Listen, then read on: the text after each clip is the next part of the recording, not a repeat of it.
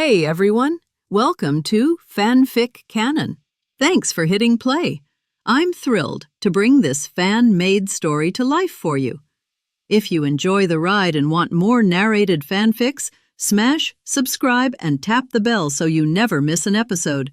And if you want audiobook of a novel of your choice, join my Patreon. Request any title that's freely available online, and I'll produce a full narration just for you. Now, let's dive into today's adventure. The pistol round began, and despite his reputation for dominating with a pistol, F-Zero Rest was still taken aback.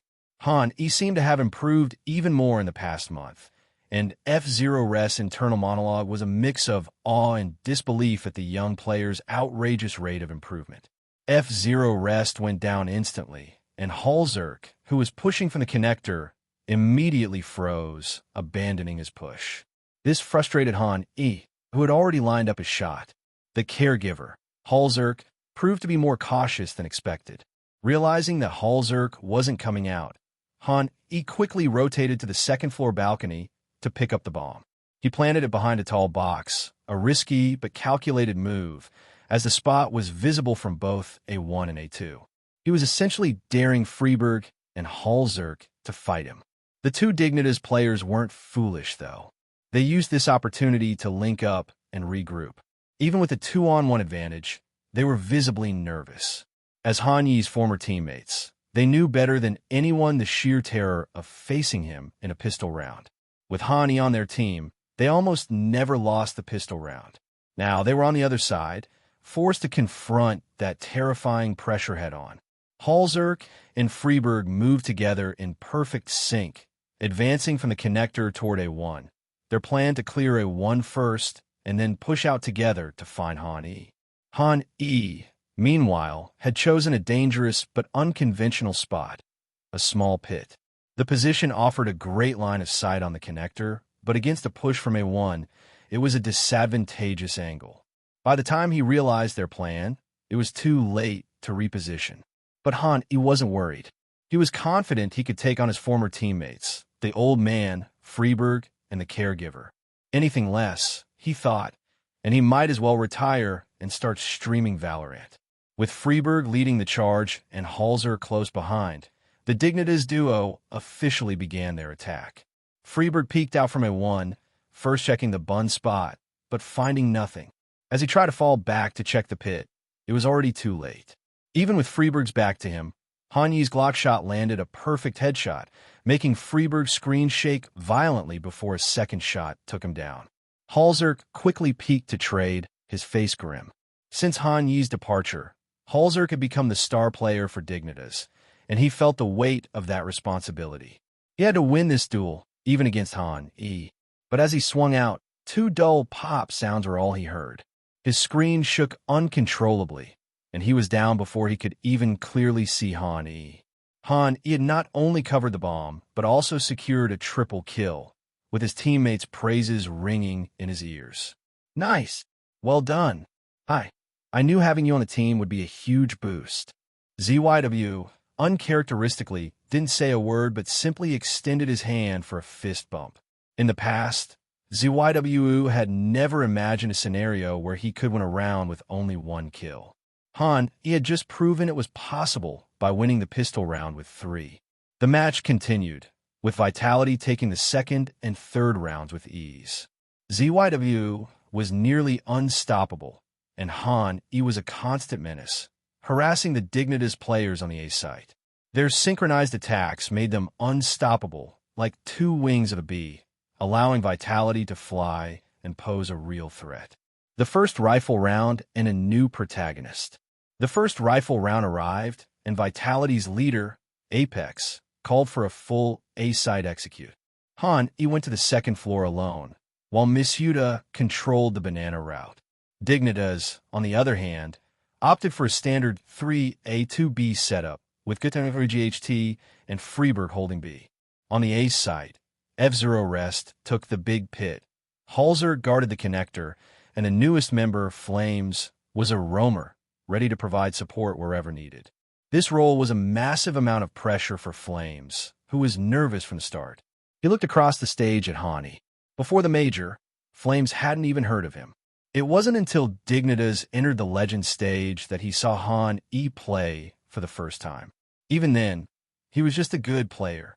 It was Han Yi's pinnacle against Na'Vi in the playoffs that made Flames remember the ID high forever. Flames never expected their paths would cross. But then, Dignitas, a top-tier team, suddenly invited him, a player struggling in the second-tier scene. He jumped at the opportunity. The contract was only for €2,000, but the chance to play on a world-class stage at the Blast Spring Finals was too good to pass up. However, after joining, Flames found out that the core player, Hai, had just left. His initial confusion, as if he'd come to meet a big brother only to find him gone, quickly turned to excitement. The veterans told him that he would take over all of Han Yi's roles on the CT side and become a core player. On the T side, he would get to play his favorite entry fragger role. His status within the team had skyrocketed, but the excitement faded after a few scrims. Flames realized just how difficult Han Yi's roles were. He had to provide backup and be a sniper at the same time. The realization of what Han Yi had to do every round changed Flames' perspective. He started to learn more about Han Yi's playstyle and soon came to admire him, eventually seeing him as an idol. The veterans even told him that it was Han Yi who had brought him to the world stage, that Han Yi was a kind of mentor to him. Though they never played together, Han Yi had become his idol, even surpassing the legendary Israeli player Nerds. Nervously, Flames touched his pocket, where a pen and paper were tucked away. He planned to ask for an autograph from Han Yi after the match and thank him for the opportunity. "Flames, are you listening to me?" Gutiérrez GHT's voice snapped him back to reality. "What?" Flames replied, looking lost. A hint of helplessness crossed Gutiérrez GHT's face. The kid had everything going for him.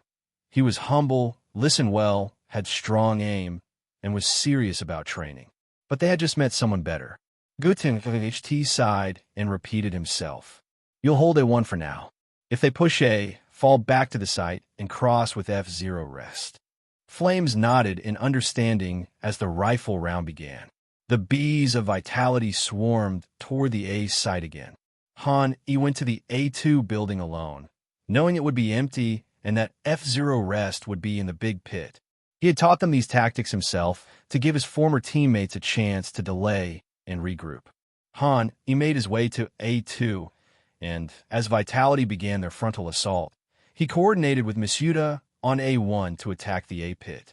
Misuda tossed a Molotov, forcing F0 rest out of cover, and Han Yi emerged from A2 to take him down with a single shot.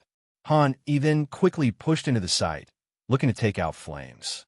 But as his chosen successor, Flames was ready. He hadn't been recommended to Dignitas for nothing. When Han Yi peaked, Flames landed a perfect headshot, followed by a body shot, and took him down.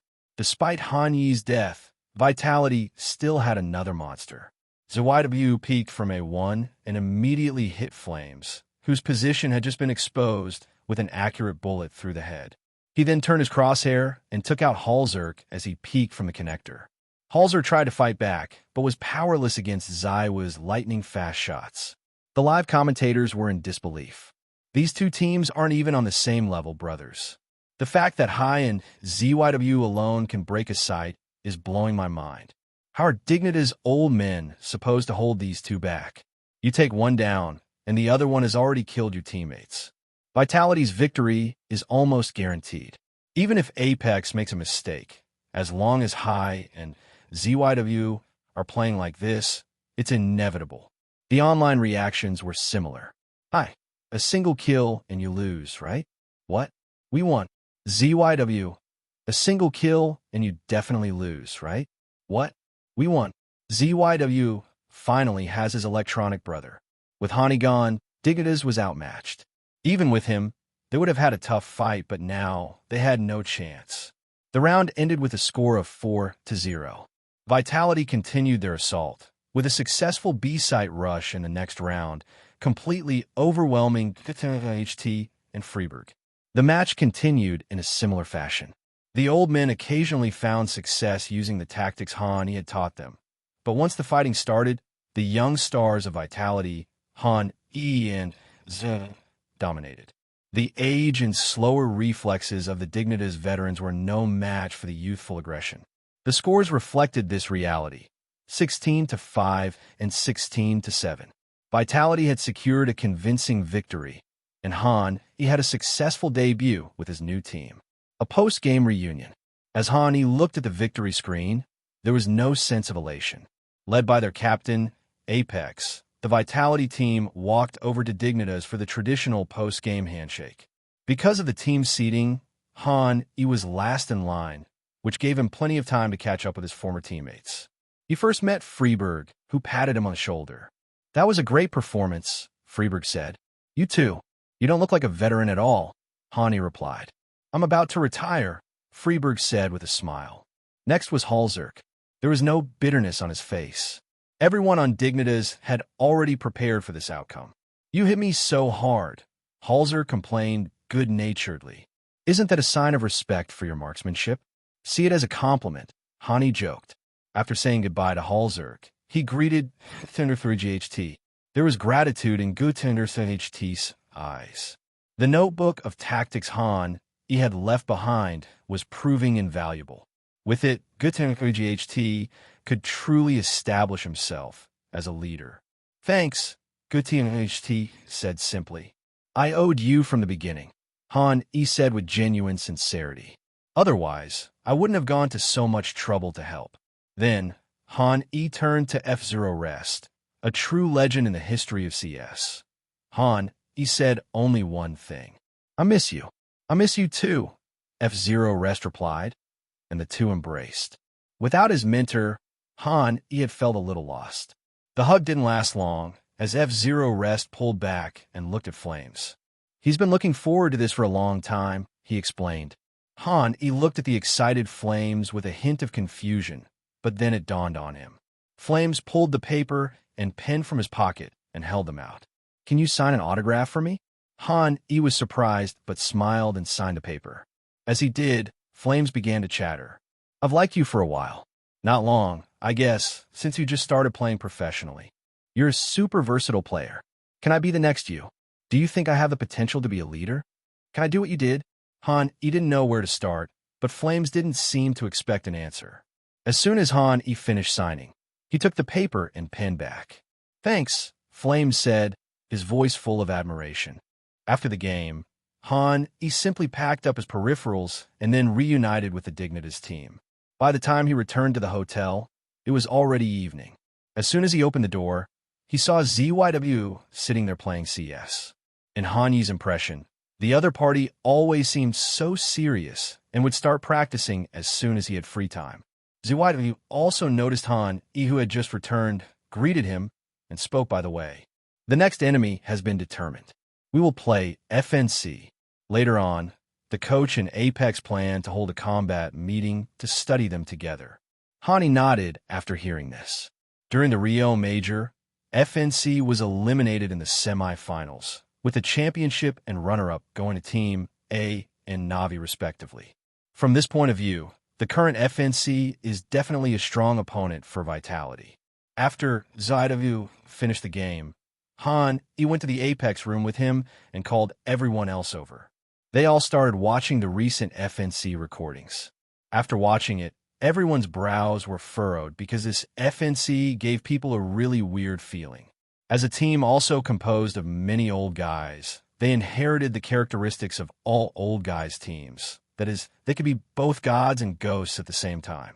It is also because of this that everyone in Vitality found that even with the same tactics, FNC's results were completely different. Maybe in this round, the old men of FNC played bravely and completed an attack in an unstoppable manner. But in the next game, FNC's old men were in unstable condition and frequently gave away points, which made them easily defended by the opponent, leading to their complete annihilation. Therefore, everyone is unable to clearly judge the strength of this team.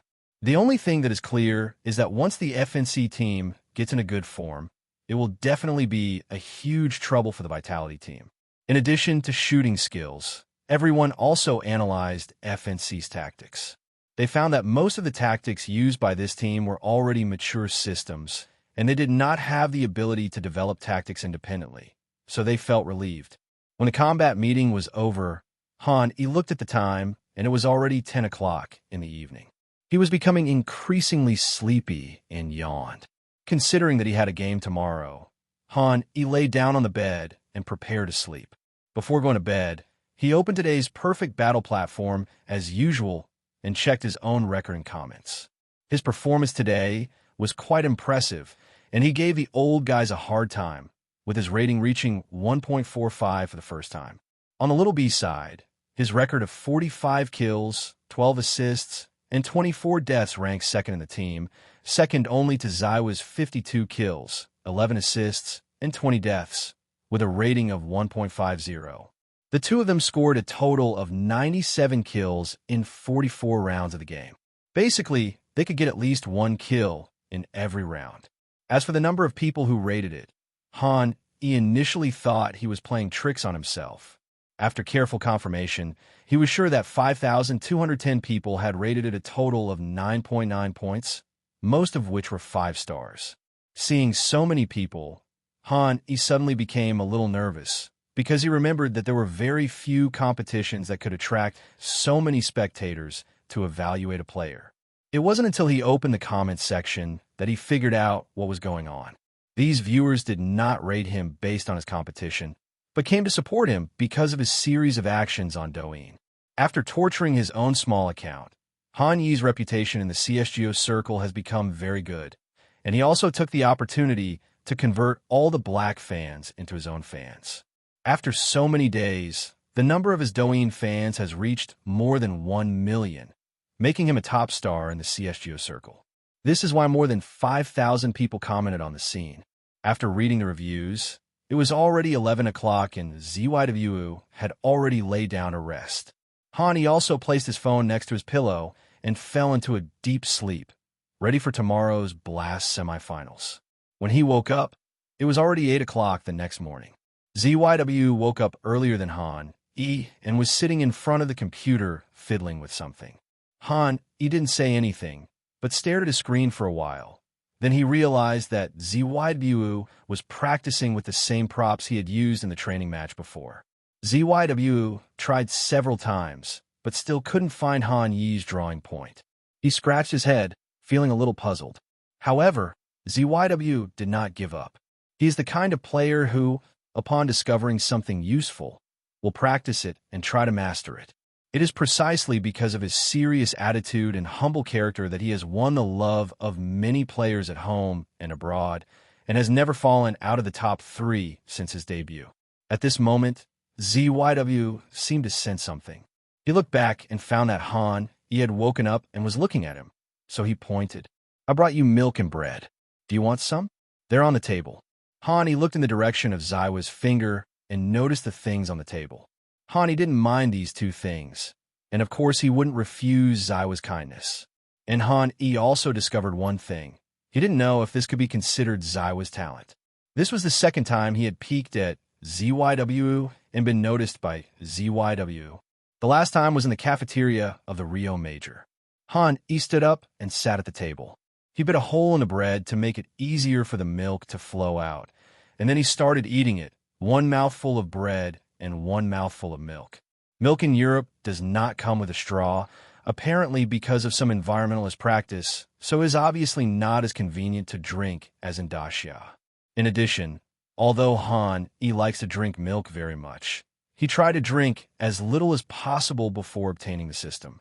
The reason is very simple. He is lactose intolerant and will have diarrhea after drinking it. In fact, most washout people have this problem, but the purity of domestic milk is not high on a daily basis, and a lot of it is diluted with water, which leads to many people not feeling anything when drinking domestic milk. Only once you drink some imported milk, you will realize the seriousness of the problem. But now that is in good health, these problems can be avoided. He has forgotten what it felt like the last time he felt unwell. If he didn't have this talent, illness and fever would be minor problems. What he was sure of was that his stomach was definitely not as strong as that of foreigners. After breakfast, he continued his FPL journey and took the opportunity to warm up his hands in preparation for the next game. There was nothing to do in the morning, so at noon, everyone set off for the competition venue. They continued to walk there, and when they arrived at the entrance of the venue, they unexpectedly ran into the 5 members of Fnatic.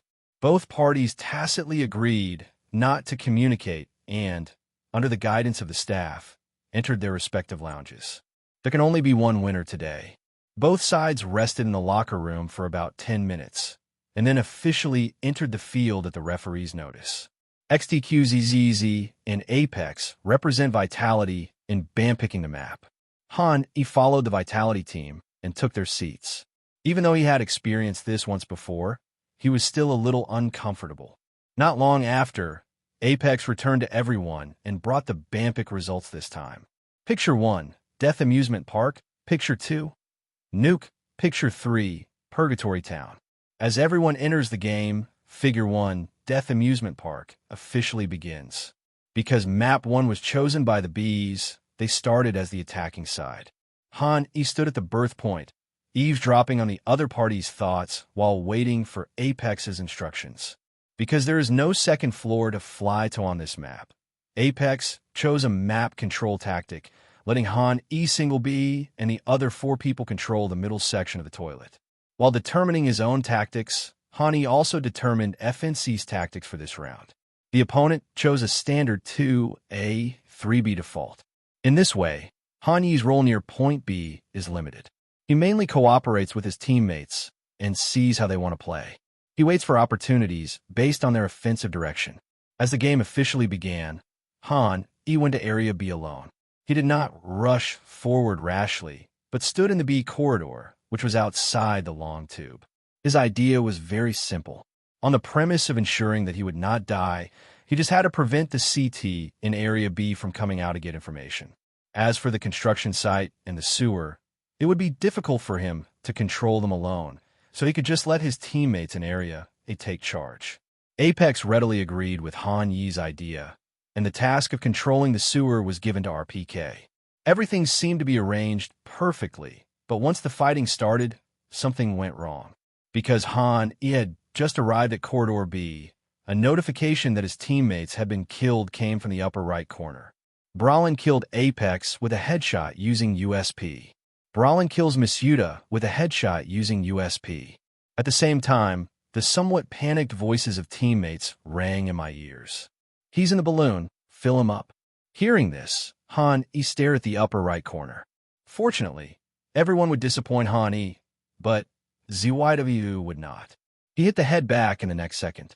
ZYWU kills Bralin with a Glock.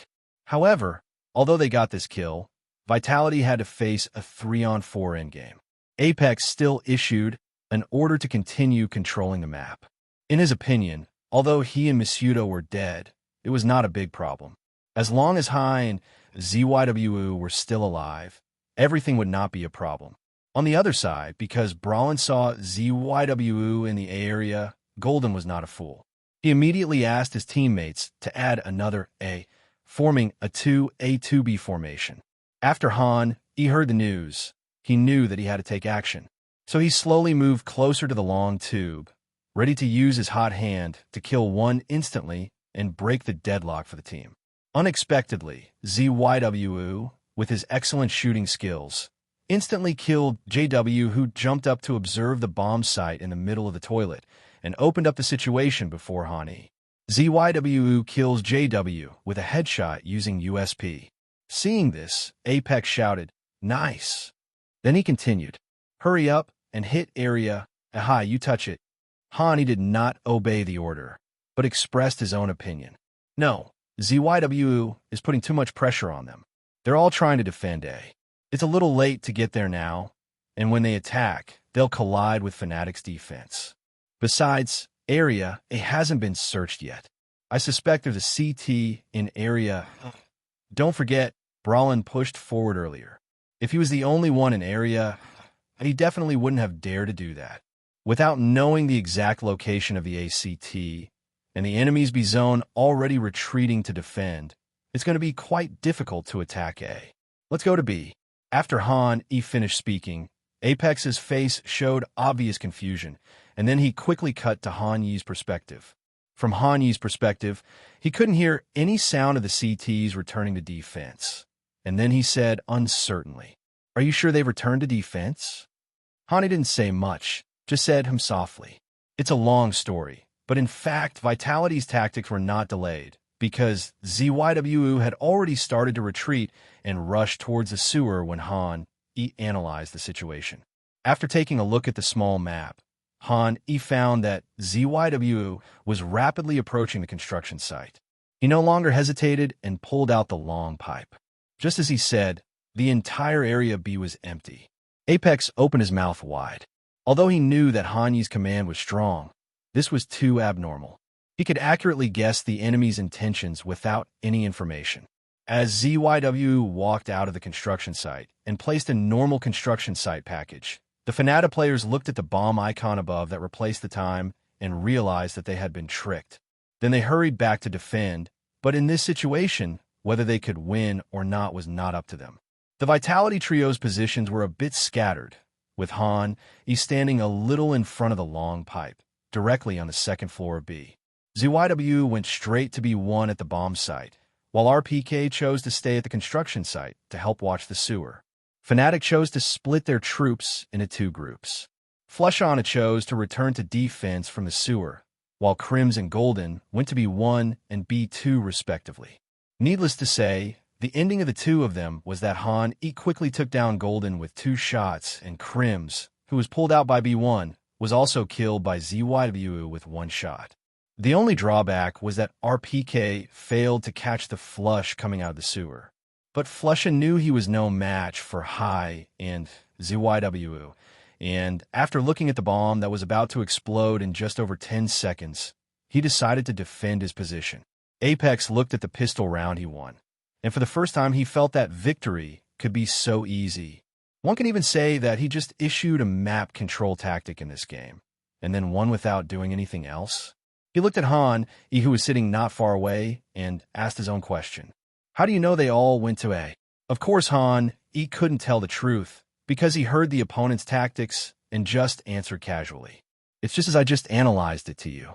Besides that, with a little bit of guesswork, you can come to the conclusion that they went to A. All of this is not difficult for me.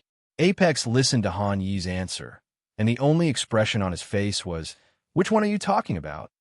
I don't understand a single word you say. How can you conclude that the other side will reply A?" After the shock, Apex fell into deep thought. Could it be that this kid is really a genius? In Apex's view, it is incredible that Han Yi can do this. After all, no matter how much pressure ZYW put on Fnatic, they still had many options, such as leaving one person in the B area to cover the retreat or returning to defend from the sewer, etc.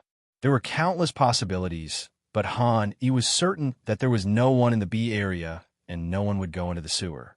Apex felt as if he was listening to a heavenly book. He could only hear the sound but could not get a glimpse of the great principles contained in it. He was upset by the thoughts and shook his head to drive them away. The next round begins. As a commander of Fnatic, Golden thought for a moment and decided to let Flusha, who had armor, start a Desert Eagle. The other 4 used the USP tactic and pushed forward from the middle lane together. To be on the safe side, Apex still chose the default. Han Yi thought about it and gave his own suggestions. They're likely to use Eco from the middle lane this time. By default, the bandits can come out later and fight for a while longer. After hearing this, Apex looked at Han Yi with confusion again and hesitantly changed the default position, choosing the tactic of setting up a late attack and attacking the enemy late. As the game officially started, the direction of this round was exactly as Han Yi predicted. After Fnatic came out from the middle lane and found that there was no one at the bandit entrance, they took advantage of the situation and pushed forward to the bandit entrance. When the Vitality members who were holding guns in the bandits' mouth saw this scene, they were all shocked. Apex was almost racking his brains to figure out how Han Yi could guess what the enemy was thinking. Needless to say, the outcome was quite clear. As the Vitality team had been well prepared, the Fnatic team, who only had pistols, were no match for the Vitality team. After rushing into the bandits' entrance, they were attacked by the Vitality people. In just a short moment, they were lying on the ground. The third round was similar, but this time he had a small burst and completed a triple kill. Vitality 3-0 Fnatic. It seemed that everything was moving in a good direction, but no one expected that the change would come so quickly. In the first spear round, Fnatic had an outburst. First, Crims killed ZYW instantly, cutting off one wing of the B. Then Brawlin and Flusha completed another counterclear of the bandits, easily killing Misuda and Apex. Although RPK killed Flusha and stopped the loss in time, he was not ZYW after all. Compared with Brawlin, who is still worth 600,000 euros, he was still slightly inferior. In the subsequent one-on-one fight, he failed to complete a double kill and was killed by Brawlin. The situation deteriorated instantly, leaving E with a 1 versus 4 situation. E tried his best, but he only managed to kill 2 and leave 2 left. Vitality lost the round. From this round on, the 5 players of Fnatic were completely fired up. E could clearly feel that the opponent's shooting skills were getting better and more accurate, and the pressure during the gunfight was obviously increasing, although his basic attributes were not bad now. But as the game progressed, Ye's talent was exhausted, and his performance gradually slipped from the top level to the level of an ordinary first-line player. This has always been Ye's shortcoming. He is not durable enough, especially when facing some strong teams. The greater the pressure of the game, the faster his talent will be consumed. As for ZYW, he was also gradually affected. Although his performance was not as outrageous as Zeitz Stage 1, he still made many small mistakes. When the sides changed in the first half, Vitality was actually behind Fnatic 6-9 despite having scored 3 points at the beginning. In the second half, when facing Fnatic's attack, although he gave a lot of suggestions to Apex, the Fnatic players were still too hot in the first half, which led to the gun battle stage. E and ZYW often had to face a 2 versus 3 or 2 versus 4 defense. Although the two cooperated well and won many endgames, Vitality's situation continued to deteriorate while Fnatic was in hot form, and the veterans of the Universe team were also emitting their last rays of light. In the end, the score between the two sides was fixed at 11-16. Looking at the failure screen in front of them, everyone in Vitality couldn't help but feel depressed. When they returned to the lounge, they fell into silence.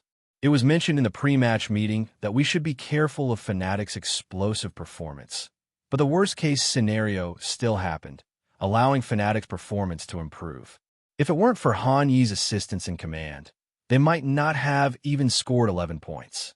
As one of the top 4 teams in the major, Fnatic is still too strong for Vitality at the moment. Everyone was sitting in the lounge, some looking worried. The ones with the best attitude were ZYW and E who were in jail. If you asked them the reason, there was only one answer. They were used to it. XTQZZ looked at the somewhat discouraged crowd. As the coach of the team, he was different from the players on the field. He was keenly aware that if they continued to play like this, they would lose. The reason was very simple. The next map was chosen by Fnatic, and the opponent must have come prepared. They had to make some changes. XTQZZ thought about it and called Apex out. After browsing his phone for a while, he felt the urge to urinate, so he went to the bathroom. When he returned to the lounge, he found something was wrong. At this time, XTQZZ and Apex, who had just left, had returned. Everyone in Vitality looked at E, and their first words shocked E. "How about you try to command?" E was stunned when he heard this. To be honest, he had never thought about being the commander of Little B, so he subconsciously waved his hand to refuse. But this time, Apex spoke. "I also think you're more suitable for command than me. Don't rush to refuse. You can give a try first." As a veteran, although Apex is a bit sharp-tongued and likes to mock his opponents during the game, he is undoubtedly ready to sacrifice for the team, and he desires the championship more than anyone else. He is getting older and older, and it is very likely that he will not be able to play next year after this year, so he must seize every opportunity to win the championship. When he heard Apex's words, the words he wanted to refuse were stuck in his throat. Honestly speaking, command is indeed the most suitable position for E. He can fully unleash his mind-reading ability, when commanding without having to consider the thoughts of Apex. But he still didn't agree and looked at others. When changing coaches at this time, we must consider the feelings of the entire team. When the others saw Han Yi looking at them, they nodded in agreement. After spending the past few days together, they also realized Han Yi's command ability, and he had a brilliant performance in the last game. Since both Apex and XDQZZ agreed, they had no reason to refuse. Seeing this, Han Yi no longer hesitated and said, "Let me try." It can be said that this is an attempt. After all, Vitality is already in a disadvantageous situation now. If they continue to play like this, they will most likely lose. It is better to let Han Yi try. Just changing conductors sounds easy to say, and easy to do, but the reality is very complicated. The reason is very simple. The commander is the soul of a team. If you like a star player, then you like his shooting skills, his experience, and his past. But if you like a team, then you probably like the team's commander. The representative of the former is Nico, and the representative team of the latter is Navi in 24 years. One is the ultimate tragic hero. The other is an academic school with well-connected plots that is pleasing to the eye. Therefore, changing the commander is no different from changing the soul of the team. The tactics and style will become different, and the members will need to adapt again. But fortunately, Han Yi has the ability to read minds, so he can save some time and teach everyone how to fight in advance, which greatly shortens the time it takes for everyone to adapt. In addition to this, there is another problem that Vitality needs to overcome, which is who will play the free agent position. You should know that before the term libero was born, in 2019 and earlier, this position was generally called the star position. From this point, we can see the importance of this position. But it is obviously inappropriate to give such an important position to any one of the three people, Apex, RPK, and Misuda. None of the three of them have that ability. It is true that Apex was once a star breakthrough player, but that was a long time ago. Let's look at RPK. He is older than Apex and is already 30 years old. Not to mention that he has never been able to get a top before. The only reason he could be in the first line is because there is no one else in French CS. As for the last Misuda, although he is young, his personal ability has been criticized. He can only play a supporting role and is completely unable to carry the overall situation. After much deliberation, everyone once again turned their attention to Han Yi. Han Yi also realized this and was thinking about the possibility of free man plus commander. Generally speaking, it is unlikely for any normal team to let a free man serve as the commander. The reason is very simple. Generally speaking, the free man is away from the battlefield, so he naturally cannot accurately obtain first-hand information on the battlefield, cannot effectively control the entire team, and cannot serve as the commander. However, this did not seem to be an obstacle for Han Yi. He was the second player in the field to know the opponent's specific actions, and it could be said that he was second only to the opponent's commander. However, if we were to talk about the degree of control over the battlefield in a single round, he would be the best in the field. If that's the case, then is it possible to have a free man plus commander? He can command Vitality while also providing a backup for the team, becoming the star player and continuing the dual core tactics of the little B. So Han Yi opened his mouth and spoke again. "Let me try." The Vitality team once again readily agreed, and when the Vitality team returned to the stage, all the spectators and commentators noticed the change. Han Yi, who was originally supposed to be at the end of the team, once again ran to the middle of Vitality, with ZYW and Apex sitting on his left and right respectively. RPK and Misuda came to the two sides of the Bs. In the game CSGO, seats represent the division of labor within the team. Regardless of the team, the commander will always sit in the middle, and roles like the free man, who are far away from the battlefield, will generally be assigned to both sides of the team. Therefore, Han Yi's seat means that he has returned to the position of command. The man playing the machine wiped his eyes, somewhat incredulous. What's going on? Why did Hai run to the middle again? Is this going to be a command fight? So, will the free man be played by one of RPK and Misuda? Apex returns to its roots of breakthroughs. What kind of plot is this unfolding, brothers? I don't understand it. At the same time, the barrage was also filled with a large number of question marks. They had never encountered such an operation of changing the commander in the middle of the game. Of course, if they had listened to the team voice of Little B, they would have understood why XTQZZ and Apex made this decision. Is this the start of the traditional French palace fighting? Is this pushing Apex to a different place?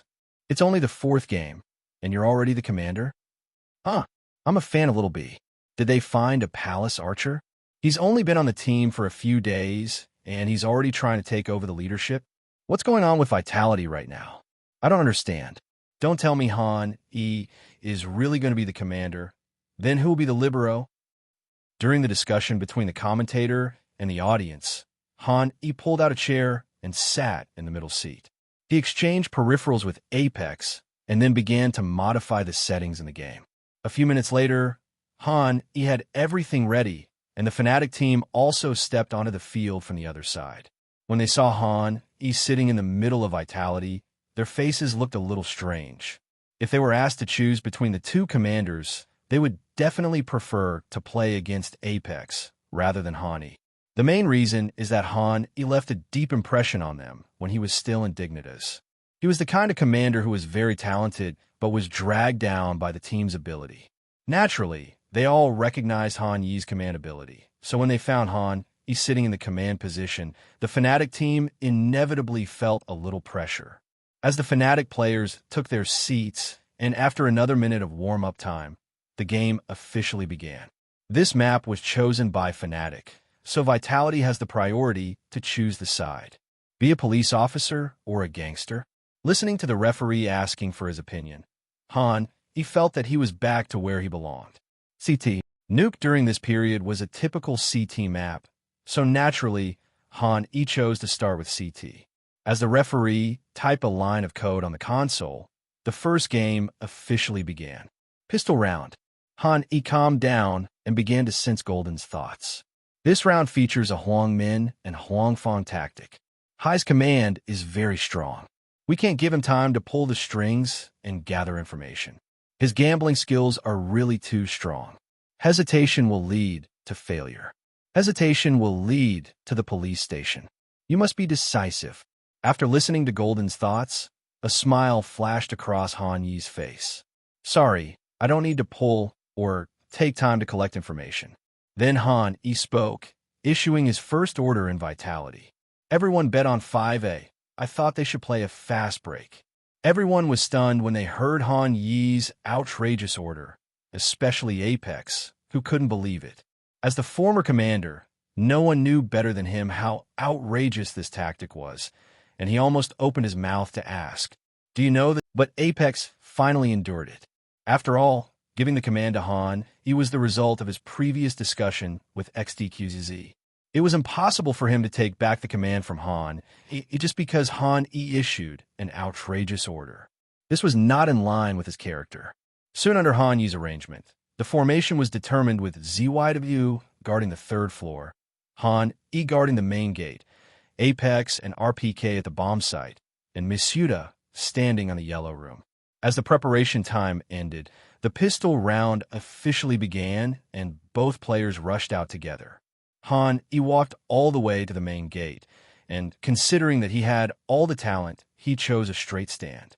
As for the other members of Vitality, they followed Han Yi's plan, jumping from the 3rd floor one after another, and then scattering. Although it was a bit slow, they still managed to get into position before Fnatic launched an attack. After ZYW finally reached the 3rd floor, Fnatic's offensive was launched on time. Brawlin used a fire from the 3rd floor to force Misuda down from the yellow room, and then Golden used another grenade to blow open the iron door. The simultaneous attack on the yellow room and the yellow door officially began. But just after the confrontation, the Fnatic team immediately noticed something was wrong. They were like a stick that had been thrust into the police's lair. As soon as they tried to rush out of the yellow room, they would be attacked from all directions. In the blink of an eye, Flusha and Crims died at the door of the yellow room. In fact, Huang Fong was fine. At least the two of them could understand how they died. Golden, who went through the yellow gate alone, suffered the most. He just blew up the yellow gate and took a look inside. Before he could take a next step, he was shot dead by Han E in the bandit hall. Golden swore that his brain was only slightly leaky and he was already cautious enough, but he was still defeated by Han E in seconds. This also made him feel a little reluctant. If it wasn't for the game, Golden even wanted to let the referee take a look at Han Yi's computer. How could this guy be so accurate? Is he a human? Although Fnatic suffered heavy losses, they did not stop attacking. The current situation has become 2 against 5. Retreating will make it even more difficult. Now, they can only rush in and believe in a miracle. There are naturally no miracles. However, Brawlin and JW could die with their eyes closed. With JW pulling the trigger with his body, Brawlin, even without armor, still stubbornly rushed out of the yellow room and saw clearly what was inside Area A. 1, 2, 5. When Brawlin counted to the 5th person, he really didn't know what to say. He even had an urge to curse, wanted to point at Han Yi's head and ask him what he was thinking. Which good guy starts with 5 A's? Brawlin was not the only one whose worldview was shocked, but also Apex. He opened his eyes wide and didn't understand why Fnatic really came to attack A. He even began to doubt the world at this moment. After all, Han Yi's previous speculation had some clues and made some sense. But now this bet is completely unreasonable. What can be seen in the opening preparation stage? The gamble at the beginning was outrageous enough, and the key point was that the opponent really came. And when he came, he didn't even try and just rushed in head-on. Even Apex believed it was a script. This incident completely overturned the experience he had accumulated in his conducting career over the past few years. He now only had one sentence left to evaluate Han Yi's conducting, which was, "Why?" While Apex was in shock, the Vitality team had already finished cleaning up the battlefield and started the second round. This round, Han Yi's instructions were much more normal, and he chose the default one. He placed the strongest YW in Okura to control the outfield, Apex guarding the main gate, RPK in the ace site, Misuda on the iron plate, and Han chose to completely liberate himself and go wherever he was needed. So the little bees experienced the treatment the old men received. At Han Yi's request, they all chose a defensive tactic at the back point, putting their own safety first and just trying not to die. At first, everyone wondered if this would result in too much loss of information, be too passive, etc. But they soon felt it was really good. Almost as soon as the opponent launched an attack, Han Yi's support arrived. Then a perfect flash bomb was thrown. All they needed to do was cooperate with Han Yi's flash to complete the counter-clear of Fnatic. This happened for 2 consecutive games, and the score quickly reached 3 o'clock. Han Yi, who has entered his comfort zone, has completely unleashed his abilities. After 3 rounds, he has already got 7 kills, ranking first in the team. He has also become a firefighter, going wherever he is needed. Although the situation was developing for the better, everyone in Vitality looked heavy-hearted. They were also leading 3 o'clock in the previous round, but in the first spear round, Fnatic made a comeback, and then they were defeated, so they were afraid of repeating the same mistake. Han E also became more cautious, still eavesdropping on Golden's thoughts at the beginning, preparing to come up with a tactic to restrain the opponent. But this time Fnatic did not act rashly. Golden issued a default order and asked the Fnatic team to keep a distance from the battle. Due to historical reasons, the 5 members of Vitality all use pistols such as MP9, which are okay for close combat, but not for long-range combat. On the other hand, Fnatic, with each player holding an AK, as long as they don't make mistakes and keep the fighting distance, victory is basically in their pocket. Faced with this situation, Han E didn't have any better solution. He could only choose to default and let the Vitality players get as close as possible to fight a close-range battle with Fnatic. Then Han E thought for a moment. This time he chose to go to the outer field and pulled ZYW. Instead of letting him go to the big warehouse, he let him follow him from the outer field and see if he could kill one. As long as we can kill one, the situation that seems a bit difficult now will be solved. As the game started, Han E and ZYW rushed to the outfield, and the main gate one after the other. Meanwhile, Han E held a smoke bomb in his hand and gestured with something along the way. Then his crosshairs suddenly fixed on a certain point, and he quickly threw the smoke bomb in his hand. The smoke bomb drew a perfect curve and landed on the outfield sniper position. At this time, JW, who was controlling the outer field on the Fnatic side, had just taken position. Before he could peek at the big warehouse, he was completely blocked by Han Yi's smoke bomb. But JW was not panicked at all. Fnatic was a top-tier team after all. Although their form was unstable, they would not make any major mistakes. When Flusha on the water tower learned about JW's situation, he immediately stepped forward and observed the outside field. But Han E and ZYW were not in a hurry to leave, so he naturally didn't observe any useful information. After learning that the enemies outside were not pressing forward, JW became a little bolder. He stepped forward, walked out of the smoke, came to the vicinity of the red box, and pressed forward all the way to the far side of the red box, which was close to K1. JW is certainly not stupid. He knows that if he takes one more step forward without a ray of smoke from the outside field, Okura main gate or even the third floor can hit him. In addition to these, if there is someone at K1, his position will be at a disadvantage. On the surface, this place looks terrible, but it is not. There are some good things. JW threw out a K1 fire to ensure his own safety, and then he started communicating in the team voice. Flusha, hold it for me. Don't let them get close to me. I'm at the red box now. Please help me throw a line of smoke so I can get to K1.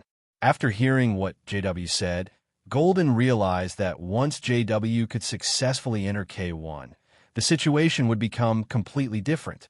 Vitality needs to send troops to defend the B area, which will stretch the formation and increase Fnatic's chances of winning this round. This made Golden, who originally had no intention of blocking the first line of smoke, change his mind temporarily. He asked Brawlin to go back with him to the regular bomb explosion position near the bandit's house, ready to throw a first line of smoke to send JW into K1. But Han E on the other side acted before them. When JW threw out K1 fire, he knew that someone from the red box was coming. Generally speaking, if the bandits want to control the outer field, the bandits in the outer field bandit group will cooperate with the bandits in the bucket to form an upper and lower linkage, and only with mutual cover can they be qualified to compete with the CT for the outer field. The cigarette that Han E just threw out destroyed this linkage, forcing JW to come to the red box to execute this default. As for how Fnatic's tactics were executed later, it had nothing to do with Han E. His goal from the beginning to the end was to get JW to the red box position. Han E took out the flame and decisively threw it at the back half of the red box. After precise calculation, the fire would spread to JW's feet in a few seconds and burn the entire red box. At the same time, all this is not over yet. In order to prevent himself from dying first, Han E looked at ZYW beside him. ZYW, help me draw the gun line. If Han E said this to other star players, they would definitely feel dissatisfied and reluctant, but not ZYW. He immediately put his hands on the keyboard, waiting for Han Yi's order, and then he would rush out to help Han E pull the gun line. Everything happened just as Han E had calculated. JW looked back at the burning flames, but he did not immediately step on the fire and retreat. After all, the fire could not burn him yet. He did not want to lose blood, nor did he want to give up this position. As long as Golden's props are thrown, everything will be fine. But just a few seconds later, JW's condition suddenly worsened. When he realized that the flames could burn him, it was too late and he could no longer turn back. CS's incendiary bombs have a characteristic. That is, when the flames just start to burn, not much blood will be lost by stepping on them. But the damage of the fire will become higher and higher over time, especially in the few seconds after it spreads. So JW looked at his blood volume, which was decreasing rapidly, and he had no choice but to walk out of the red box. At this point, Han E has completed all his plans. The only pity is that due to the angle problem, even if he has perfect props, he can't throw the A-gate instant flash here. He had no choice but to settle for the second best, and threw a wall flash outside the main gate to send ZYW out. As a flash bomb was launched, JW turned around instantly, and then ZYWU pulled out from the main gate and started to shoot wildly at JW. But he was holding an MP9, not an M4, and lacked the ability to kill JW instantly when facing the fully armored JW, resulting in him being unable to kill JW even after firing several shots in a row. Instead, it gave JW the opportunity to dodge and then turn around to kill ZYWU with one shot. Although ZYWU died, Vitality's counterattack at the main gate did not stop. Han immediately pulled out from the main gate and shot JW in the head. After being roasted by the fire and attacked by ZYW, JW's health was already low. Now he was shot in the head by Han E, and he finally fell to the ground. As soon as JW died, Fnatic's outside attack plan was put on hold, but there was no disappointment on Golden's face. Instead, his eyes lit up. Because he got a crucial piece of information, ZYW died at the main gate, and Hai was still near the main gate. This information is equivalent to Vitality telling Fnatic that my defense in other places is weak, come and attack. Previously, the Fnatic players were very annoyed by Han Yi's quick return to defense, but now that Han Yi has made his position clear, it is a good time for them to attack. Golden quickly organized the Fnatic team to attack the Iron Plate, intending to start with Miss Yuta. Han Yi was not idle either. After firing a high flash, he pulled out from the main gate. After discovering that the flush on the water tower had retreated, he came behind the red box and picked up the AK. After that, he turned his gaze to his system panel, or more precisely, to the talent inheritance. This is also the reason why he asked ZYWU to pull the strings for him, because with his talent, he is stronger than ZYWU. With the activation of the inherited talent, Han Yi's perspective changed again. Unlike F-Zero Rest's powerful performance or Freebird's aggressive performance, it becomes somewhat ordinary and everything looks very natural. But Han, he can clearly feel how strong he is now. They hit the iron wall, and I can't seem to defend it. Miss Yuta's cry for help rang in his ears, but Han, he was out of reach and could not help him at all. At the same time, Apex and RPK also took action immediately. They also chose not to pay attention to the Iron Plate, but ran along the sewer towards Area B. Everyone knows Miss Yuta's strength, and this iron wall will definitely not be able to be defended. In this case, we might as well go back to Area B and set up defenses first. This was indeed the case. Miss Yuta was almost destroyed by the offensive of Fnatic in the first moment. Under the continuous bombardment of various props, he couldn't even replace a single person. Then Fnatic went straight down from the Iron Plate to the B area. Apex and RPK came to the dead door and the living door respectively. They were about to push the door in, but were stopped by Han E at the critical moment. He didn't say much, just 2 words. Wait for me. Upon hearing this, Apex and RPK immediately stood still and chose to control the map. Han E also quickly went to find them and join up. The Fnatic team took advantage of the situation to occupy the entire B area and spread out. While placing a world pack, Brawlin stood at the dead end, while Golden and Crims broke the window of the control room and jumped in. They planned to seize one side of the trapdoor. In the end, Flusha chose to stay on the Iron Plate to protect everyone, and RPK immediately informed Han E of the news that someone had entered the control room. At this time, the latter had come down from K1 and approached the pipeline.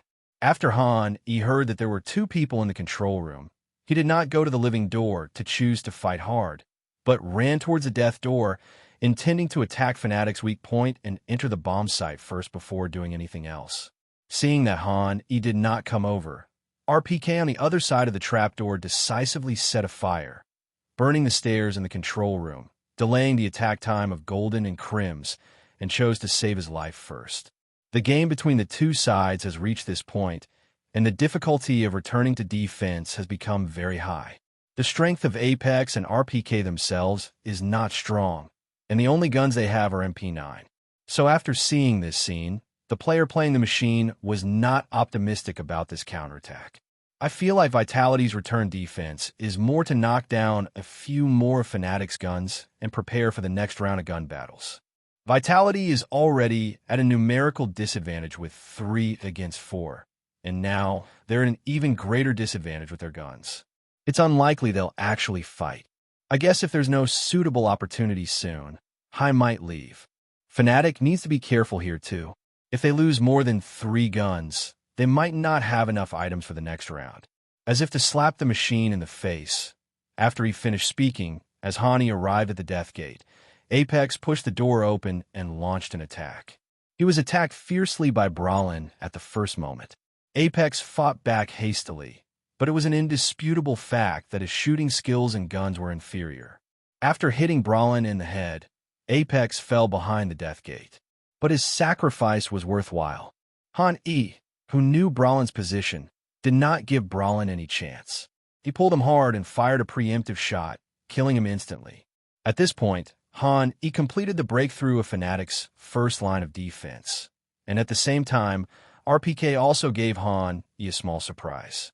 After the flames on the stairs were extinguished, Golden and Crims immediately launched an attack, but RPK withstood the pressure and fell after killing a Golden. This immediately made Han Yi's situation better. 3 against 4 was a disadvantage for Han E, but if it was 1 against 2, with the second aim and inheritance, it would be hard to say who was better. Hani took a look at the bag. It was a whirl bit. Han E had almost figured out the positions of the 2 enemies. One of them was Crims, who had just killed RPK at the trapdoor. Another high probability is that he is stuck in the iron plate. After all, they have made such a big fuss here, but they still don't come out to help, so he can only be stuck in the iron plate. Of course, the possibility of going around cannot be ruled out, but if you go around, it is impossible to have no worries at all. Currently, most of the voices Han E can hear are fragmented, and many are sounds such as hiding and footsteps without any accurate content. Based on this, Han E ruled out the possibility of the opponent going around him. In a 2-on-1 situation, he had to take the initiative, so he pretended to open the bag and then slowly move towards the valve. His plan was simple: kill the trapdoor first and then go back to unpack the package. At this time, if the connected bandits dare to come out in a 1-on-1 situation, Han E would be sure to kill the opponent instantly as soon as he let go. However, Fnatic would not be able to give him this 1-on-1 opportunity, otherwise they would not deserve to be called a professional team. The next second, the trapdoor was pushed open and Fnatic took the initiative to launch an attack. Behind the trapdoor, Crims was ready the moment the door opened to catch Han E off guard. But he really didn't expect that Han Yi's reaction was so quick. By the time he saw Han Yi's bullet had already been fired. The AK bullet traveled in a straight line and hit Crims's head, knocking him to the ground. Han E, who killed Crims, knew that the crisis was not over. He aimed the crosshairs at the side of the iron plate almost without thinking. He knew that Crims would definitely cooperate with his teammates' actions when pushing the door. But there are 2 doors on one side of the iron plate, and the distance between the 2 doors is very far. Is it the left side or the right? Han E didn't know. He could only guess and aim the crosshairs at the side closer to the control room. With the support of Peak ZYW, even at a long distance, his bullets did not appear to be messy and fly into the sky. Unfortunately, he made a wrong bet, and the enemy came out from the door on the other side. Seeing this, Han E tried to complete the sweep as much as possible and swung the crosshairs towards the enemy. But this difficulty was far beyond the standard for Peak ZYW. He couldn't do the sweeping transfer in 3 positions, and the bullet flew past Flusha and failed to hit him. Then Flusha shot Han E in the head with a precise shot, killing him. But the game is not over. Han E looked at the lit second aim. This talent was far more useful than he had initially thought. It could always save him at the most critical moment, which was equivalent to giving him a second life. When Han E stood in front of the trapdoor again, looking at the fallen Crims, was it left or right? He had already seen the answer to this question. Han E aimed the crosshairs at the door on the left side of the iron plate and fired a volley of bullets. At this time, the Flusha was pulled out and caught all the bullets. As Flusha fell, the only sounds in the audience's ears were the exclamations of the people playing the machine. Hi! He pulled off an impossible endgame. Even when his team was at a complete disadvantage, he managed to pull off a shot that will go down in blast history. A 90-degree sweep shift completely destroyed Fnatic's counterattack horn. He refused to let history repeat itself. From a moment he became the in-game leader, this Vitality team has been completely different. First, there was the shocking gamble in the pistol round, and then this shocking endgame. It seems that Hai is like this. He can do things that everyone thinks are impossible. Ever since I first saw this player at the minor, he's been the definition of surprise. In this endgame, do you have to win so handsomely? There's a cheat. First, he killed Crims instantly with his reflexes. Then he perfectly predicted Flush's movement. I don't believe he didn't use it. I'm a referee, and I really need to check Hai's computer. He's spinning. There's a monster. After winning this endgame, Han E breathed a sigh of relief. It was a close call. He didn't let Fnatic repeat the script of the previous game and started the counterattack from the spear round. In a new round, Han E returned to the police's birthplace, looking at the AK in his hand, thinking, ZYW, this is for you. ZYW, who was about to raise his gun, stopped with his right hand and looked at Hai with some confusion. Don't you need it? I can get up by myself. Take it. Han, he said as he threw the AK in his hand to ZYW. The moment ZYW picked up the AK on the ground, a system prompt appeared in front of Han E. Same points +1. All attributes increased by +1. Seeing this talent being triggered, Han Yi's eyes lit up. He had never chosen to use this talent before, but suffered a series of defeats. The reason was very simple. When Han E teams up with the old man, he is often the core of the team, sacrificing himself to help the old man. Although he can gain an increase in attribute values, it will undoubtedly reduce his carry ability. It is difficult for the old men who have guns to achieve the same effect as Han E, so it is better for Han E to hold a good gun himself. Over time, he himself forgot about this talent. But things are different now. Now, he has another teammate, ZYW, who can take up the responsibility. So as long as Han E can pick up some sniper rifle, AK, or other weapons and give them to ZYW, it will be a stable improvement in attribute values. The growth may not be as fast as never give up for free, but you don't have to suffer consecutive defeats and affect the mentality of your teammates. In this round, after losing the spear game, Fnatic could only choose to continue with Eco. Han E also chose a defense of 3 inside courts, 1 outside court, and 1 iron plate, and everyone performed well. Even if Apex, RPK, and Masuda were bad, they would not be defeated by the Fnatic team who only had Glock. Vitality easily won this round. The score has reached 5 o'clock. The two sides entered the second long gun round. In this round, Golden summed up his experience and chose an outfield bomb, pretending to play K1 and hitting the main gate.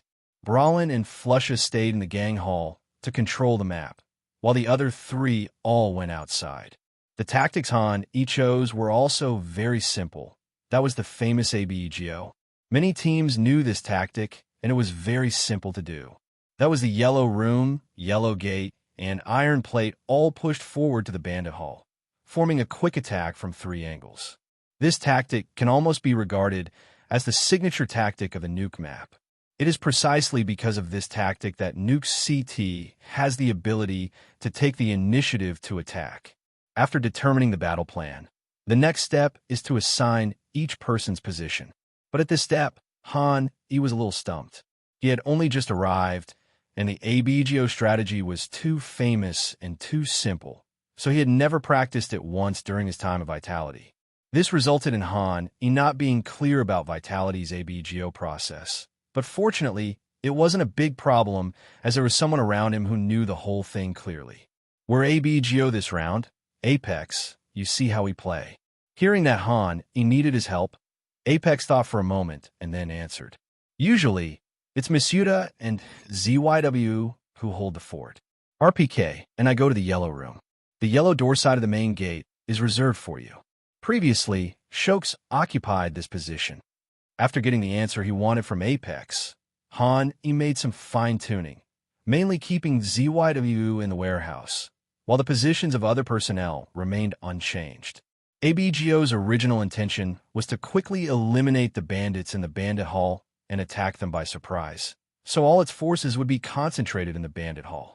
But Hani knew that Fnatic only had 2 gang halls and did not need so many people, so a 4-person ABGO would be enough. It would be better to let ZYW stay on the outside and monitor Fnatic's movements.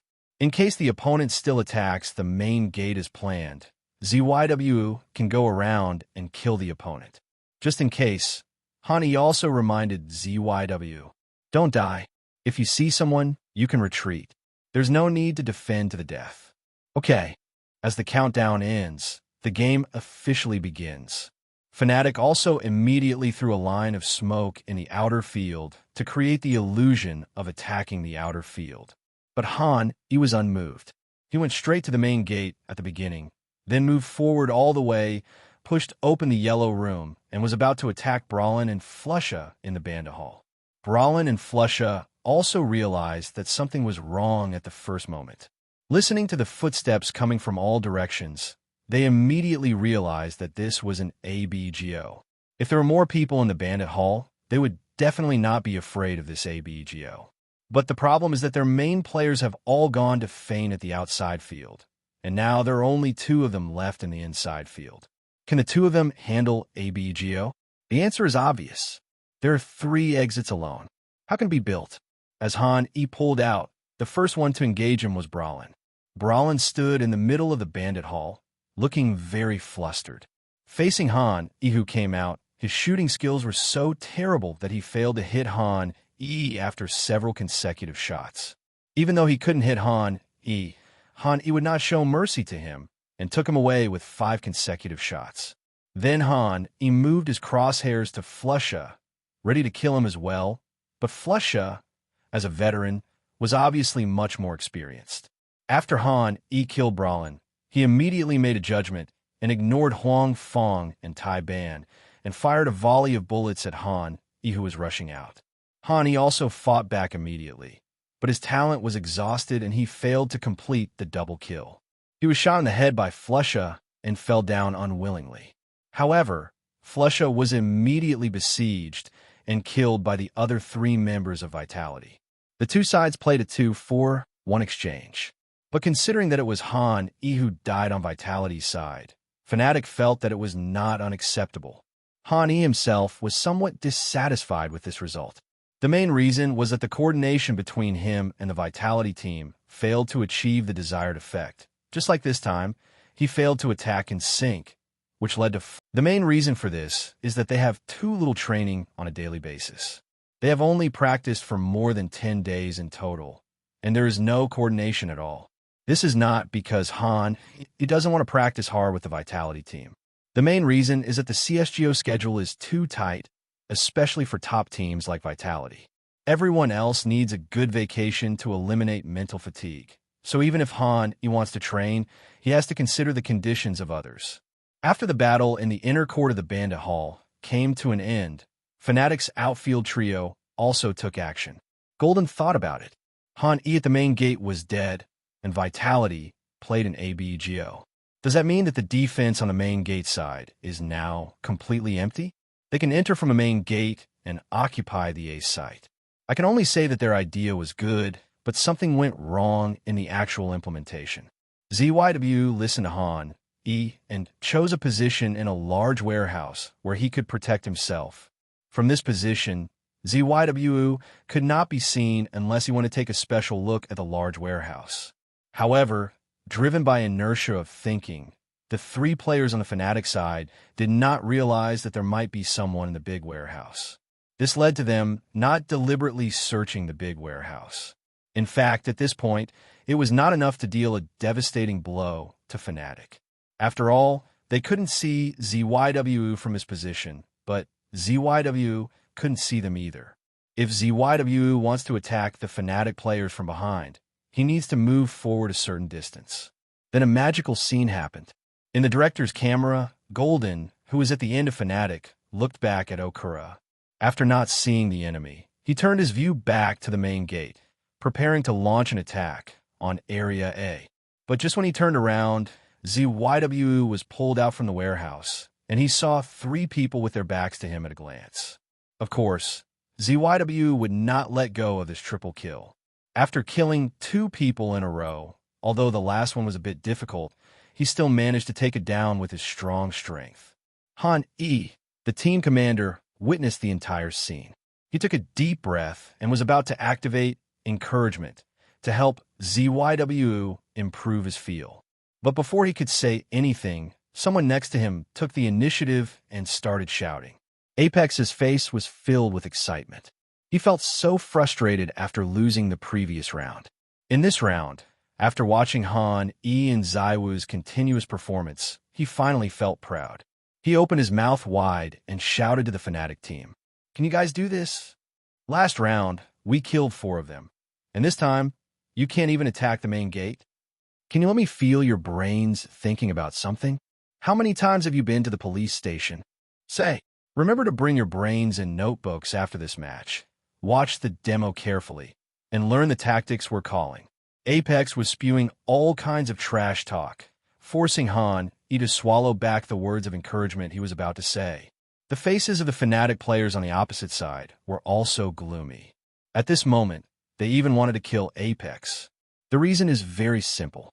Because there were no spectators, the environment on the scene was not noisy. Even though everyone was wearing noise-isolating headphones, the microphones were exposed to the outside, so they naturally received the sound of Apex and transmitted it clearly to the ears of everyone in Fnatic. This was tantamount to a direct mockery, but the Fnatic team couldn't respond. The reason was simple. What Apex said was true. Ever since Han E became the commander of Vitality, everyone on Fnatic felt that something was wrong. The opponent's tactics had reached a new level, always making it extremely difficult for them to play. After losing this game, the state of Fnatic team can be said to have plummeted. This is also a common problem for older teams. When they're in good form, they're the world's top team, but if they lose their form, they may become second tier. In short, the gap between the upper and lower limits is huge. By the end of the first half, the score between the 2 sides was 11-4. It can be said that the outcome of both sides depends entirely on the pistol round. Han E looked at the system panel in front of him. In the first half, he had triggered the Saint points 3 times. Now the gun had reached 80 points. Other attributes such as aiming, positioning, reaction, etc. had also reached 93. According to Han Yi's own guess, starting from about 95 points, it should be the top-level performance. With his current attributes, even without any talent, he could be considered a gunman in the first-line team. He sensed Fnatic's tactics in this game and found that it was the most common standard position of 1 iron plate, 3 inner courts, and 1 K1. Hani thought about it. At present, the Vitality team is in high spirits. On the other hand, after the sluggish performance of Fnatic in the first half, he could clearly feel that the opponent's touch was cold and their shooting skills were gradually failing to keep up with the Vitality team. In this case, it is better to synchronize the 3 points of the main gate, the yellow room and the yellow gate, to directly tear apart Fnatic's inner court. As for the main attack direction, Han E did not choose the yellow room and the yellow gate, but chose the main gate. He planned to let ZYW go with him through the main gate and leave the yellow room and yellow gate to the other 3. Just in case, Han E called a tactical timeout and activated careful preparation to improve coordination among everyone. When the pause ended, the Vitality players immediately dispersed. Han E walked in front of ZYW and was responsible for pulling the gun line for ZYW. The 2 climbed up the ladder, jumped onto the water tower, and then jumped onto the main gate. During this period, Han E was not disturbed at all. Then he fell from the sky, jumped down from the main gate, and jumped to the main entrance. He saw Brawlin, who was guarding here, at a glance. Naturally, Han Yi's big movement could not be hidden for Brawlin. At this time, Brawlin had already prepared for a long time. But being prepared is one thing, and whether you can win is another. Han E squatted down immediately, avoiding Brawlin's headline, and shot Brawlin in the head, causing Brawlin's screen to shake, completely losing the possibility of killing Han E instantly. Then Han E fired another shot and successfully took down Brawlin's head. The main gate had been breached, and then Han E rushed into the main gate again, looking for the people in the A package, and started fighting. The next person to greet Han, he was Flusha on the third floor, but Flusha also greatly overestimated his own strength. He took advantage of the terrain and opened fire first, hitting Han E in the chest. Seeing that he failed to kill Han E instantly, he immediately made some adjustments. When he was about to fire the second shot, Han E was faster and more accurate than him. Another shot was fired and hit Flusha's head, but this time Han E didn't need a second bullet. Because ZYW, who was half a body length behind Han, also pulled out and completed the last shot. After losing 2 generals in a row, Golden in the bunker finally couldn't sit still anymore. He tried to stop Han E and ZYW, but was easily torn to pieces by the two. This time, Han E and ZYW failed to kill the enemy instantly, but they made some fine adjustments in the second time and killed it successfully. At this point, Area A was breached by 2 people.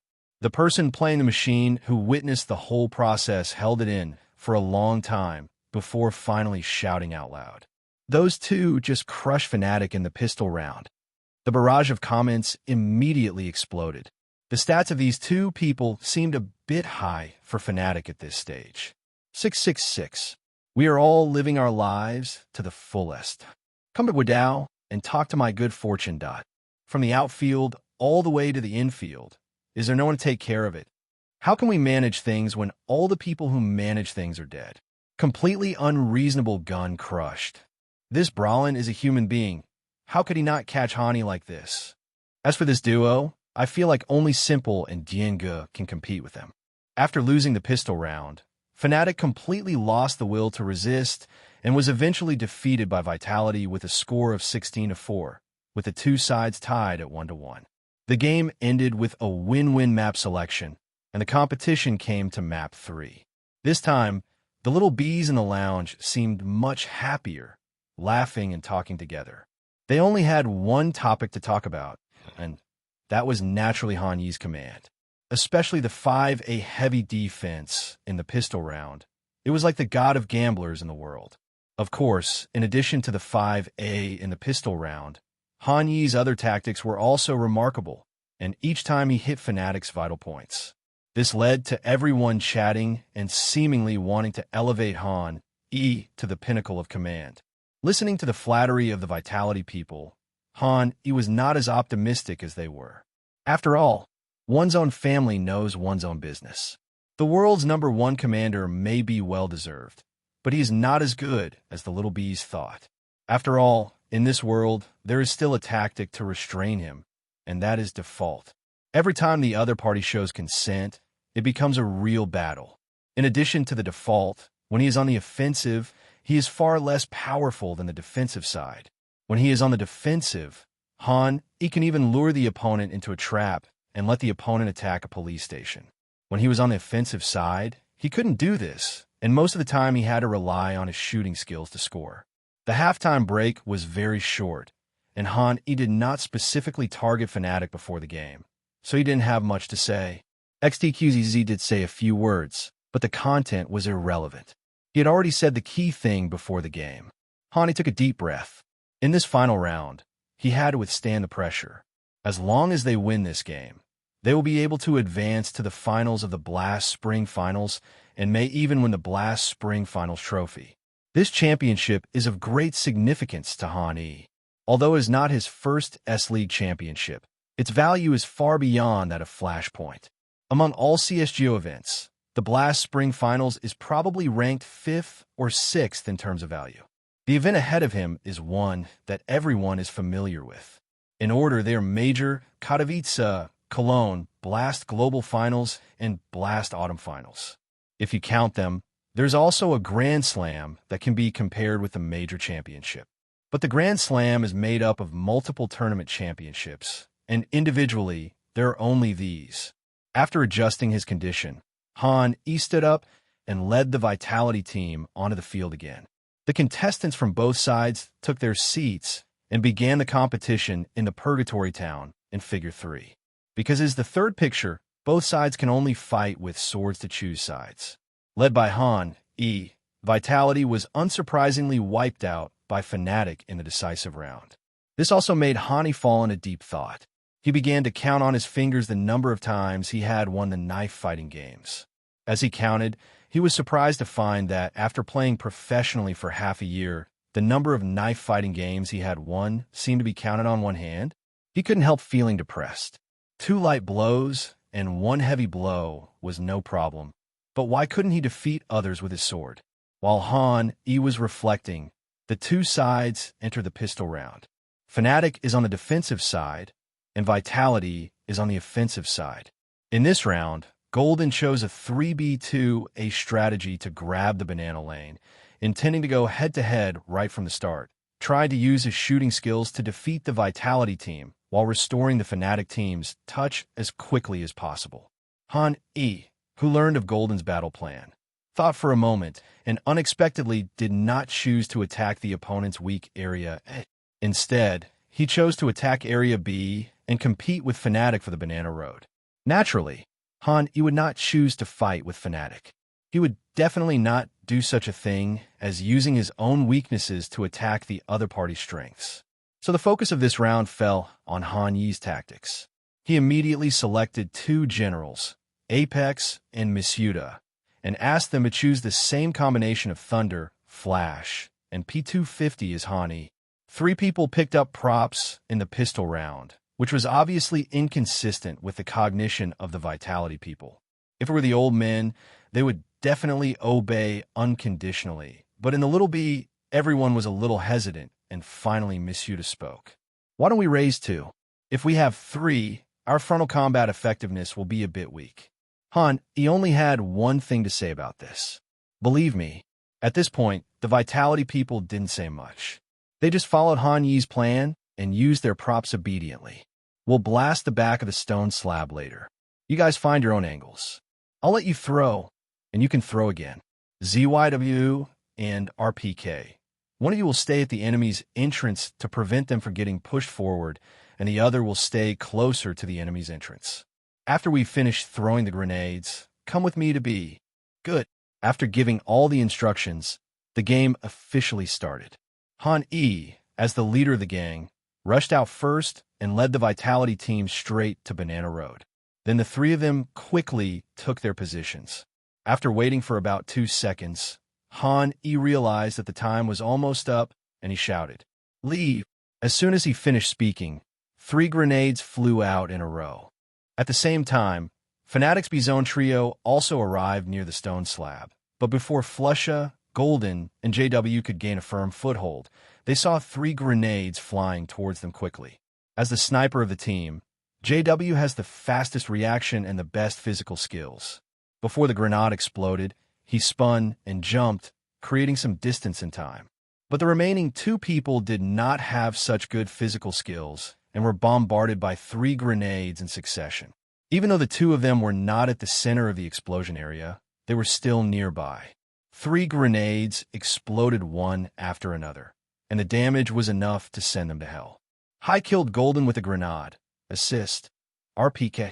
Misuda killed Flusha with a grenade, assisted by RPK and High. Although JW, the only one left, managed to survive, his health was already low. Han E had no intention of letting him go, and he had already come to find the legendary sniper.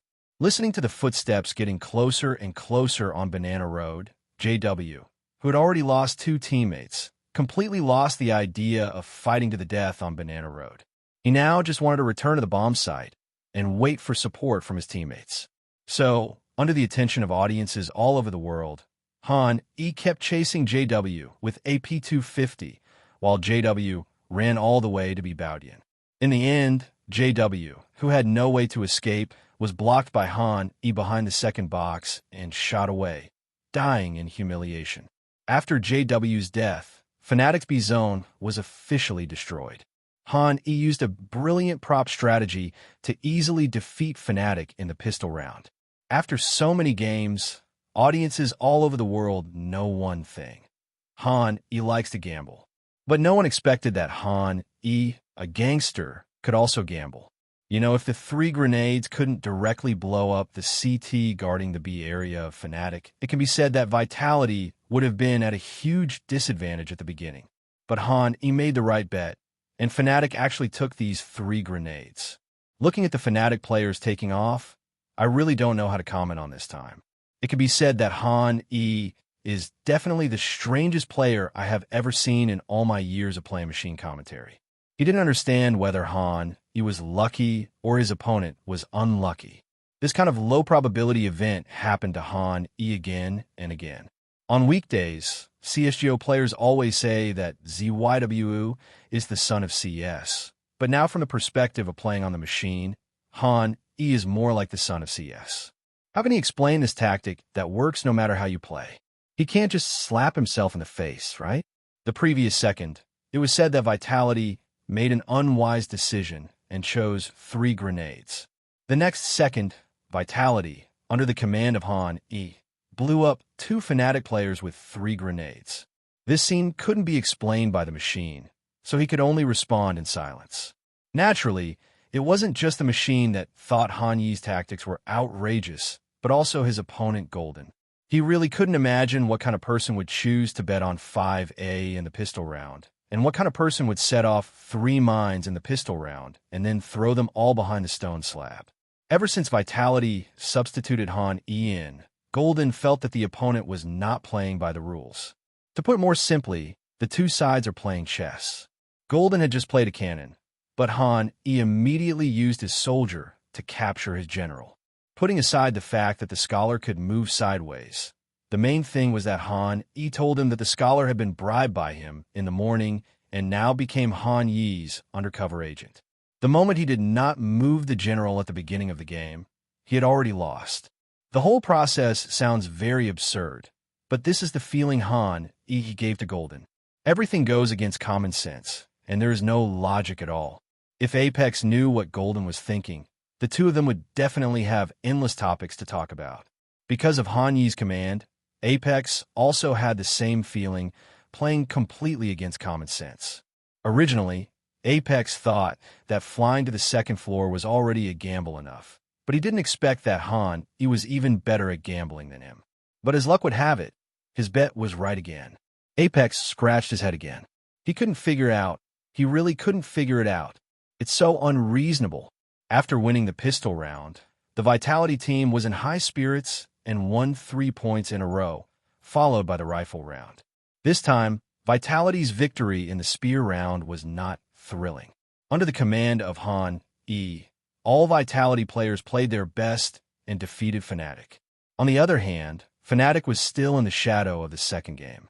The kills in the first 3 rounds once again cooled their touch, and their shooting skills also completely disappeared.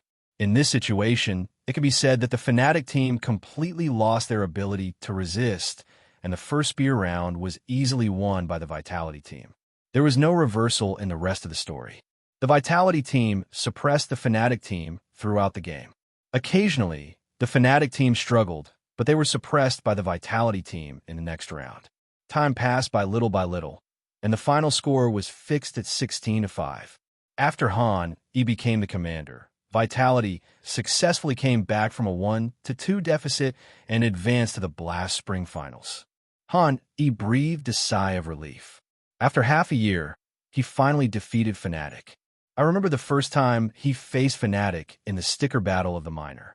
The overwhelming shooting skills and the feeling of powerlessness that the opponent brought to him were deeply imprinted in Han Yi's heart. That was also the first time he experienced the taste of failure. Now, Han E is finally qualified to step on the corpse of Fnatic and climb onto the final stage. This also proves that his efforts during this period have not been in vain. Vitality's victory over Fnatic was a result that most commentators and viewers had not expected before the game. Judging from their current strength, Fnatic is obviously the stronger one. But Vitality, led by Han E, managed to come from behind and win. This was also Han Yi's second time to enter the finals of an S-level event. He looked at the Vitality team around him and smiled. "Come on, brothers, apologize to the loser." Then Han E slowly stood up and led the Vitality team towards Fnatic. After a few months, Han E felt completely different when shaking hands with the Fnatic players. The Fnatic veterans also had a side that heroes emerge from the youth, and there will always be young, talented players appearing to replace these old guys. Then he praised Hani again, and he responded with a smile.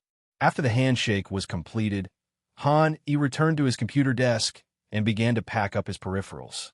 During this period, the Vitality team was obviously in a good mood. Being able to enter the Blast Finals was a result that far exceeded Vitality's expectations. The only thing was whether they could win smoothly when facing Team and next time. After packing up, everyone walked back to the hotel. But he did not let everyone rest. Instead, he gathered everyone together to watch the match between Team A and Na'Vi. They hoped that Na'Vi could give some effort and play more of Team A stuff, and Hani also planned to focus on studying Team A's default. It would be convenient for them to restrain themselves tomorrow, but when the starting lineup of Team A came out, everyone was a little confused. Because Team A's starting lineup was somewhat different from their impression of Team GLA 1v disappeared and was replaced by ES3 tag. Their first reaction was that something had happened to Team A, and then everyone immediately turned on HLTV to check the news. The headline news is that GLA 1VE has to stop participating in the Blast Spring Finals due to health reasons. He will be replaced by ES3 tag, and Magisk will take over his position as the new commander. When everyone saw the news, they looked at each other in surprise. They had not expected that they had originally wanted to study Team A, but their commander had not appeared, so they had not been given the opportunity to study them at all.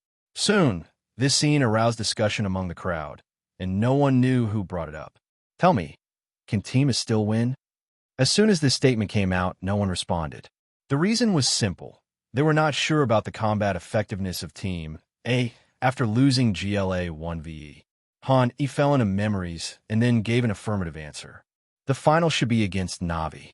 In Hanyi's memory, it seemed that Team A did lose GLA 1VE for a period of time, but he was not very clear about what disease it was. During this period, Team A's performance was not good. It was not until GLA 1VE returned to Team A 2 or 3 months later that Team A once again showed its final glory.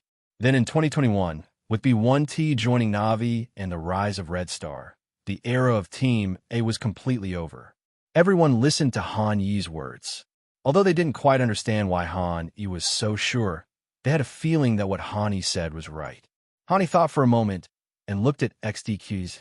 He had never worked with a coach before, but he knew that the coach generally helped the team analyze the enemy and design some default and tactical positions. So he opened his mouth and put forward his needs. Let's analyze Na'Vi more, like their defaults, preferred tactics, etc., and then we can work together to devise some countermeasures. They still have the weakness of Flamey, so we may have a chance to defeat them. XTQE nodded and wrote down Han Yi's request in the notebook. Then he took out his cell phone and sent a long message to one of them, then looked at Han Yi again. I've already told the analysts about your needs. Once the analysis results come out, it will be much easier for us to design tactics. As a professional team, Vitality naturally has its own analysts, but the analysts do not live with the team members, but have another independent office. In addition, the staff who usually help Han Yi operate the account are also there, and they are responsible for the logistics department of Vitality.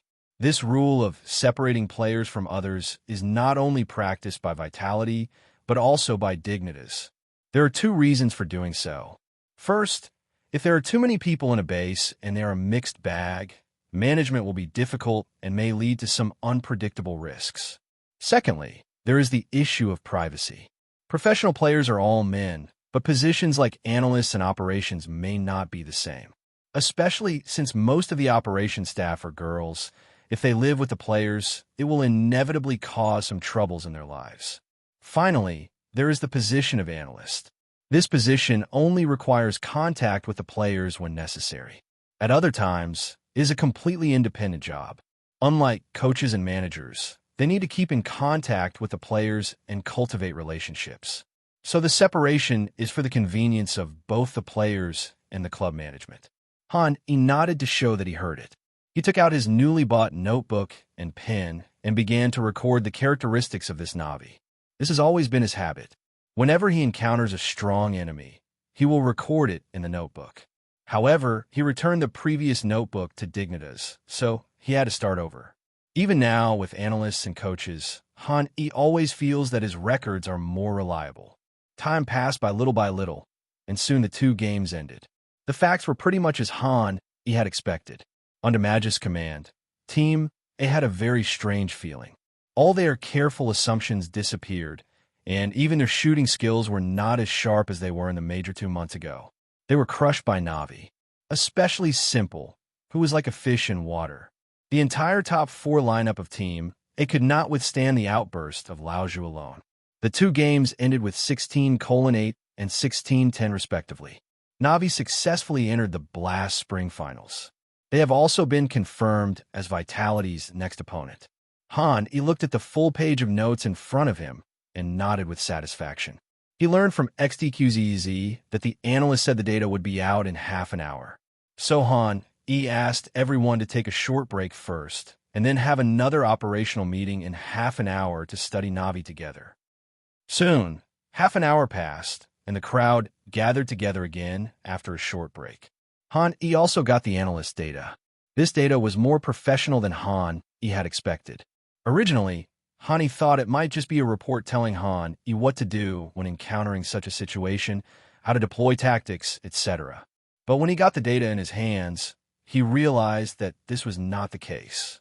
There are 7 or 8 pages of data in total, including the favorite common tactics of Navi's current commander Bumble 4, recent changes to Navi's default settings, and which map each person is on and where they like to stand. All of these things are marked out without exception. Even with the ability to read minds, this data is of great help to Han-E. In the following time, Han-E and XDQZ relied on these data to modify Vitality's current default, mainly focusing on how to restrain Navi and better suit Han-E's command habits. By the time I finished all this, it was already dark outside. Han-E yawned and dismissed everyone. Then he returned to the house and began to think about how to earn more question points. After half a year of torture by him, the current CSGO players have become very savvy. Conventional scams, such as fake props, are no longer able to fool them.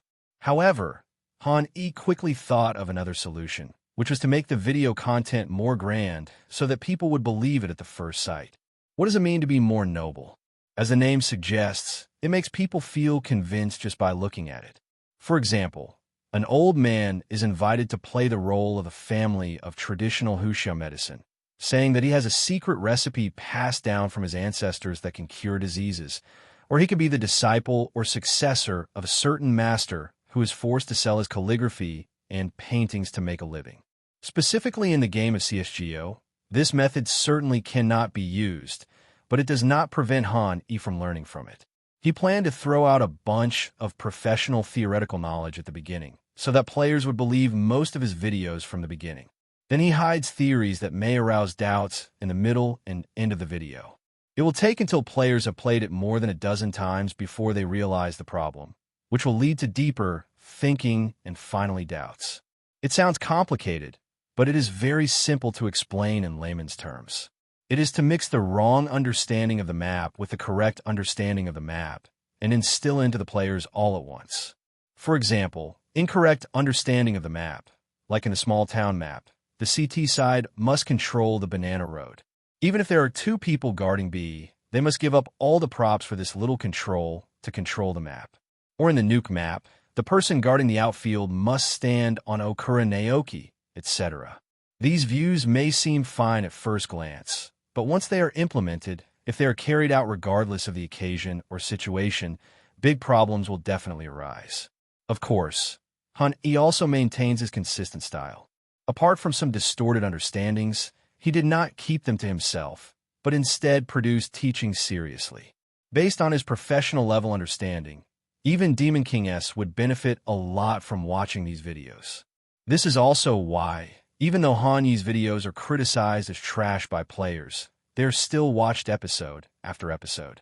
Of course, it's because there is no better teaching video than his on the entire internet. Han-E did not plan to start with the Dust 2 map this time, but decided to start with the town and nuke he had just thought of. The reason is simple. The Dust 2 map is too simple and not suitable for this kind of video, so it will be left to the end. By then, his video style had almost become accustomed to his fans, and it would probably be difficult to deceive people. So he might as well take advantage of his extremely high understanding of Dust 2 and make a completely correct video, which could also earn him some doubts. He did it as soon as he thought of it. He came to the computer and started to speed up the production of the video of the town. With his unremitting efforts, he finally finished the video before 12 o'clock in the middle of the night. Then it was time to choose a title. He maintained his usual style and continued typing on the keyboard. Phase Secrets, Professional Map Understanding Tutorials. Nico highly recommends this, exclaiming he could win a major championship if he learned it. Press enter and send. Watching the video start to upload, he smiled with satisfaction, then set a timer to shut down his computer and went to bed. The next morning, at 8 o'clock, he woke up from his sleep. The first thing he did was to check yesterday's video. He found that it had not passed the review yet. He was not in a hurry. After that, he simply washed up and ordered another breakfast with ZYW. He then gathered all the Vitality players together for a 2-hour training session. The main purpose is to hone the tacit understanding among the team. They have prepared various tactics very well. The only headache is the tacit understanding. He has not been able to perfectly take over Shokes' position, which leads to frequent mistakes in cooperation with the Vitality team. In addition, Vitality's discipline was not very good during this period, which made the problem of tacit understanding even worse. After practicing for 2 hours, the Vitality team was able to communicate and cooperate a little bit, but time did not allow them to continue practicing. As time approaches noon, the Blast Spring Finals is about to begin. Unlike the BO5 finals of IEM and EPL, Blast adopts the same format as the Major, with the finals being BO3. Led by their manager and XTQZ, the Vitality team packed up their peripherals to make sure nothing was left behind, and then headed to the Blast Spring Finals. After arriving at the venue, everyone got off the bus one after another. There was no live commentary, no spectators, and everything seemed so peaceful. But the hearts of the people in Vitality were not at peace.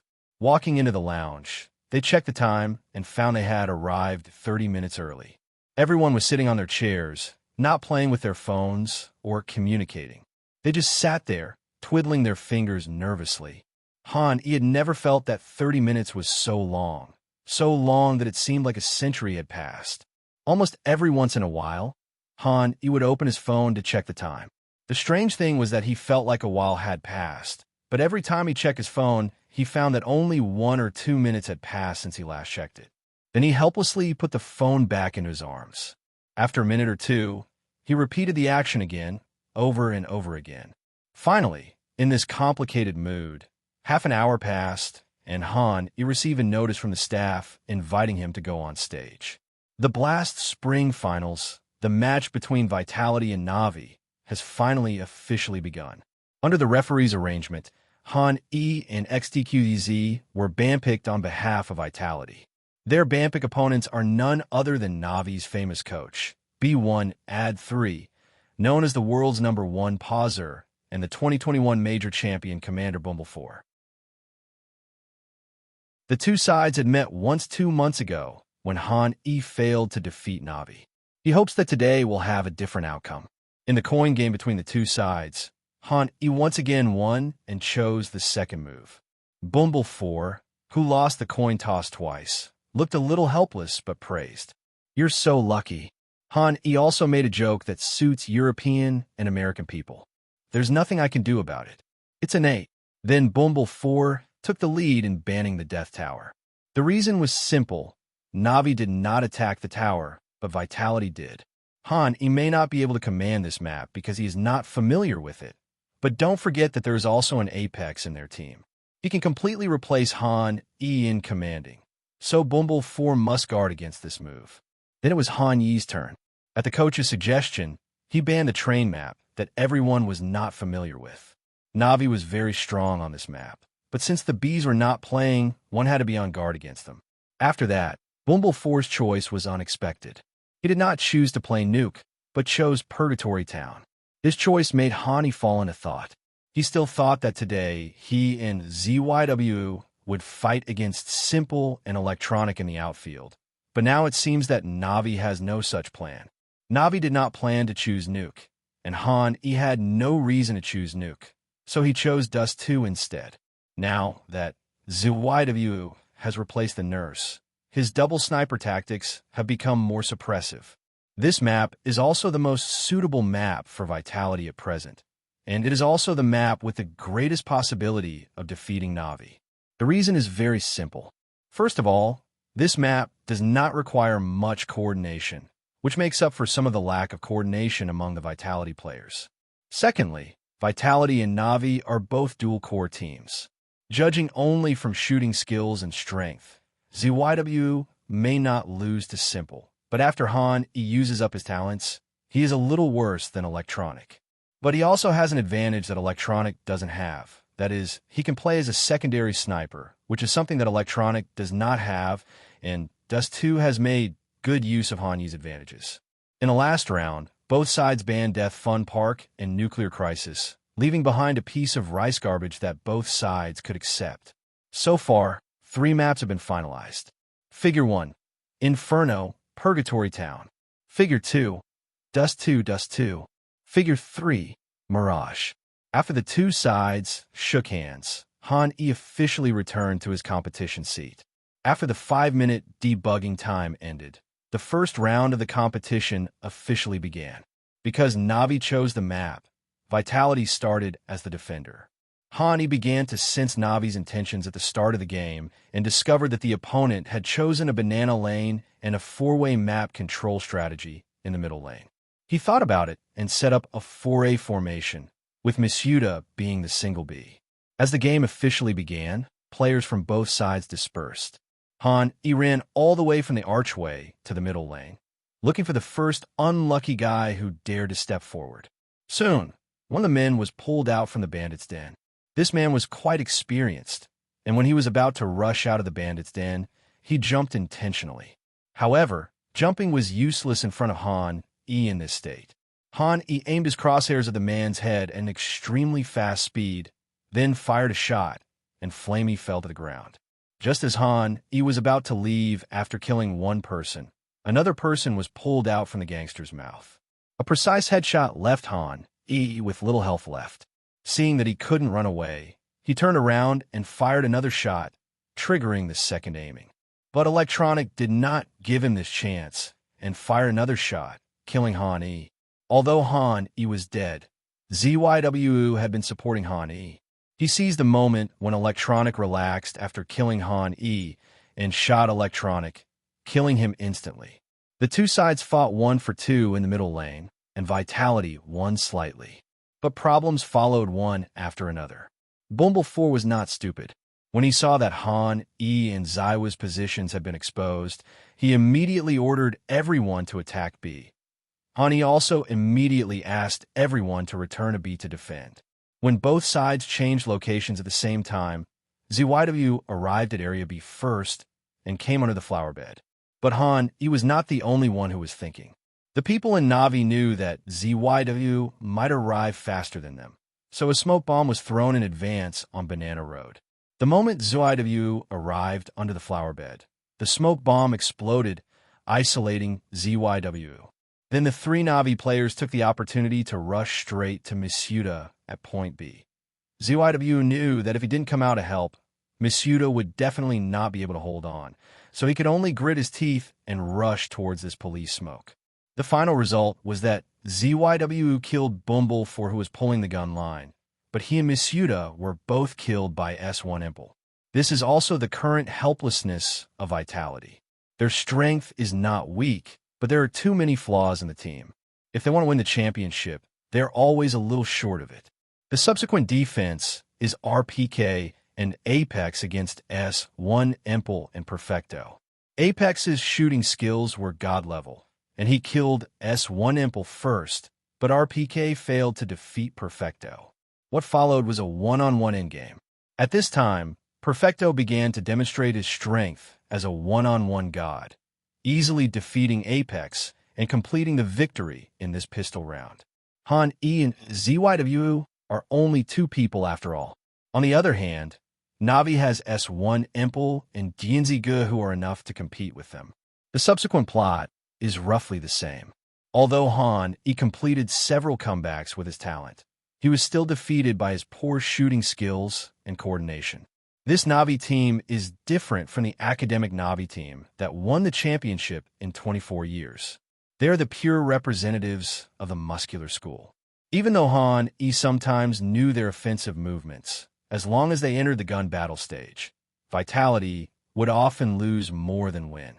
On the one hand, their poor shooting skills were the reason, and on the other hand, Vitality often made some coordination errors, which led to their losses continuing to expand. He has been in the team for too short a time and has not been able to cooperate well with everyone else. As time went on, the 3 games ended. Vitality unfortunately lost the game with scores of 11-16, 16-10, and 14-16 respectively, and ended up as the Blast runner-up 2-1. When the failure interface appeared on the screen, he was not sad. He was already very satisfied to have won the runner-up in his first Blast competition.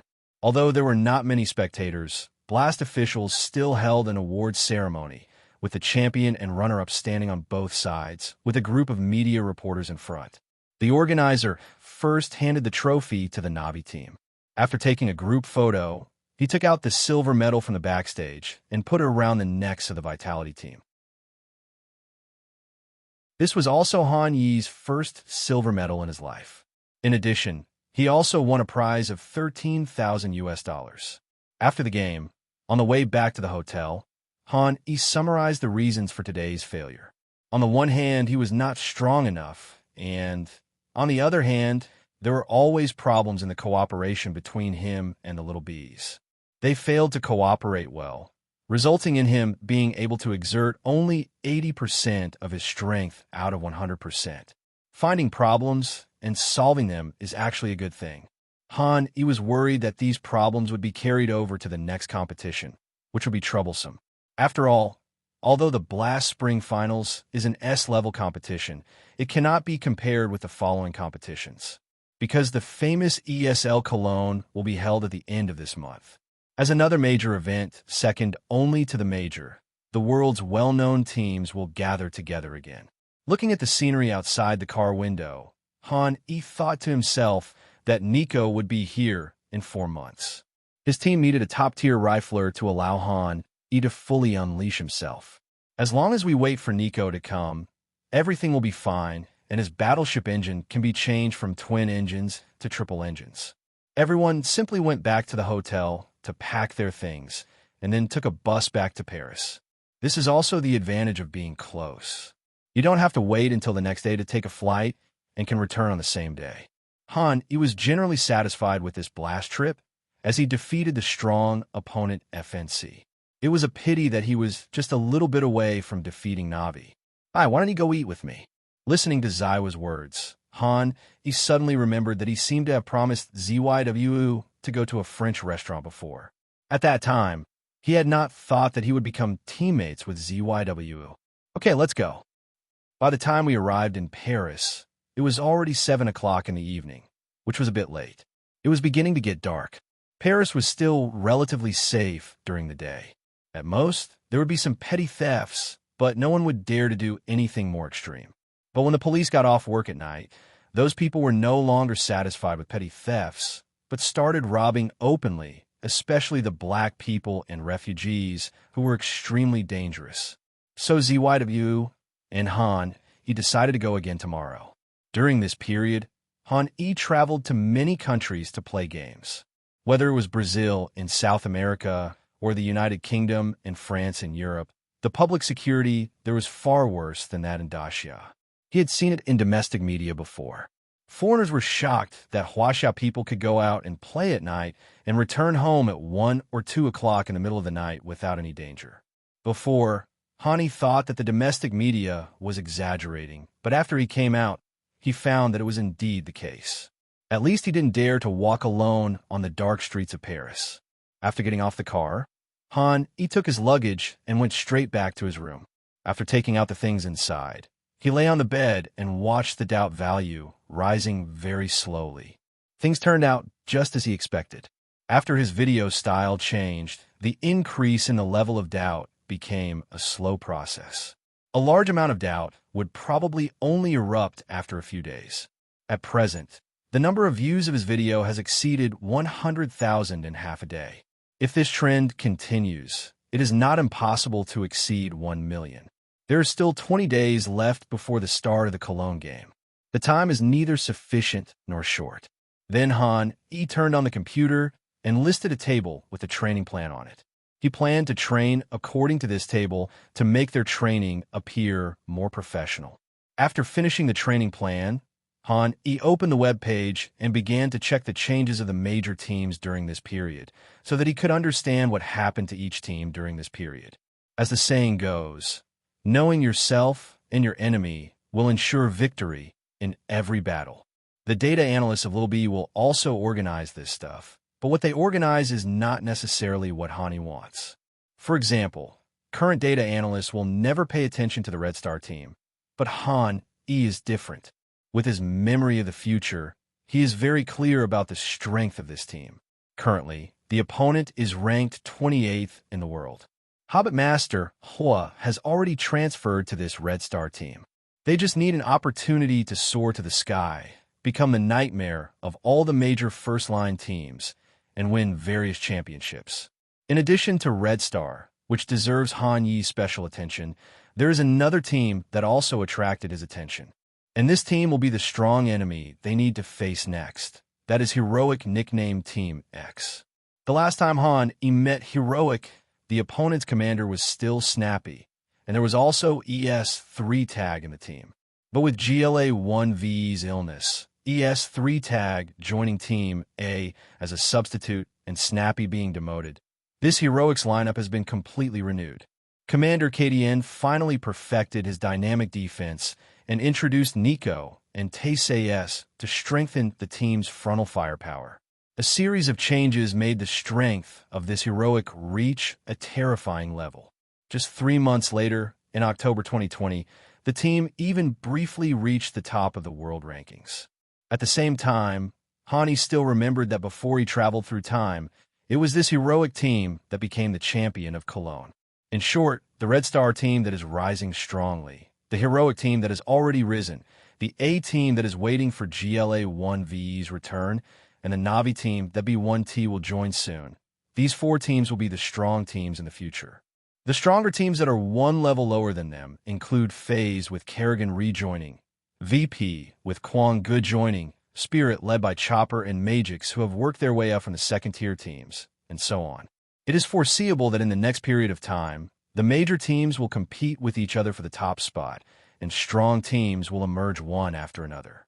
It is also from this time that Team A completely ends its dominance, and CSGO officially enters a time of flourishing. After the recollection ended, he sorted out these things and found that it was already 11 o'clock. He felt sleepy, turned off the computer, lay down on the bed, and fell into a deep sleep. The next morning, he was not in a hurry to go out for dinner with ZYWU, but instead took the time to start training. Starting with the old 3 things, with the help of XDQZ, he continued to improve various tactics and worked hard to change Vitality into a style that was more suitable for his command. After a morning of practice, everyone found it difficult to adapt, but he believed that this was just a short period of pain.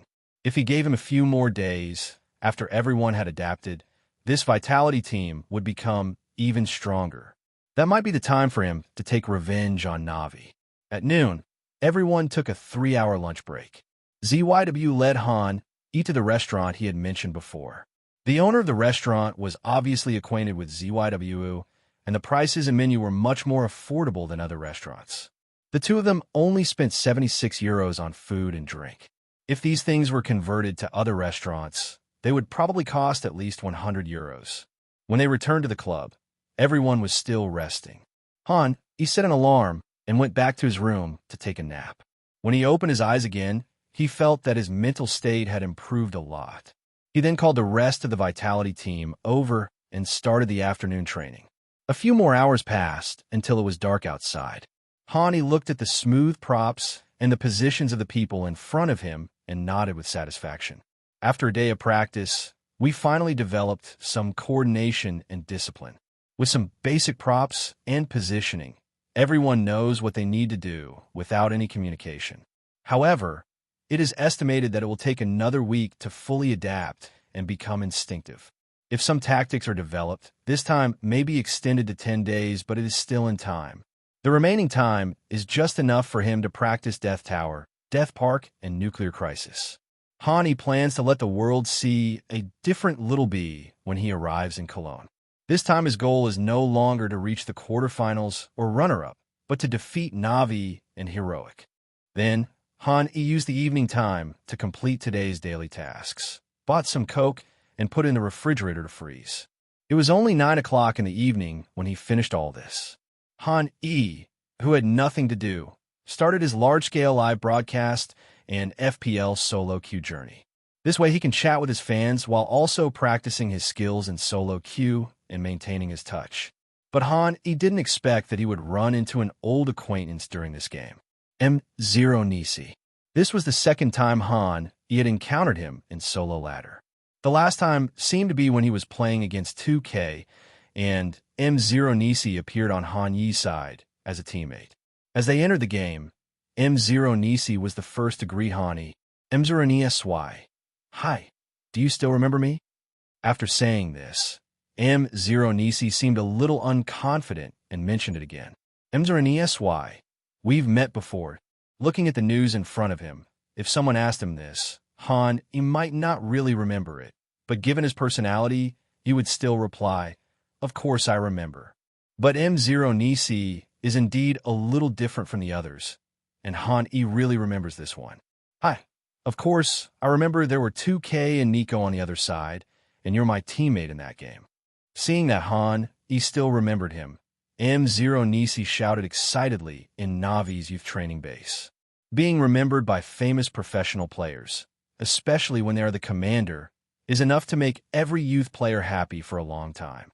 But the things that made M0 Nisi happy were not over yet. Han slowly typed another line of words on the public screen. Hi. Actually, I've been following you for a long time.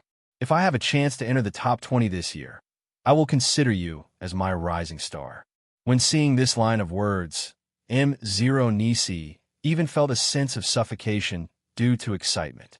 Although his aggressive playing style has attracted more support from the community since he switched to the sniper, he did not expect that Han would be so optimistic about him. You know, for any non-first-tier player, it is not an exaggeration to say that being nominated as a rising star by a well-known player is a dream come true. The reason is simple. Many clubs are accustomed to watching the performance of tomorrow's stars. If there is really a promising talent, then this player can take this opportunity as a springboard to successfully join the major first-line teams. M0 Nisi thought for a moment and then solemnly typed 2 words on the public screen. M0 Nisi. Thank you. This is just a piece of cake for Hani. Whether he has a rising star or not, with M0 Nisi's strength, he will join a first-tier team sooner or later. It will be better to do him a favor and prove that he has good vision. Not only M0 Nisi, Hani also plans to nominate players such as Donk, Wikidia, etc. Of course, Han has not forgotten Flames, but it's a pity that he sent him to be a caregiver for the old men, and he no longer meets the requirements of a rising star. Therefore, he decided to mention it more in the next interview as a way of compensating Flames. As expected, this round of the game was easily won with the joint efforts of Han, and M0 Nisi. After the game, M0 Nisi took the initiative to send Han a friend request and agreed to play together when they were free. Han readily agreed and encouraged M0 Nisi to train well. As expected, this made M0 Nisi excited for a while.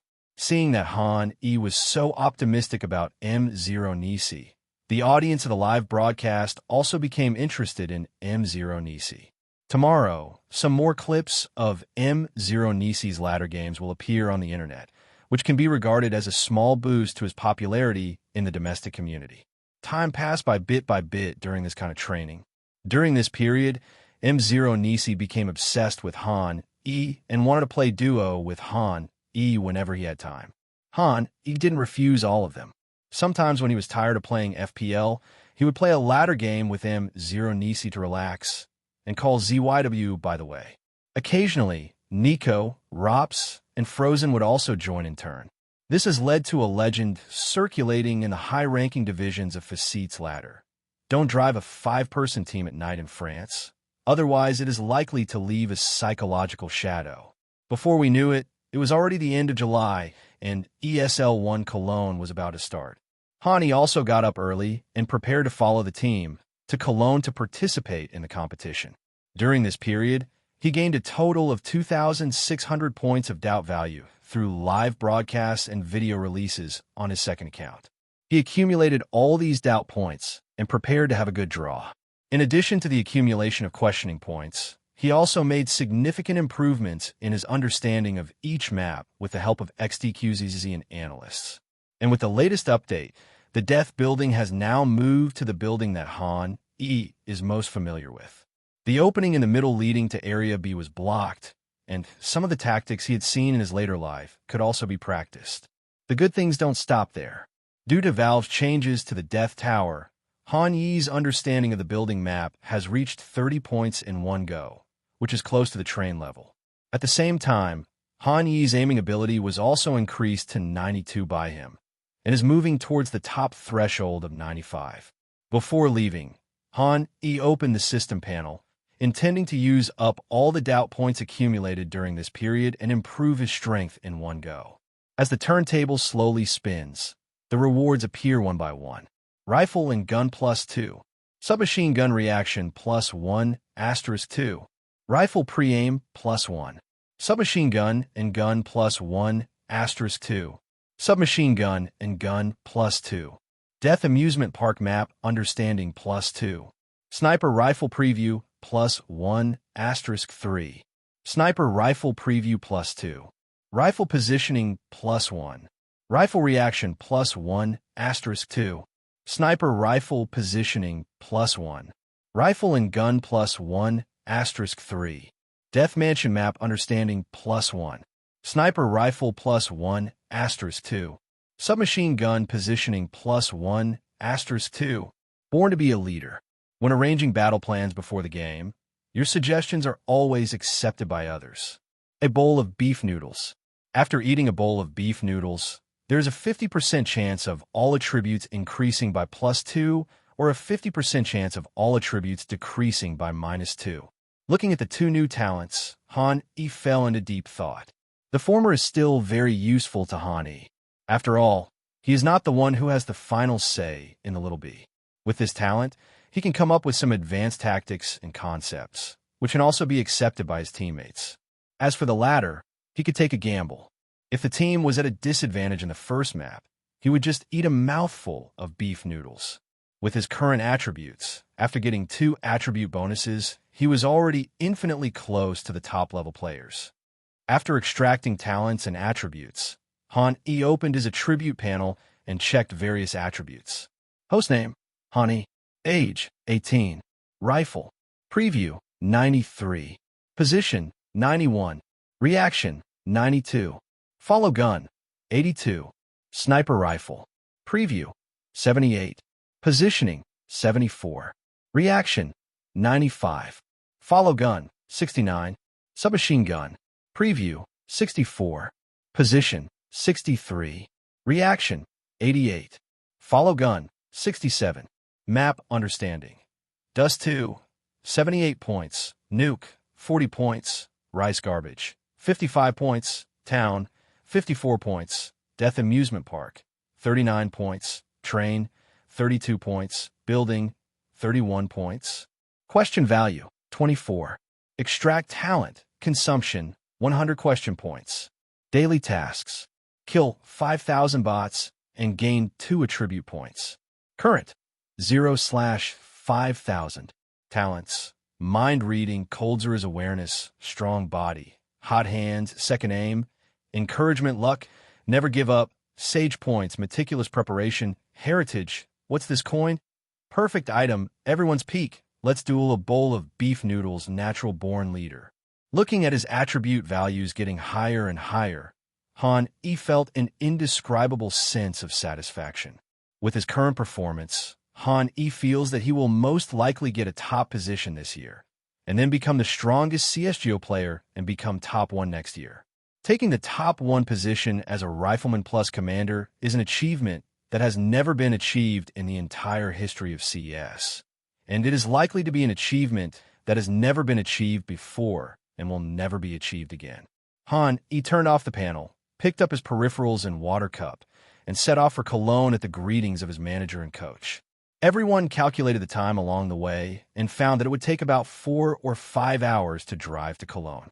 After learning this, Han E felt that it was indeed much more convenient to participate in European competitions in Paris. When he was in Sweden before, he had to take a plane no matter where he went. It was not only very inconvenient, but he often had to get up early in the morning or leave in the middle of the night. Sometimes you even have to transfer flights to reach your destination, which is an extremely cumbersome process. The journey was not boring for Han E. He lowered his head and played with his mobile phone and arrived at the destination unknowingly. Time has passed from morning to noon. The public security in Germany is slightly better than that in France, but only slightly. There are fewer black people here, but as the base camp of white leftists, there are more refugees than in France. This also reminded Han E of a piece of news that seemed to say a group of refugees violated a German girl. When calling the police, the German girl claimed that the R******T was a native German and spoke fluent German. Finally, after being persuaded by her boyfriend, she confessed that the other person was actually speaking Arabic. But at this point, Han Yi's worldview had not been completely shattered. What really made him confused was the ending. The German girl actually said on social media that because of her incident, refugees were discriminated against, which made her very sad, and she apologized to the refugees. It was probably from this moment that Han E determined his political stance and was definitely not a left-wing saint. The hotel chosen by everyone this time is also very close to the venue, and it takes about 20 minutes to walk to the venue. The only pity is that there are still no spectators in this offline competition. However, European countries have begun to gradually open up their controls. In about 1 or 2 months, the events will gradually return to normal, and the audience will most likely come back.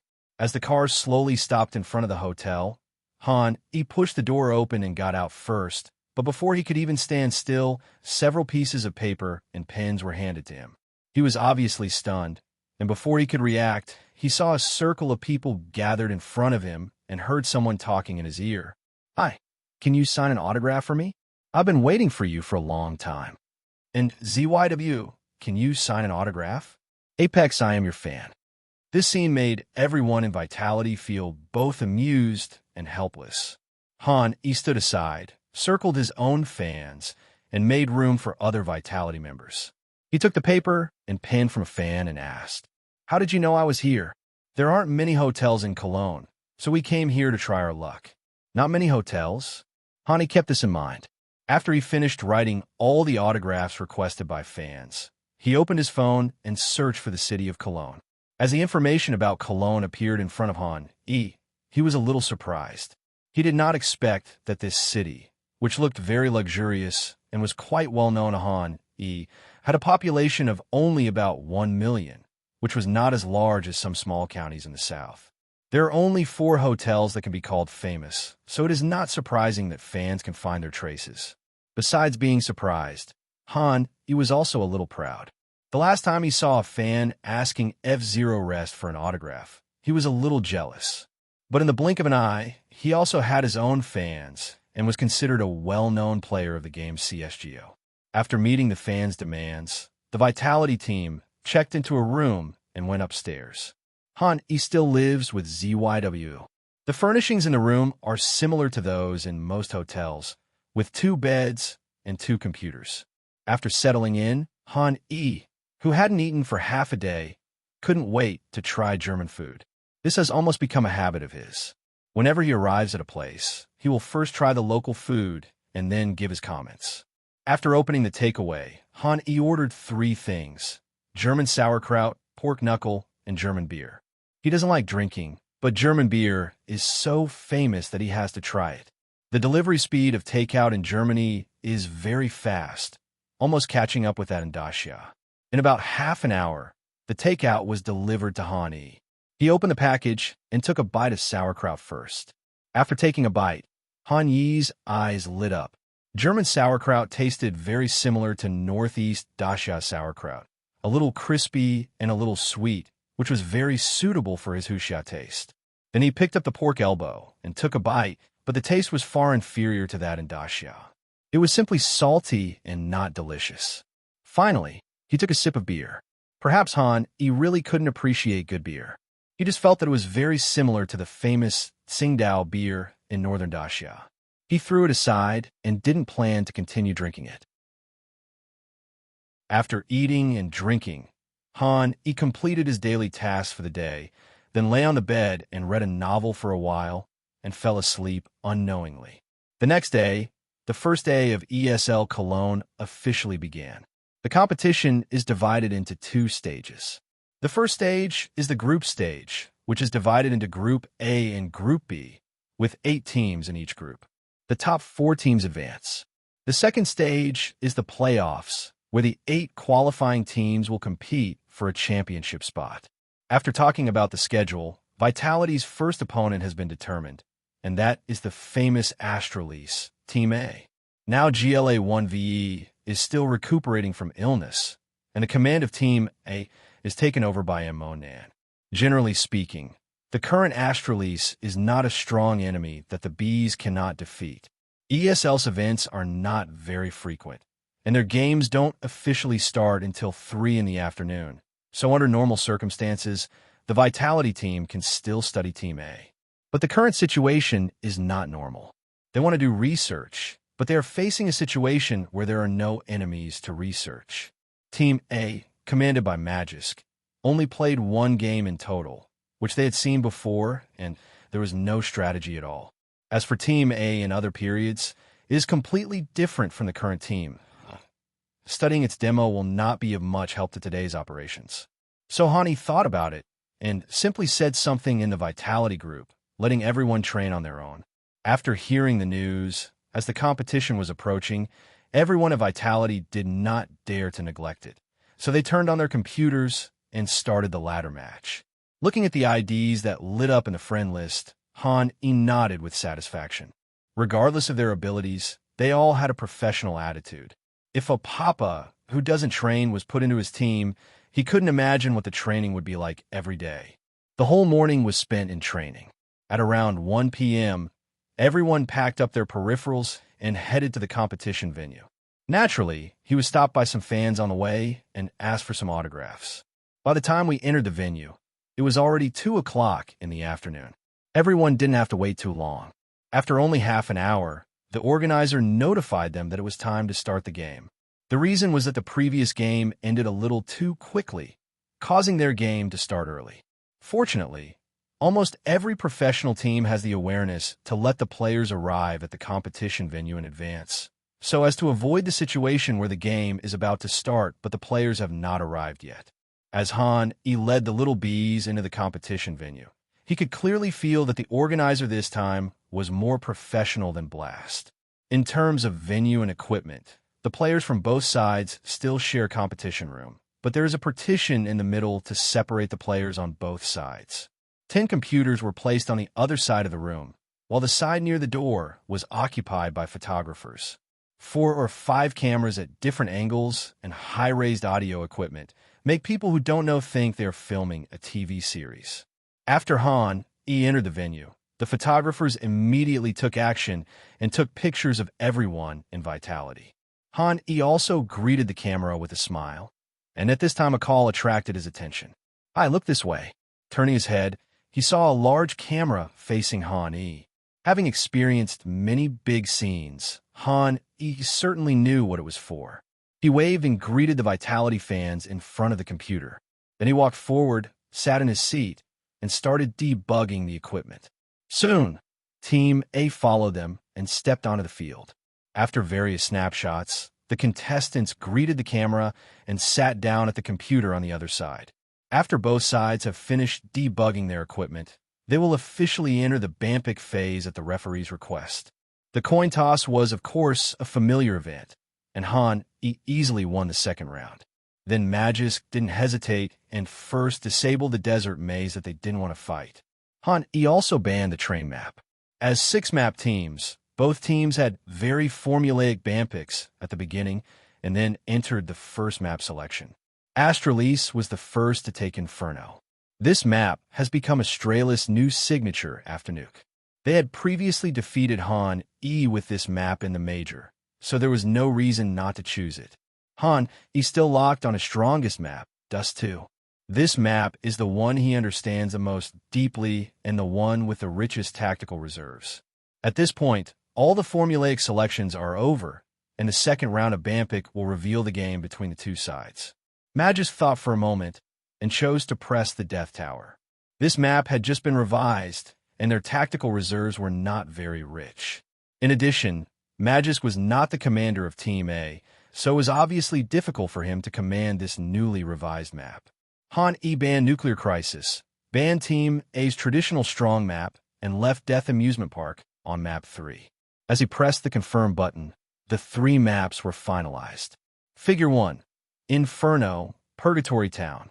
Figure 2, Dust 2, Dust 2. Figure 3, Overpass, Death Amusement Park. Because map 1 was chosen by Astralis, Han who had the priority to choose the side, chose to start on the defensive side, leaving the offensive side to Astralis. After confirming everything, Han returned to his seat. The game between the two sides officially started. Han sensed Magisk's inner thoughts right from the start, but he was soon surprised to find that the other party's inner thoughts were a little simple.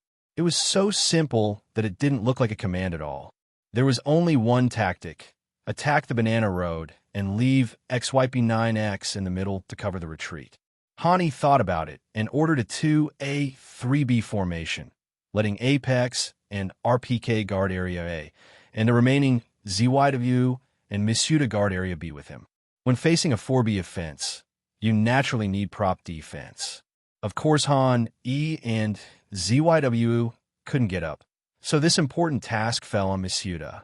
Under Han Yi's command, Misuda set off 2 flashes and a smoke screen, preparing to deal with Team A's attack.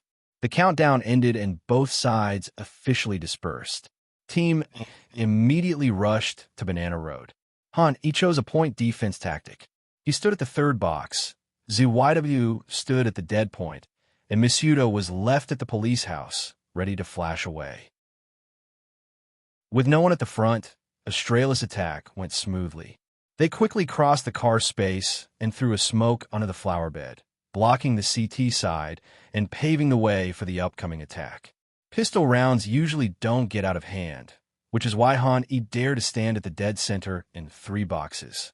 Listening to the footsteps getting closer and closer, everyone in Vitality tacitly stopped communicating. It was 3 against 4, and the stage in Area B was huge. The first person on Astralis' side is the not-too-old breakthrough player Dupree. As a 27-year-old veteran, this is also his last year of peak performance. In the top 20 rankings at the end of the year, he ranked 7th in the world. Dupree was seen pulling out from a banana road and moving forward. After making sure that there was no one in the coffin, he pressed towards Area B.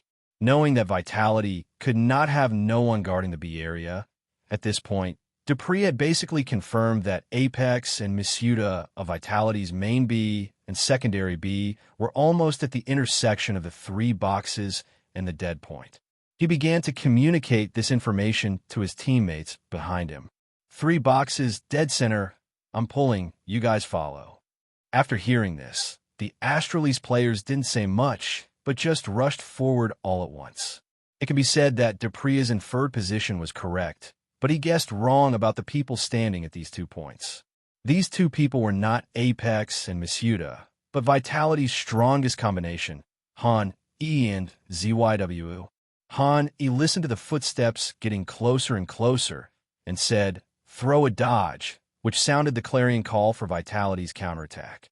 As a flash bomb was thrown out from the police's cigarette and exploded above the fountain, Han and his men dodged, and just as they got out, they saw 4 bandits appear in front of them, 2 of whom had been beaten and 2 had not.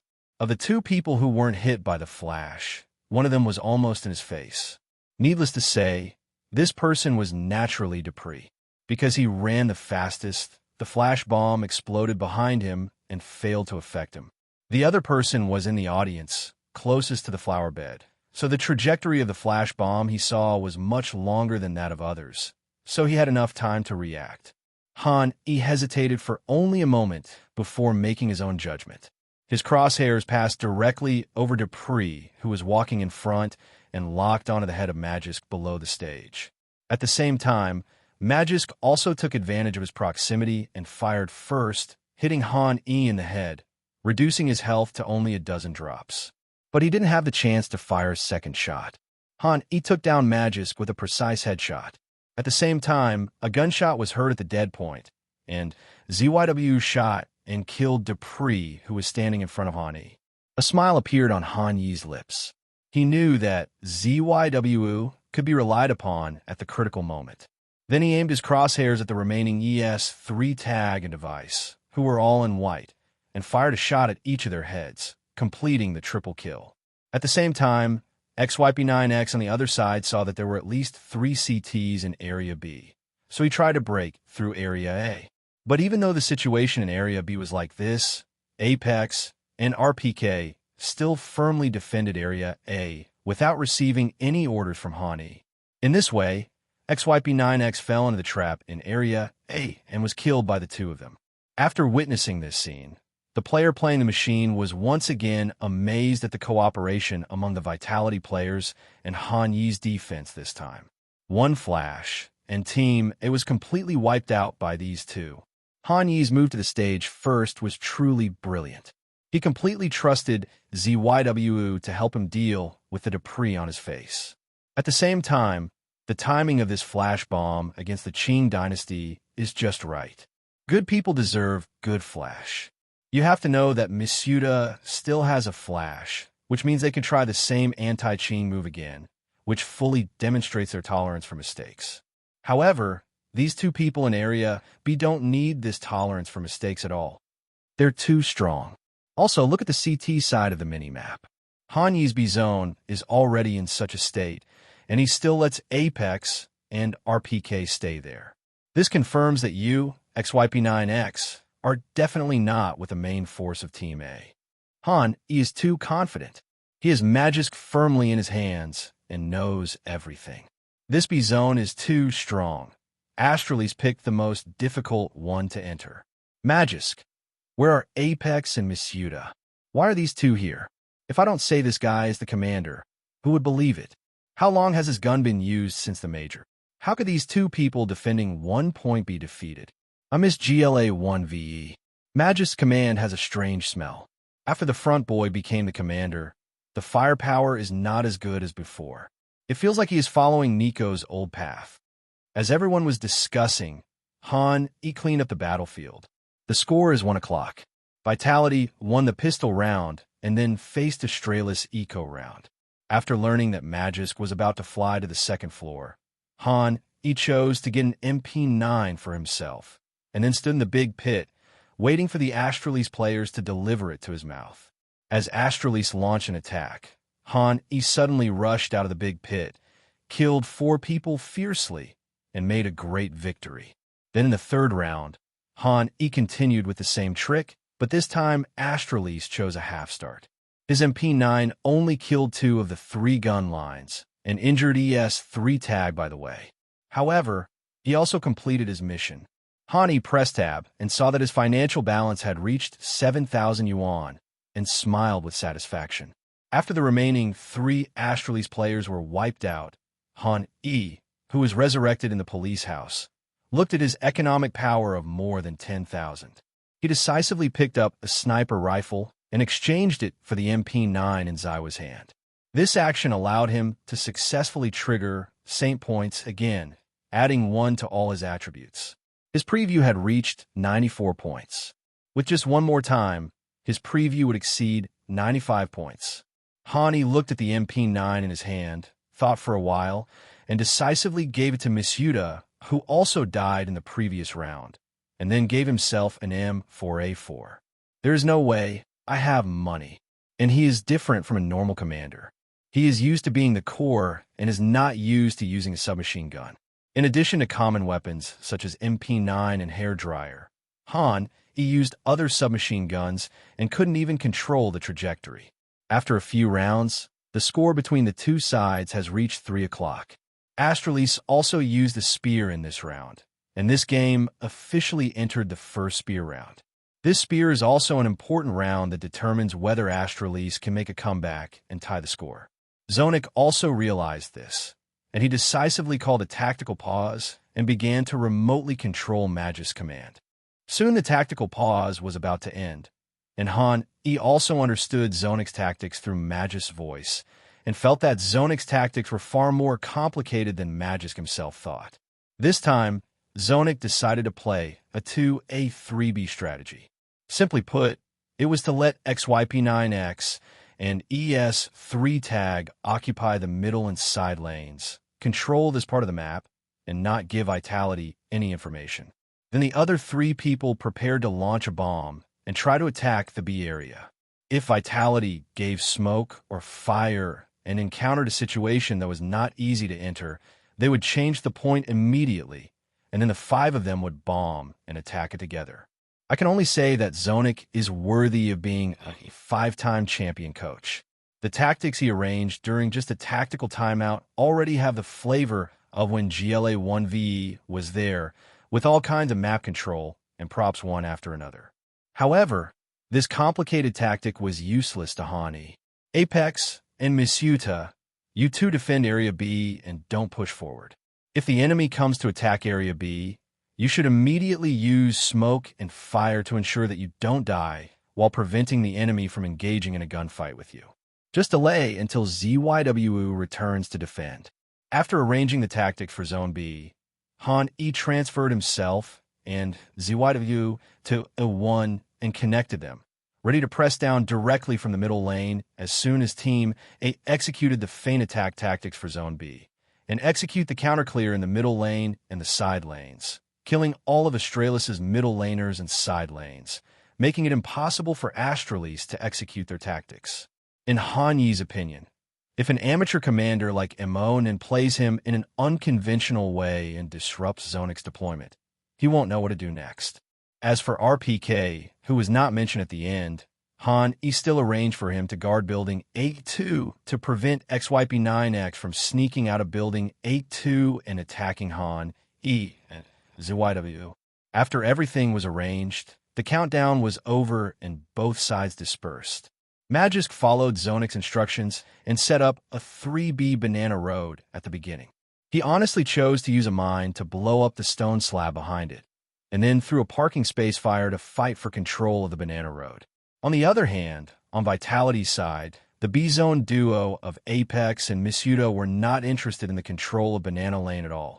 Apex came to the coffin position and kept shaking to observe the entrance of Area B.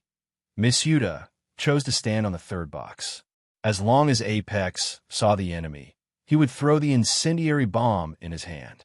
The two strictly followed Han Yi's instructions and acted as qualified puppets. This is also what Han Yi requires of them. He doesn't ask them to perform any particularly outstanding operations, but just needs to avoid making mistakes. So with this defensive strategy, Astralis easily occupied the banana lane.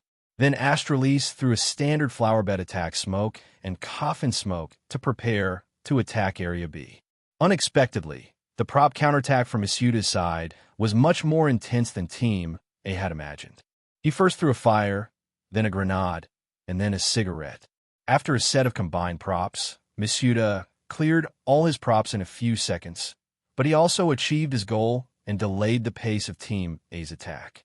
Taking advantage of this opportunity, Apex also walked out of the smoke of the coffin attack, ready to wait until Team A exploded the offensive props again.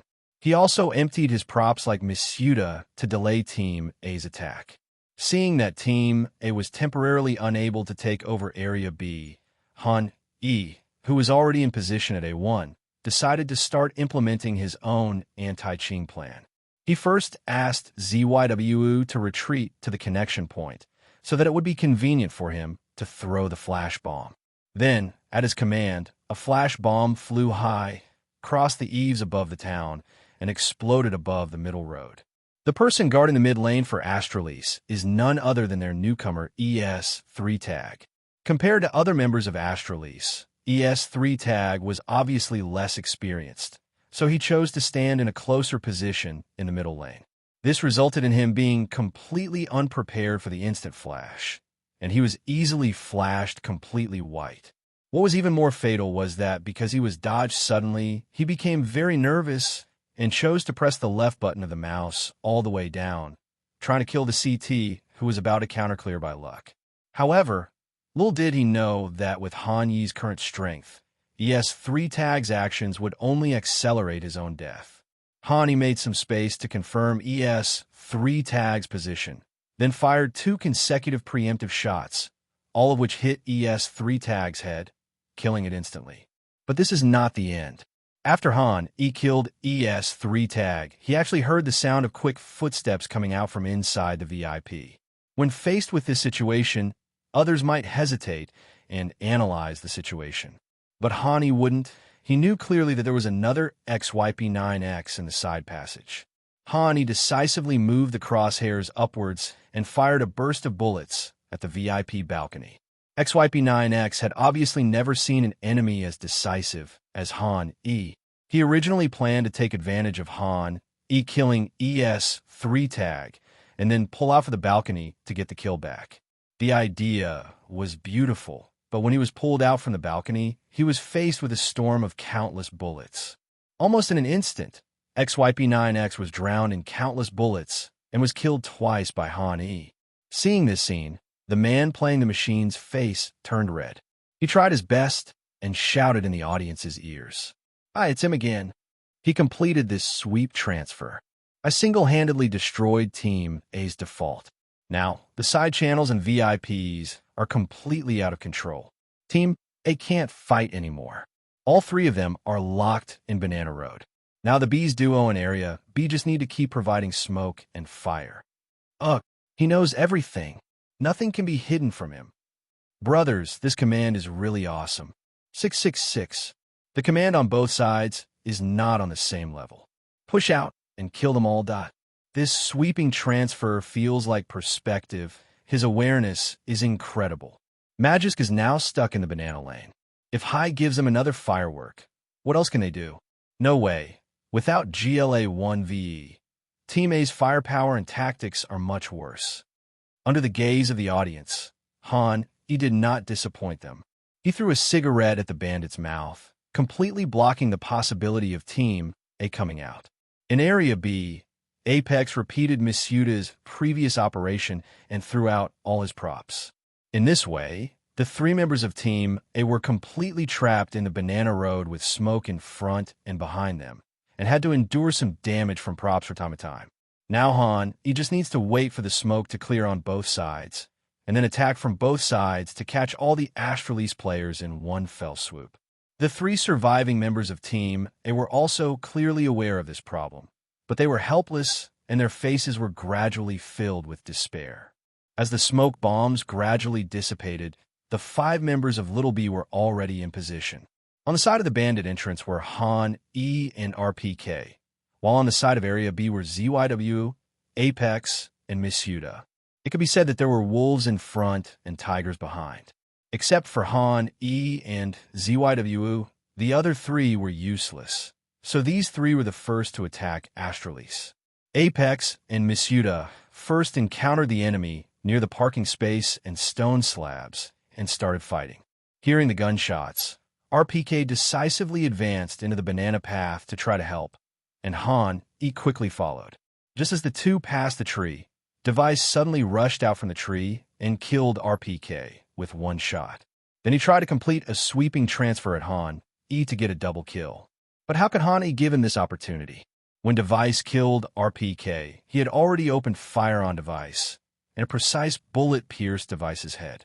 Device, who was not at full health to begin with, was hit by the shot and slowly fell backwards. At the same time, the battle on the other side was over. ZYW and Misuda each killed 1 person. Unfortunately, Apex was killed due to focus fire. The two sides exchanged 1 for 2. Hani picked up devices AK from the ground and picked up some props dropped by the dead, and the score between the two sides came to 4 o'clock. After 20 days of training, this Vitality team now feels completely new. Both the cooperation and tactics have met Han Yi's original expectations.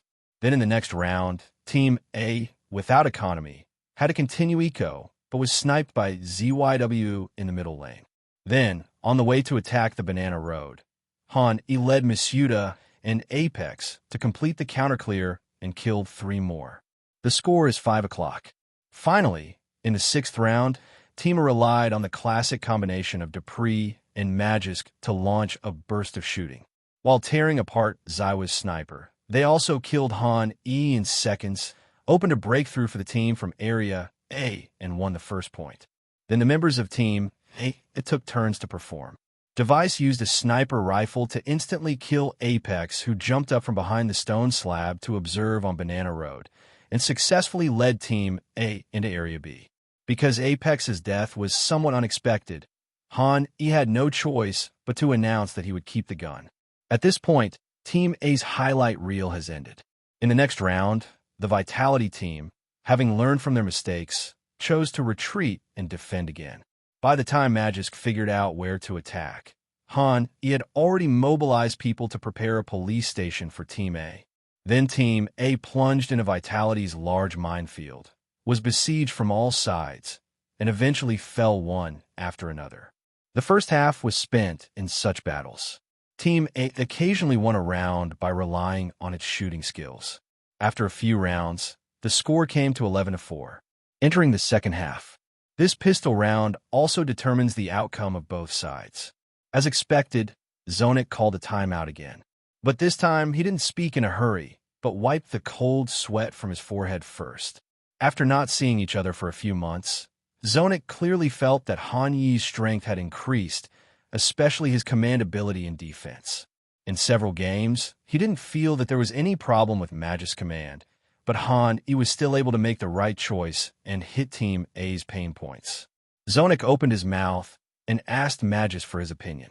"Do you have any good ideas?" When Magisk heard this, he turned around and looked at Zonik with a clear gaze, as if he had said everything, but also as if he had said nothing. Seeing this scene, Zonik obviously felt a sense of suffocation. He shook his head and gave up asking Magisk for his opinion. "Let's do a 2A-3B Banana Road dynamic counterattack. If you see no one on Banana Road, go back to a 4A-1B formation. Oh, by the way, those of you in area, start a smoke screen and evade." Before the game, I observed Hai many times. He really likes to speed up the A zone when the enemy is counter-clearing B. Many teams can't defend against him with this trick. So once they attack Area A, you should immediately throw your props to delay the enemy's attack and wait for Area B to return to defend. While listening to Zonik's intermittent speech, Magisk asked a question. "Aren't we playing unconventional?" Magisk thought that Zonik called this tactical timeout to play an unconventional tactic, but it turned out that he played a conventional defensive tactic, so he asked this question. Unexpectedly, Zonik looked at Magisk as if he was a fool and said something that touched his heart. "Have you ever won unconventionally?" Hearing this, Magisk subconsciously wanted to refute, but when the words came to his lips, he suddenly realized that no matter when GLA-1VE was there or when he was the commander, whenever they played against Han E, their unconventional approach had never won. Magisk's hair stood on end. It was not until this moment that he realized how terrifying the opponent was. Looking at Magisk like this, Zonik shook his head. He felt that the other party still had a long way to go. Unlike GLA-1VE, he realized this at the first time without any reminder from him, and thus he has been using the default strategy to fight against Han E in the major and has been scoring points steadily. This ability to make on-the-spot judgments is the difference between top commanders and ordinary commanders.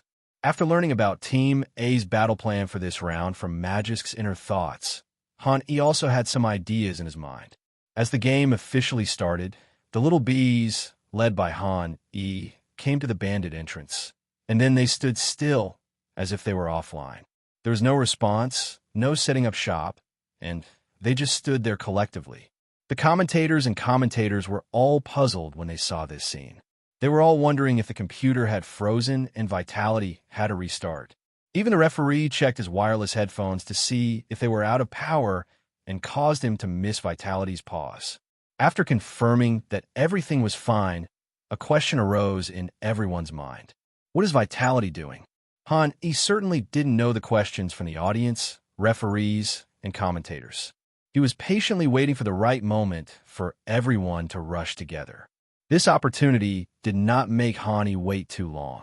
After Team A cleared the banana lane and confirmed that there was no one there, Magisk left XYP9X there, and the rest of the team followed Zonix's plan and returned to Area A to carry out a 4A defense. But their 4A formation had just been deployed, and under the expectant gaze of all the spectators and commentators, Vitality moved.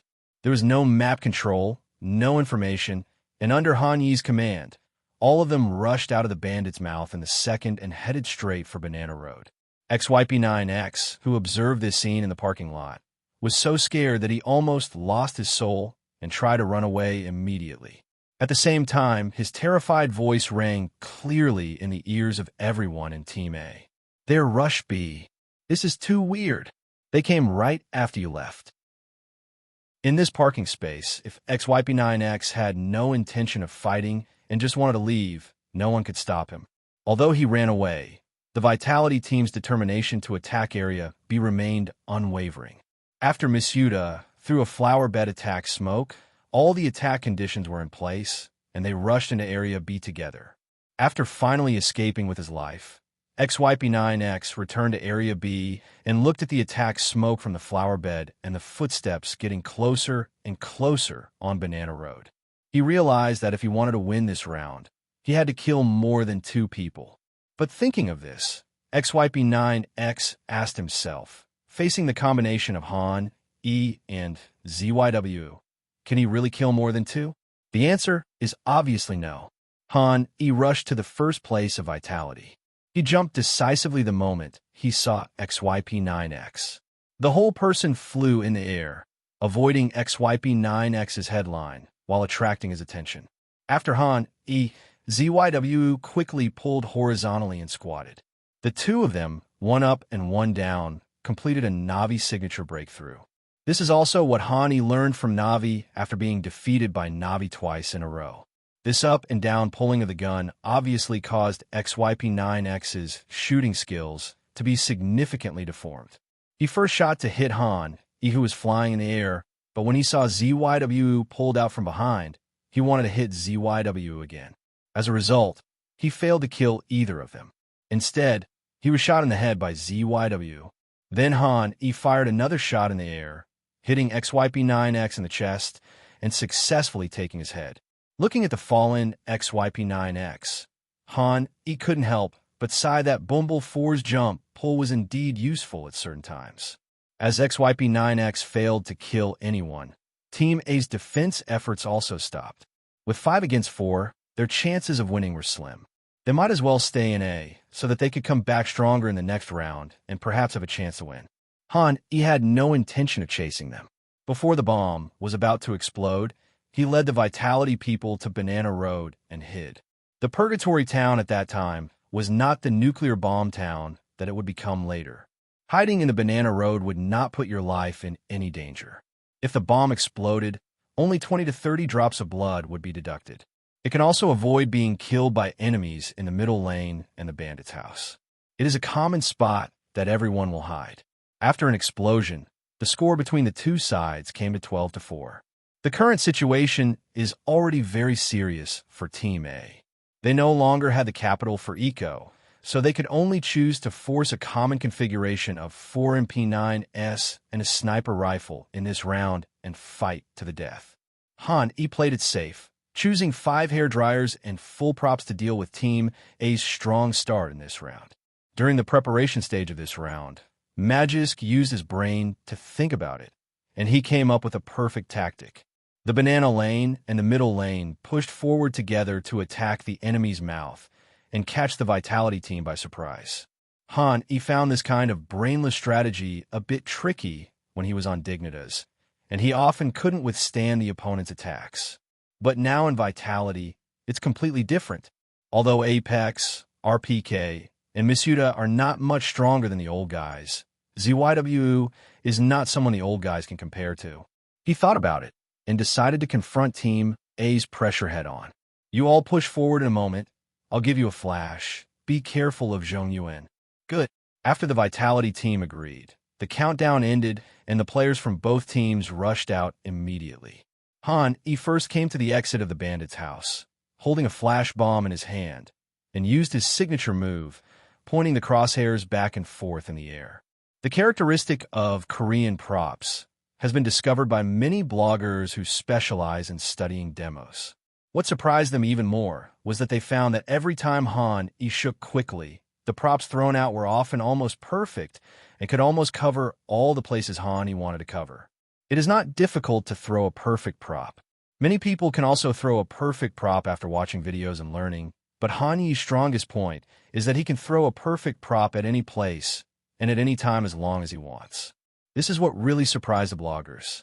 After being surprised, they made a video of Han Yi's props and posted it online, which made Han Yi's feature further known to more audiences. Recently, Korean props have evolved into a unique symbol of Han Yi, just like Kenny's speed and Nico's pre-aiming, which are his unique characteristics.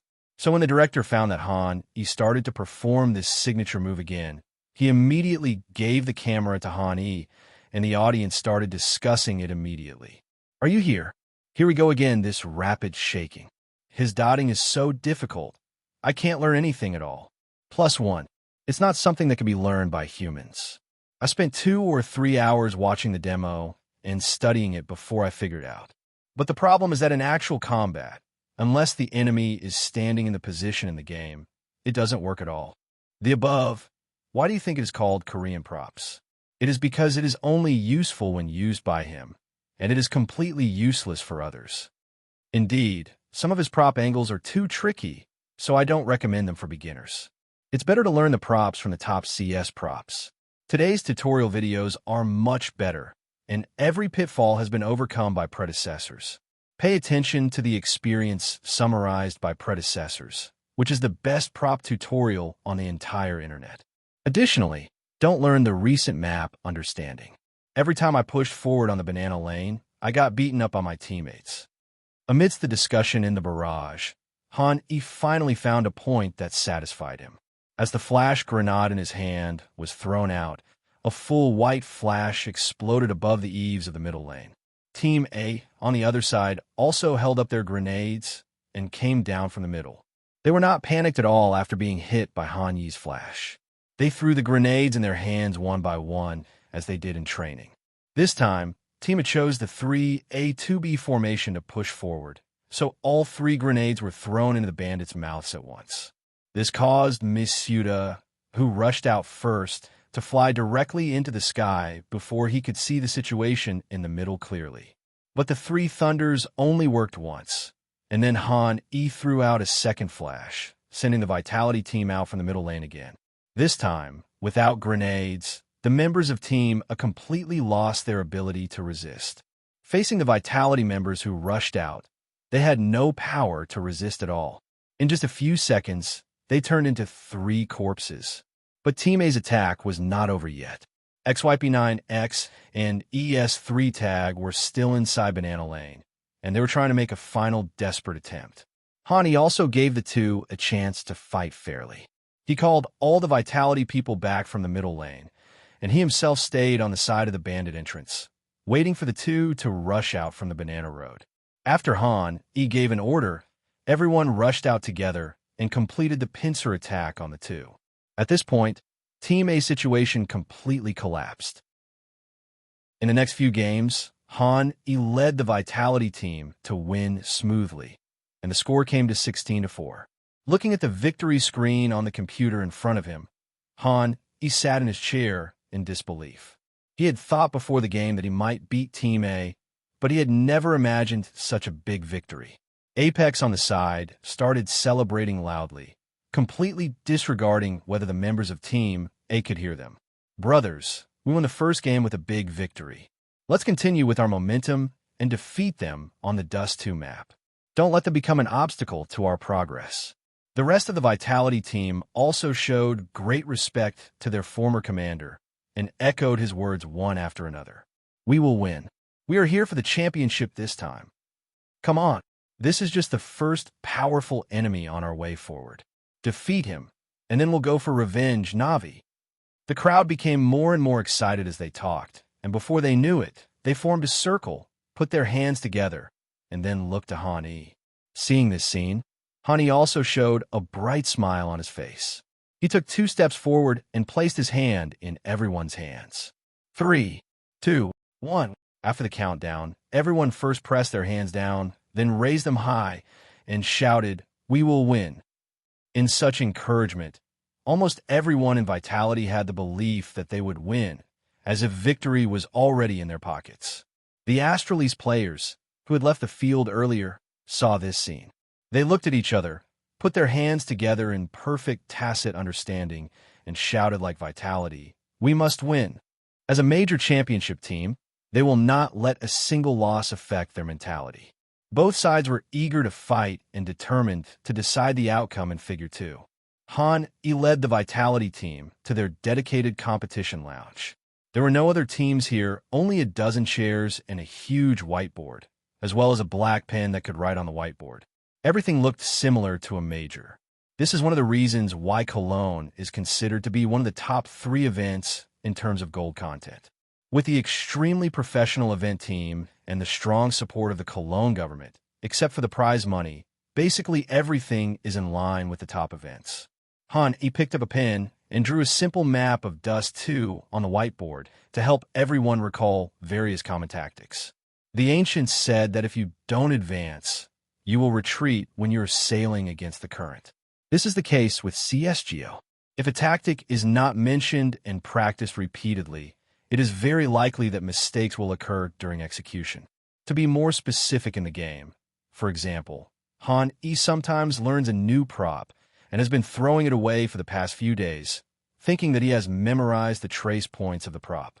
But if he didn't throw the prop for a few days when he remembered to throw it again, Han Yi would be surprised to find that he was a little unsure about the point where he should draw the prop. The same is true for tactics.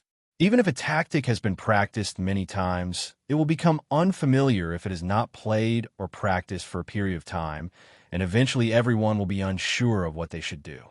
In order to avoid this from happening, Han Yi could only mention it repeatedly to improve everyone's proficiency. After explaining all the possible tactics that might be used in a while, half of the halftime break had passed. Han Yi put down his pen and let everyone rest. As the saying goes, work and rest should be balanced. If he takes up all the rest time, everyone will not get enough rest, which may lead to a lack of concentration, which is very fatal for an FPS game. Then Han Yi walked out of the lounge and came to the corridor. He wanted to find a quiet corner to think about some tactics for the next game. But he didn't expect that instead of finding a quiet corner, he met an acquaintance at the end of the corridor. Magical. I saw him sitting on the ground, with a sad look on his face, his head lowered, staring at the floor in a daze. It wasn't until Han Yi approached that he noticed something, and a hint of embarrassment appeared on his face. When he looked up and saw Han Yi, the embarrassment disappeared and was replaced by confusion. "You won 2-Yi and you're still in a bad mood?" Han Yi didn't respond, but was a little confused. Losing just one match shouldn't be that serious. You've already won so many championships. Look at the worried look on your face. Even Nico got eliminated so many times in the majors, but he didn't look like you. As Han Yi finished speaking, Nico sneezed without warning in the players' lounge not far away. Then, facing the concern of his teammates, he shook his head to indicate that he was fine.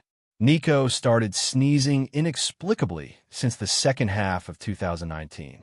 He went to see a doctor, but the condition couldn't be cured, and he didn't look like he was sick. So far, he hasn't been able to find the cause, but he just feels it's a bit strange. Magisk on the other side did not respond to Han Yi's words.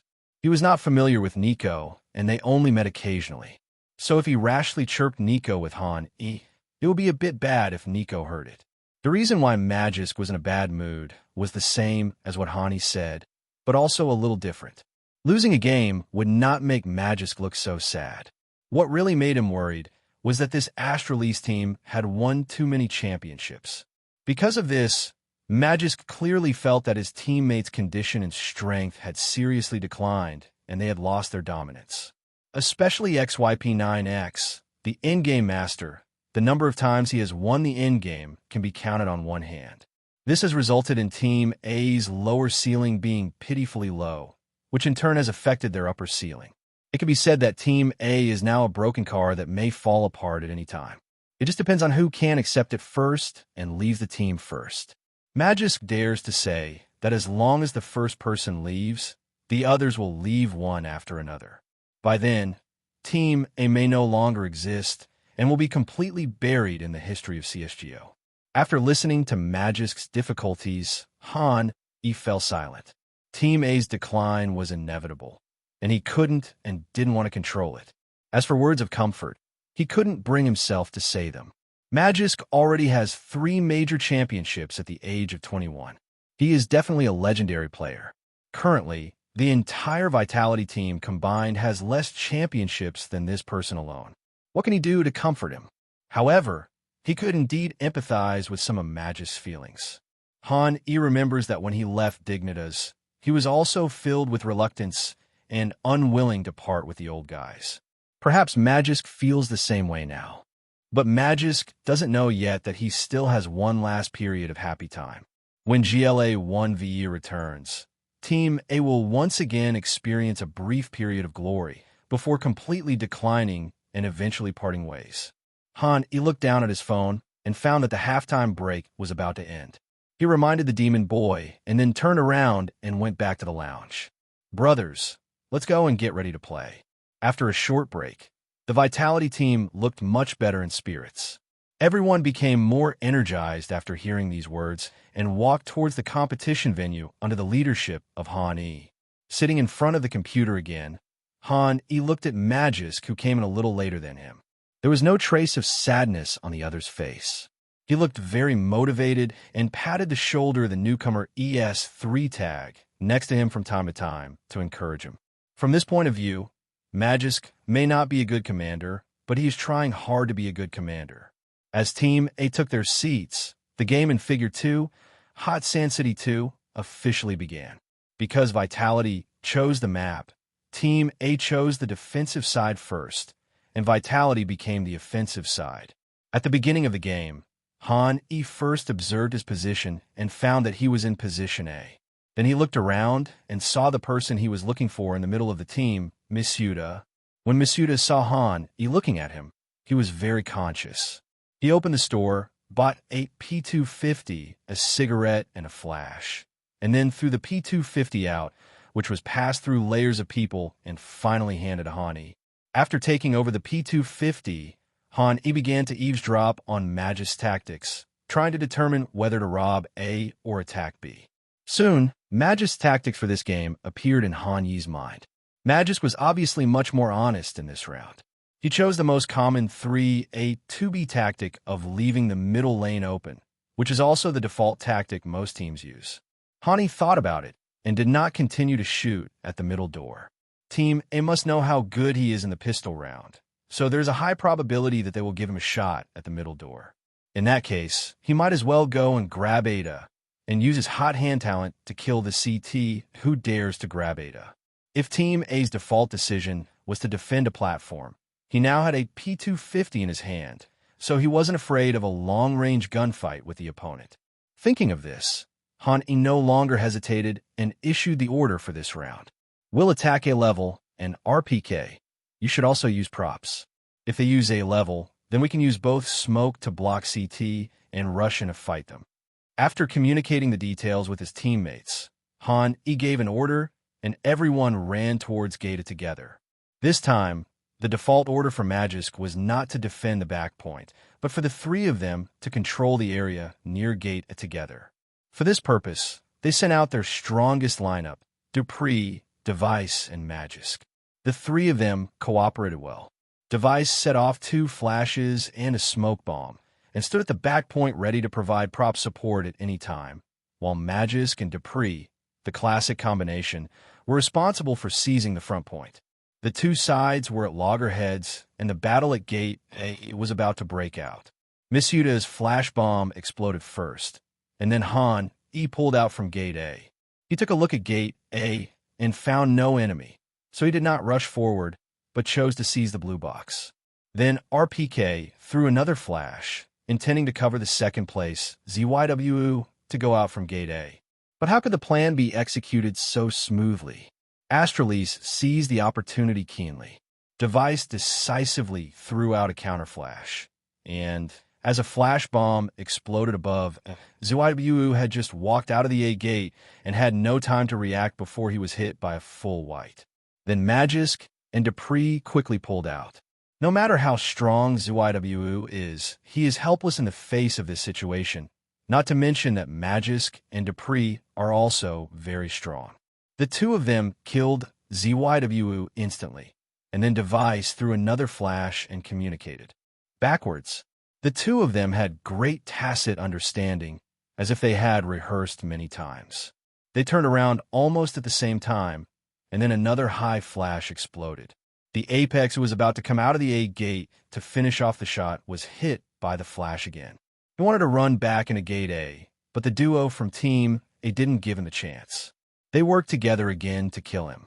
In this round, Team A finally showed their strength and used a perfect pistol round to defeat Vitality and kill two of them. But there was no joy on the faces of Magisk and Dupree. Instead, they stared at the blue box with serious expressions. Killing ZYWU in the pistol round was not something they should be happy about, because the most terrifying man in the pistol round was still alive on the field. While Magisk and Dupree were carefully guarding against the blue box, the barrage also began to discuss at this time. I bet 50 cents that Hai is not good at playing this map, does too.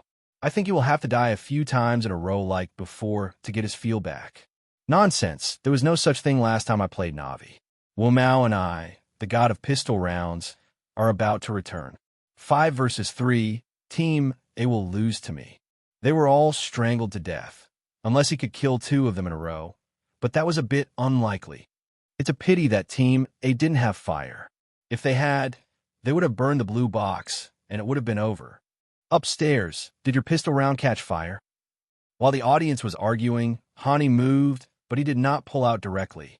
Instead, he chose to peek, starting from Pit A, and peek in the direction of Pit a little by little. The first enemy he peeked at was Magisk, who was standing in the middle of the road and trying to get closer to Pit A. Magisk saw Han E first because he was closer and bigger than him. Without thinking, he fired a shot decisively, but Han Yi's peek was very small, so his shot failed to hit Han E and instead exposed his own position. The next second, Han E pulled hard, and from Magisk's perspective it seemed as if he hadn't even stopped yet, and he fired a shot. You can imagine how fast the shot was. Magisk had no time to react. He only heard a muffled sound and looked at his screen to find that his character had fallen backwards. He had no time to marvel at Han Yi's marksmanship, because from his death perspective, he could clearly see that Han Yi had returned to the blue box and started peeking in the direction of Dupree again. Careful! Magisk's reminder rang in his ears.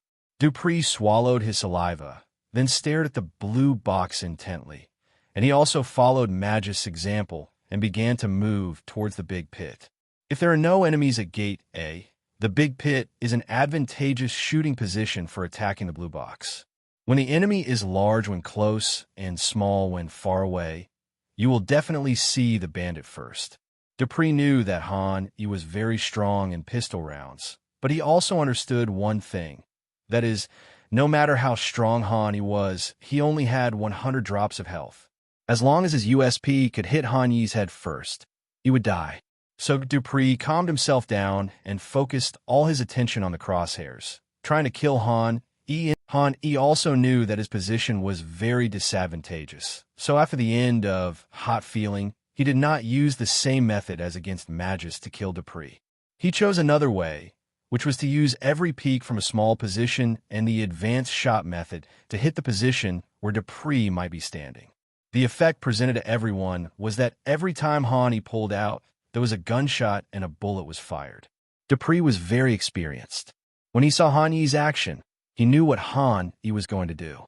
While he was calling Device to help him set up the A gate, Dupree squatted down to avoid Han Yi's headline and continued to move while squatting to maintain the advantage in gun battles. Everything was going according to Dupree's plan.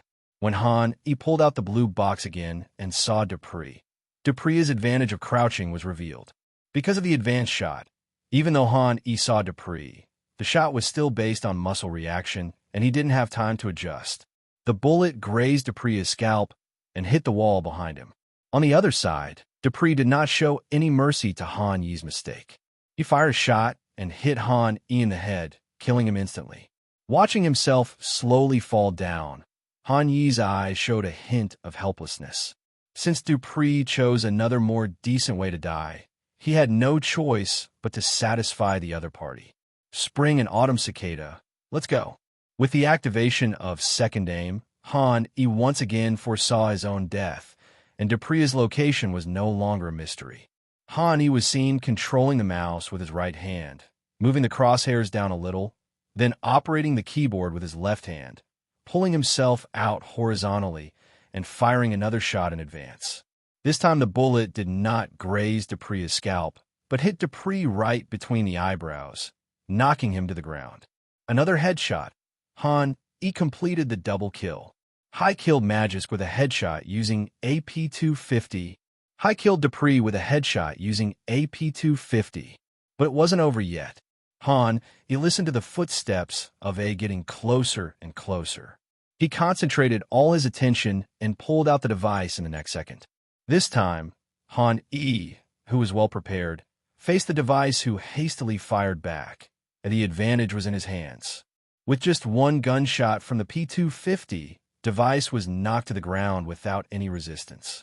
As the kill icon in the upper right corner lit up again, the number of victims had now reached 3. Hai killed Device with a headshot using AP-250. 3 heads in 3 shots. 2 kills that the audience couldn't understand at all, proclaiming that the god of the pistol round is still exerting his power. Han E exhaled lightly and spoke. "Come out, I've killed them all." RPK and Misuda, who had been waiting for a long time, quickly walked out of Gate A, and then threw 2 smoke bombs, one in front and one behind, and threw the most traditional CT smoke, blocking the CT side, and then the 3 of them advanced towards area together. When Han E led RPK and Misuda to approach the blue car, the duo in the B area of Team A suddenly started to mix smoke, causing the blue car to crackle for a while. Han E counted the bullets, and when the opponent stopped attacking, he immediately directed RPK and Misuda to pass the blue car. But when the 3 of them were halfway through their journey, the duo from Team A started smoking again, and they showed a wave of Denmark's core technology.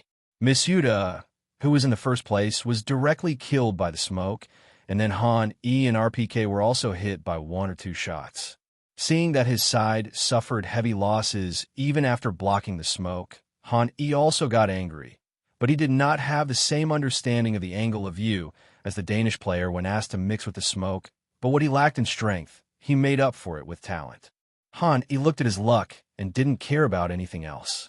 He just shot randomly at the back of the smoke bomb.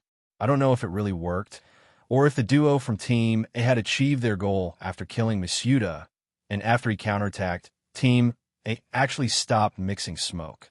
Seeing this, Han E also breathed a sigh of relief and took this opportunity to quickly bring RPK to the A site to plant the bomb.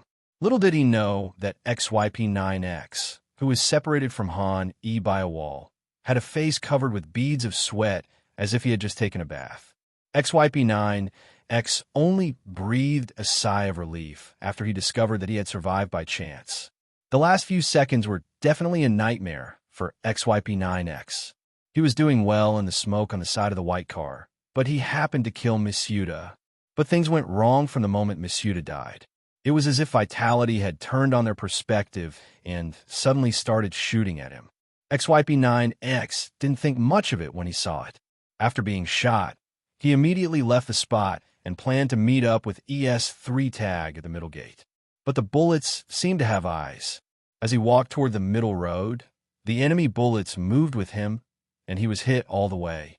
If it weren't for the high damage attenuation of the pistol over distance, he would probably have been killed by Han E before he even reached the middle road. However, they did get to the position, and then XYP9X, who was low on health, took the initiative to pull the gun line to ES3 tag, and the two planned to return to defend a area from it together. On the other side, the two Vitality players had already planted the bomb. Hani asked RPK to go to the A pit while he stayed on the A slope.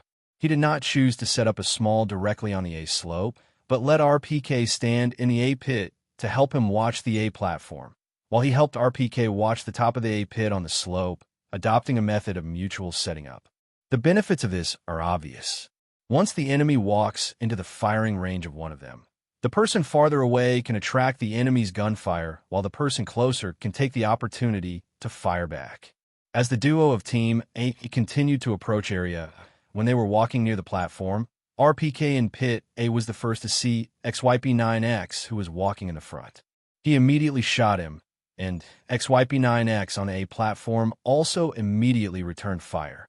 Listening to the gunshots ringing beside their ears, everything was just as Han E expected. XYP9X and ES3 tag's attention was attracted by RPK. Then Han E suddenly loosened his pace and rushed out from the slope. XYP9X and ES3 tag's attention was attracted by RPK. They never thought that there was another Laolu hiding nearby. Caught off guard, XYP9X was shot dead by Han E. The remaining ES3 tag was in a better situation. XYP9X's death gave him the opportunity to shoot, but ES3 tag's shooting skills were a little worse than those of the other members of Team A. His shot only hit Han Yi's chest and failed to kill Han E instantly. Han E also seized the opportunity to put pressure on ES3 tag. After the two sides fired 2 or 3 shots at each other, Han E was slightly better and killed ES3 tag. Hai killed XYP9X using P250. Hai killed ES3 tag with a headshot using AP250. With the deaths of these two, Hani once again achieved a pentakill in the pistol round in a professional competition, putting an end to the controversy in the barrage just now. Playing the machine also starts with a formulaic exclamation. Why is it him again? He first killed the Demon Man and Adu with a gun technique that no one could understand. Then, using RPK's cover, he made 9E and ES3 tag let down their guard. He then suddenly swooped in at the end, finishing off the team and getting a pentakill. He had Team A completely spinning in circles. Hai's explosive power is too strong. I think this is why everyone likes Hani. He's the kind of player you fall in love with at first sight. He has a calm mind and incredible explosive power. It's hard to imagine these two qualities appearing in the same player. I've mentioned his ID multiple times today, but I still have to say that Hai is the absolute core of Little B's and the brains of the team. Along with ZYW, the two of them push Little B's ceiling extremely high. Hai really achieved the goal of not making a sound or not making a sound in the pistol round, either not killing anyone or killing them all. So cool, calm command, perfect timing, this is Hai. I thought ZYW was down and Vitality was finished, but he stood up again in the pistol round. You can always trust him in a pistol round. I don't know how Team A will fight back when Little B uses dual snipers. This pentakill breaks all doubts. Who said Han Isha couldn't kill people in the second opening? After the pentakill, Han E simply cleaned up the battlefield, and then the next round began. Without any further ado, he directly picked up an AK and threw it to ZYW. Everyone was stunned by his performance, even ZYW himself. They had never seen anyone give guns to teammates after getting a pentakill in a pistol round. As the commentator playing the machine, he naturally noticed this detail first. What's going on? After Han, he got a pentakill. He gave ZYW an AK? Guys, I've never seen a player like this before. Do you know there's a TikTok user called Forsaken himself? Everyone used to call him the best CS player. Then a while ago, I played a solo match with him and beat him. Since then, the community has started calling Han Sheng. I didn't take it seriously before, thinking it was just a title, but now I see he's truly a saint. After playing with the machine, More and more viewers noticed this detail, and for a while the name Han Sheng was everywhere in the barrage. Han Sheng, crying, crying, crying. With teammates like Han Sheng, our little bees will get better and better. I'm so touched. It was fine when Apex was calling the shots. Previously, when Alex was calling the shots, ZYW wasn't even treated like a human being and was even drained of life. How could Han Sheng get a pentakill at the start and even give Defanchu an AK? Han Sheng sacrifices himself for others. He may not be the best player, but he's definitely the best teammate. That's Han Sheng. That's his reputation. While the comments were praising Han E, he himself was not as great as others thought. He looked at the same points +1 in front of him and nodded with satisfaction, while also encouraging ZYW. Don't let the AK I gave you down. Of course, Hani also thought about exploiting a bug and giving out AK and then taking it back. But the system has obviously taken this into consideration, and the same points will also be taken back synchronously, so there's no way to get a bug. If you want to obtain the attributes, this AK can only be used by people other than Hani. ZYW had obviously never been trusted like this before, and he felt unworthy of taking it. He wanted to return the AK to Hani, but Hani shook his head left and right, expressing his refusal and refusing to accept it no matter what. In desperation, ZYW had to take the AK and gave Han Yi a hairdryer. In the next round, under Han Yi's command, Vitality hit A in the middle speed. ZYW used this AK to kill 3 people in one breath. The remaining 2 were killed by RPK and Misuda. Vitality played a perfect 0 for 5. Then came a third game. Team A as CT did not have enough money and had to choose Eco again. Han E chose to attack the middle lane, blocking one side of the police station with 2 smoke screens, and adding another smoke screen outside B, extending the attack area and hitting a 32 clamp B. XYP9X and ES3 tag naturally couldn't withstand such a fierce attack with only pistols. XYP9X played to his limit and replaced Han E, who was in the first place, but ZYW defeated both of them in one go. Then, facing 3 people returning to defend, ZYW killed 1 more, and the other 2 were killed by Apex's unreasonable smoke rush. Vitality took turns to play, and everyone's touch got hot in the first 3 games. Han E also struck while the iron was hot and activated encouragement to improve everyone's condition. Then the 2 sides came to the first rifle round, which was also a crucial round. Han E decisively called the first tactical pause of this game. The reason was simple. He wanted Magis to think carefully about the tactics to ensure that he could win this game smoothly. Then he concentrated on waiting for the results of Magic's thinking. Magic on the other side was indeed thinking, but not much. As a non-professional commander, this was the only condition he had. After thinking for more than 10 seconds, Magis decided to choose a 3-person center lane in this round, with 2 people guarding the A small double frame B1, and 1 person observing the A small close point at the middle door to prevent the double frame from being stolen. As for A, let it go for now and focus on ensuring control of the middle lane. This tactic is a conservative and unconventional one, with some changes in formation, but not much. It is obvious that they have been frightened by Han Yi's ability to break the unconventional tactics. But Han Yi plays unconventionally. He never cares how conservative a person's tactics are, but rather how well he uses his brain.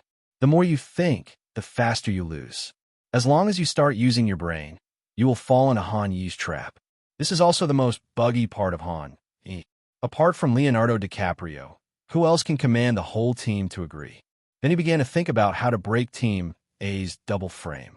Han E quickly came up with an idea. He died in the previous round, so he had nothing in his hands. He simply sucked the blood of his teammates and asked them to use a sniper rifle. Then Han E asked everyone to go to B2 and wait for his next instruction. Although everyone didn't quite understand why Han E arranged all this during a tactical timeout, basic trust had been established through the games during this period, and they didn't raise questions like they did last time. As the countdown for the preparation phase ended, everyone in Vitality ran towards B2 together. After getting close to B2, Everyone walked silently to prevent leaking more information and being heard by the enemies in Area B. He did not stay in B2 with everyone else. He slowly moved to B1 with a sniper in his hand. His target was very clear from beginning to end, which was the enemy on the A small double frame. A tactical pause gave him a clear view of the entire map. As long as the enemy did not leave, the CT on the A small double frame was already a dead man in Han Yi's eyes. In fact, A's device had no intention of leaving. He didn't have the money to snipe in this round. But because of this, he thought the opponent would not defend against the double frame. He didn't seek to kill the enemy in this round. As long as he could injure the enemy, it would be a small profit. Just when Device was making his own calculations, Han Yi moved. He pulled the trigger suddenly and fired a shot.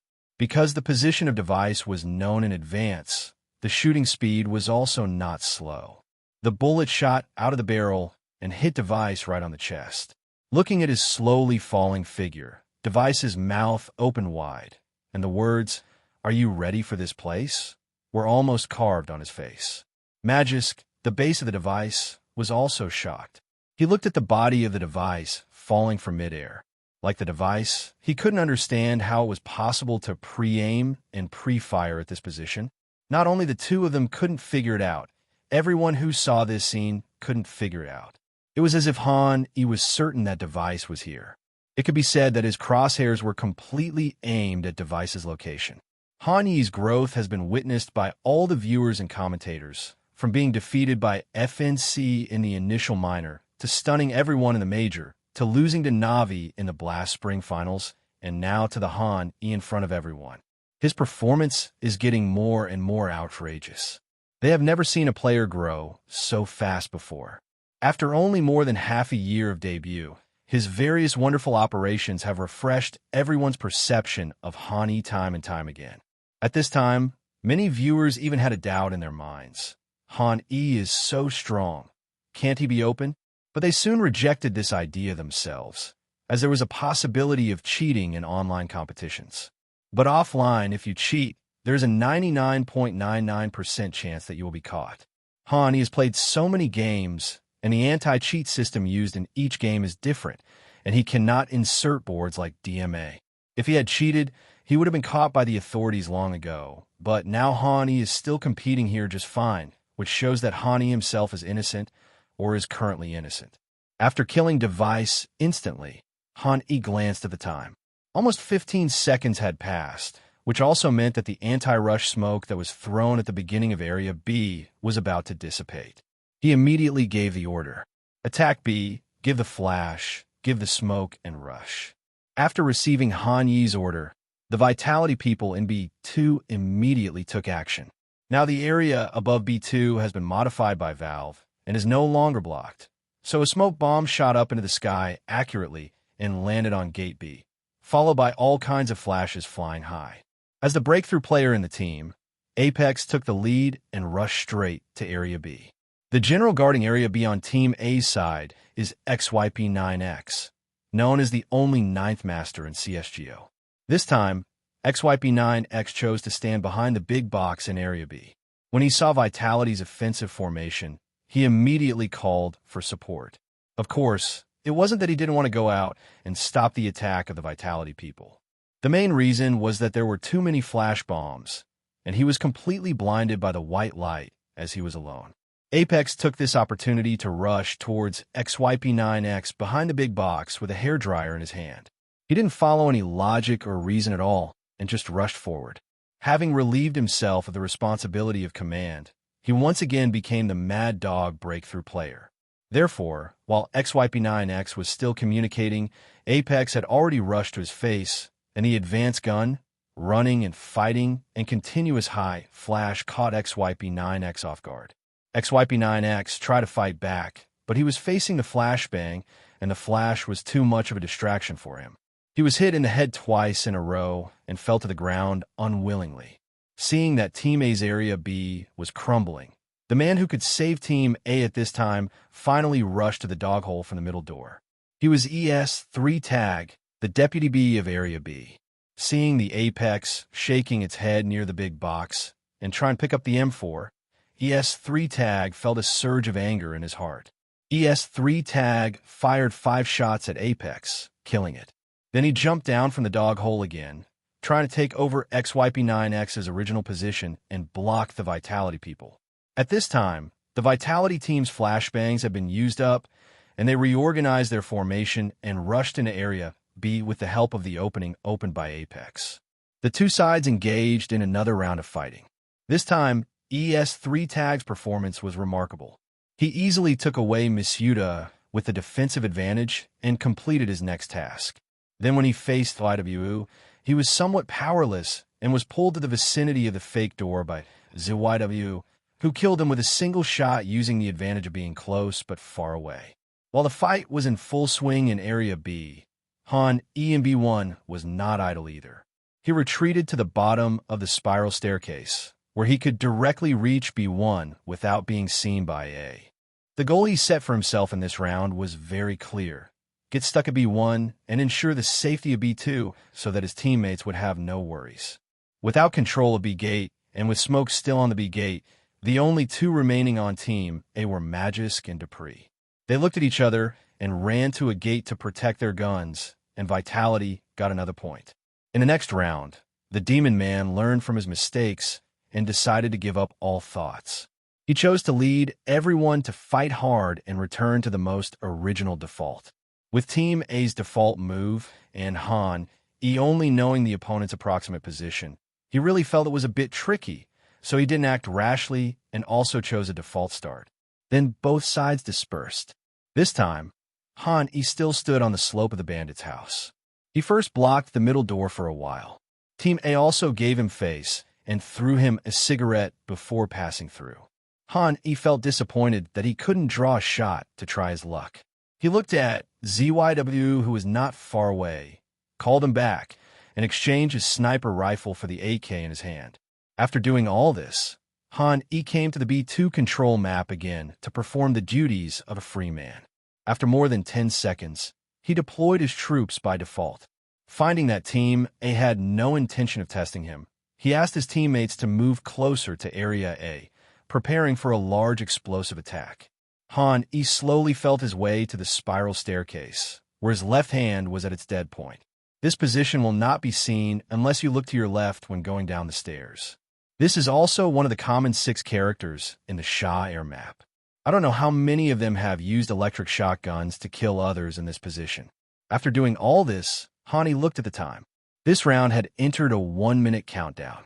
He no longer hesitated and immediately ordered the Vitality team to launch an attack on Area A from Base A. After the previous battles, Magisk was already scared by Han Yi's wave of attacks. When he heard Vitality A's big bomb, he had almost no hesitation and immediately transferred all the available personnel to the A area. Of course, he also took into account the possibility that Vitality would pretend to attack A area and actually attack B. So he asked XYP9X not to return to defense directly from outside B, but to go through B to ensure that there was no one in B. XYP9X also followed Magisk's instructions and carefully took a look at B2. After confirming that there was no one there, XYP9X reported the important information, no one in B2, to Magisk. Then he cut out the knife, jumped to B1, and went straight to A. After confirming that B1 and B2 were unobstructed, Device in the middle lane, and ES3 Tag in the secondary, B also walked out of the middle door, came to the middle lane, stepped on the Xbox in the middle lane, and returned to the A area from A. Everyone on Team A thought they had done a perfect job in returning to defense, but they didn't know that there was a pair of dark eyes at B1 who witnessed the whole process. After counting 3 people, Han E thought about it in his mind. At the beginning, there were 2 people in Area A who defaulted, and now there are 3 more. There shouldn't be more people, so he also started his own action. He asked his teammates in front to increase their firepower and attack fiercely, while he quietly jumped up from the Xbox and then moved forward along A. Team A had no idea that Han E would arrive so soon, or perhaps they had fallen into a state of inertial thinking. In the past, every time Han E attacked, he would charge in a battle with the Vitality team and rarely acted alone. This made them forget for a moment that Han E was not just a commander, but also had the responsibilities of a free man. When Han, he was crawling in the dark of A, ZYW also put enough pressure on Team A from the front. He stood directly in the A pit and killed Dupree, who was trying to observe the information of A on the A platform with one shot. This caused Team to focus all their attention on A big. When Han, he finally climbed up the stairs from the dark A small, he was faced with 4 defenseless backs. He did not rush to shoot, but instead selected a target that was the farthest away before pressing the left mouse button. With a gunshot device, who was standing behind the second box on platform and was about to throw a defensive smoke, was startled by the sudden headshot feedback and became another victim of Han E after Rops. After killing device, Han E did not choose to continue killing the distant enemy, but instead aimed the crosshairs at ES3 Tag right in his face. ES3 Tag obviously didn't expect Han E to come so quickly. He was startled and turned around quickly, but it was too late. Han Yi's bullet had already hit him, killing him. After killing 2 people in a row, the other members of Team A also reacted and shot Han E, the surprise, into a hornet's nest, but it was too late. Team A, which originally had only 4 people left, was attacked by Han E again, and the number of people was reduced to 2. Then they will face the fierce bombardment of the 4 little bees, and it can be said that the outcome is already decided. When the player saw Han E release XYP9X on B1, he was completely amazed at Han Yi's boldness, but when he saw Han E release 3 in a row, he had no idea how to describe this player. It seems that the ID High was born for big scenes. F***K guys. He released 3 people in one go, and now he's heading towards A. Do the people in Team A realize that there's someone following them? Device, XYP9X, turn around. No, they didn't realize that Device fell down. Crying voice. Even ES3 Tag is down. As the Vitality team launched a fierce attack, the desperate voice of the player Robochan rang out in the ears of every spectator. Team A is finished. I can't imagine how dark this person's heart is. How could anyone dare to let 3 of them pass? This first-person perspective gives people chills down their spines. Seriously, I even looked behind me to make sure no one was following me. This device was almost frightened to the point of flying. The list of high victims has been expanded to include another person. Rops will definitely have endless topics to talk about with Device. With the loss of this round, Team A completely slid into the abyss. Everyone's mentality became worse and worse, and even their shooting skills became distorted to a certain extent. On the other hand, everyone on Vitality's side performed exceptionally well, with Team A generally performing poorly and Vitality performing exceptionally well. The balance of victory quickly tilted towards Vitality. The score between the 2 sides in the first half was also fixed at an astonishing score of 13-2. 1 part father's love, 1 part mother's love. At the same time, Han E finally completed the accumulation of Saint points and pushed his reaction to 100. However, it seems that it is no longer necessary. Vitality became even stronger after coming to CT and did not give Team A any chance to attack at all. The dynamic defense was demonstrated to the fullest in Han Yi's hands, and Team A was sent to the police station 3 times in a row, completely ending the game in Map 2 and stabilizing the score at 16-2. The 2 big wins also made the audience and teams around the world see the weakness of Team A. After losing GLA 1VE, they completely became a bottom-tier team. Although the team they defeated was not the complete Team A, when a victory appeared in front of Han E, he was still filled with joy. He was once overwhelmed by Team A and FNC, but now Han E defeated them one by one. He will move forward step by step on his own path to pursue his dream of becoming a champion.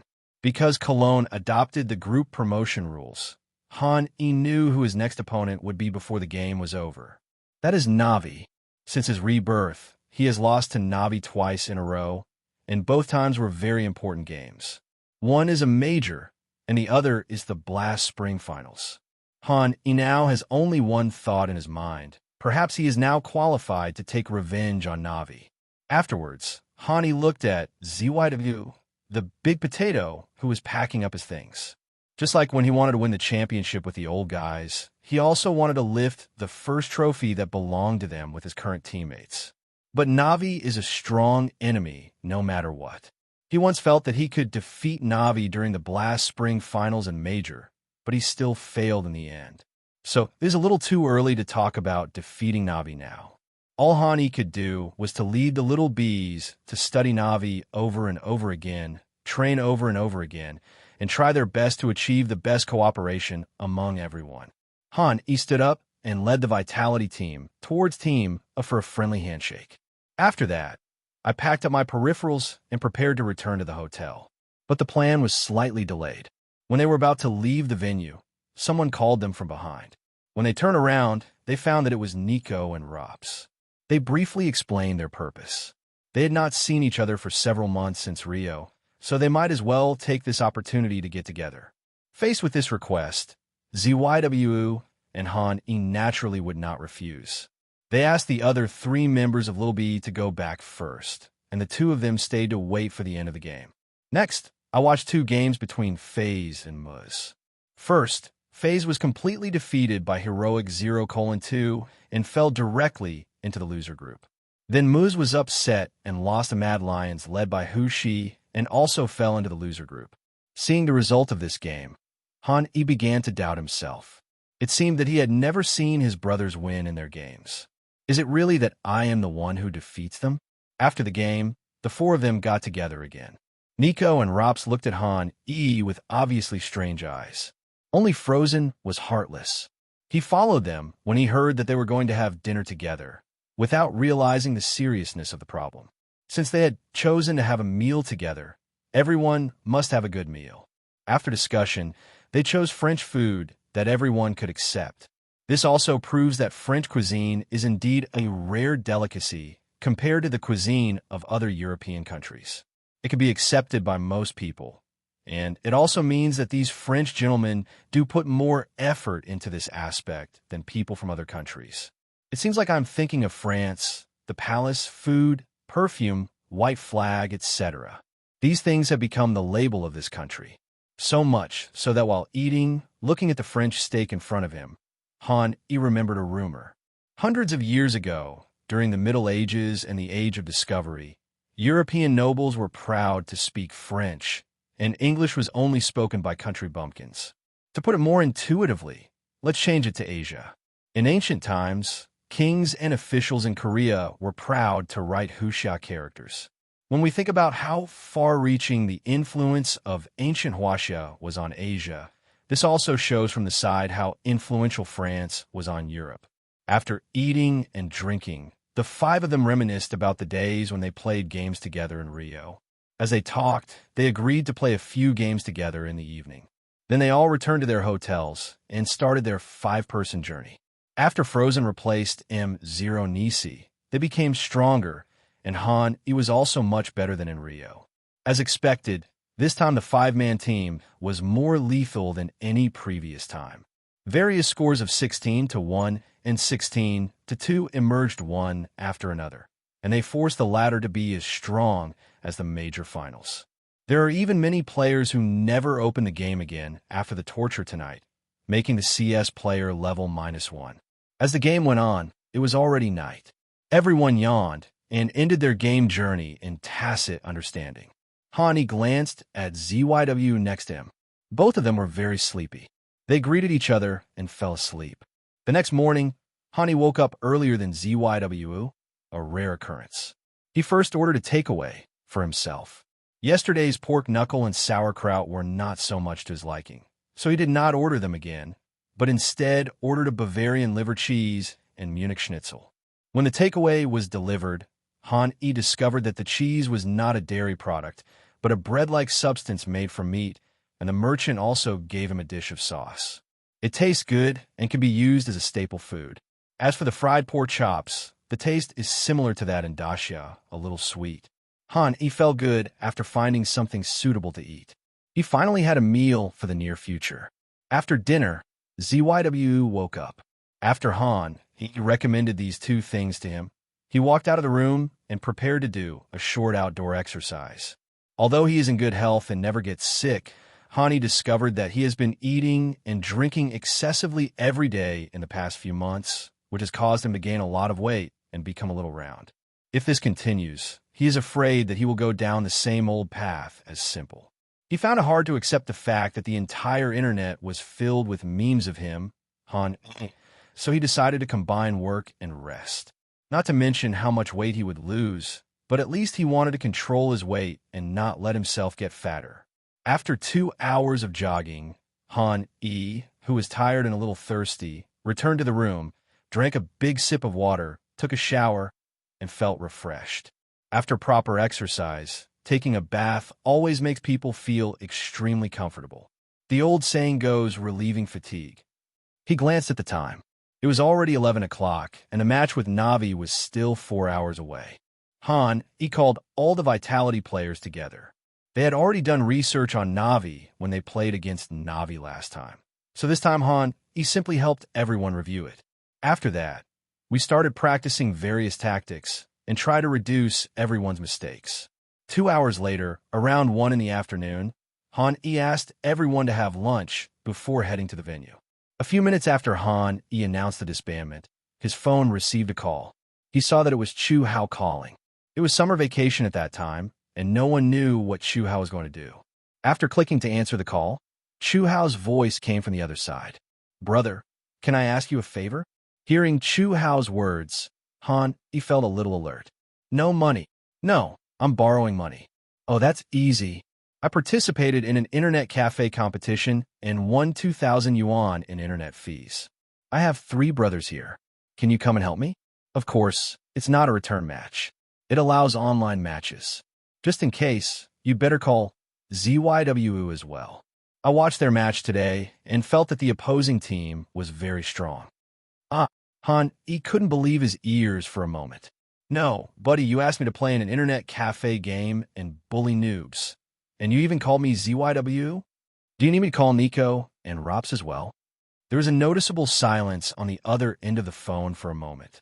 Just when Hani thought he realized how outrageous his request was, he heard Chu Hao excitedly speak again. "You have this connection. Why didn't you tell me earlier? I'm going to get those 2 out of here right now. Call Nico and Rops along, and the 5 of us will definitely win the championship this time. Go away. You're so beautiful." "Dude, I'm serious. If you have nothing to do, come and give it a try. Then I'll tell you later."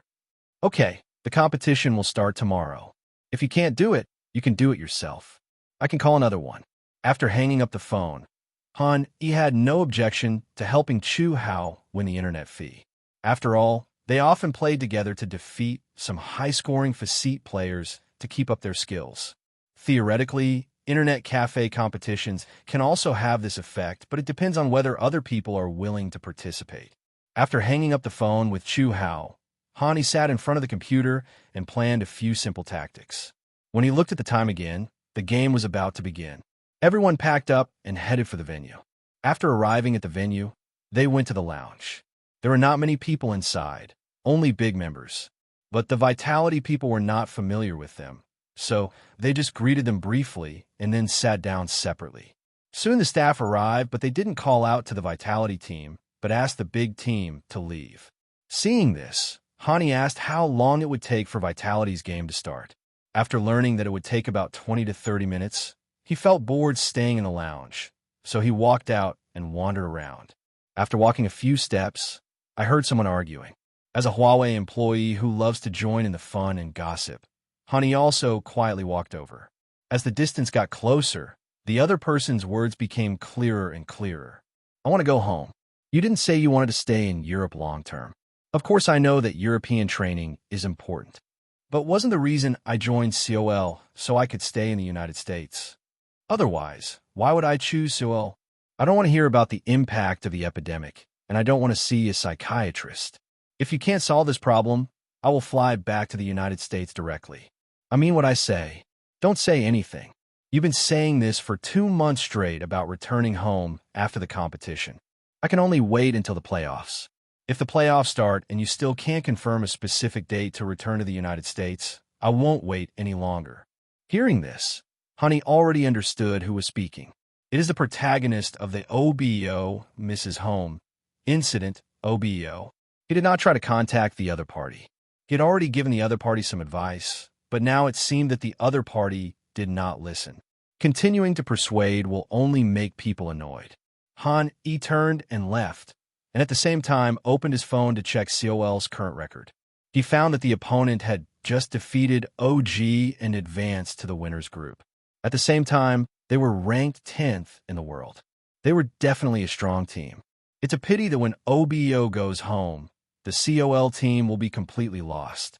I don't know which team will get the advantage after COL advances. It's almost a guarantee of qualification for the semifinals.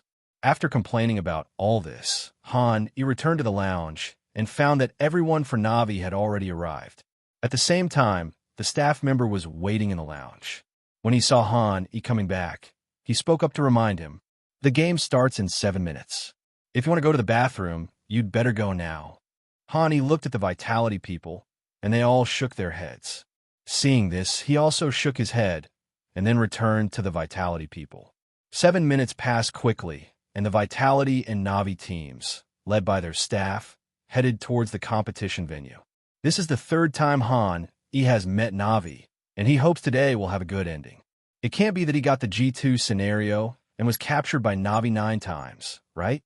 After entering the venue, we entered the Bampic stage.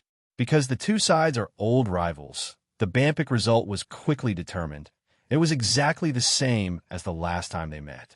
Figure 1, Inferno, Purgatory Town. Figure 2, Dust 2, Dust 2. Figure 3, Mirage. Han then briefly shook hands with Bumble 4, and both returned to their respective positions and informed the others of the Bampic results. Map 1, Helltown, is the map selected by Na'Vi, so Han chose to start as CT. After a brief debugging and warm-up, both sides officially entered the pistol round. On the CT side, Han had no intention of misutang bloodsucking. After sensing that Bumble 4 chose a default at the beginning, he also chose a 3A2B default. Then Han let out a long sigh, and his expression became serious. He didn't want to be defeated by Na'Vi for the third time. Han was still guarding A1, and he handed the connection to ZYW. RPK was guarding the big pit. And as for Area B, it was the classic combination of Misuda and Apex. This time Han played much more conservatively. He was not as aggressive as last time and tried to open the game from middle.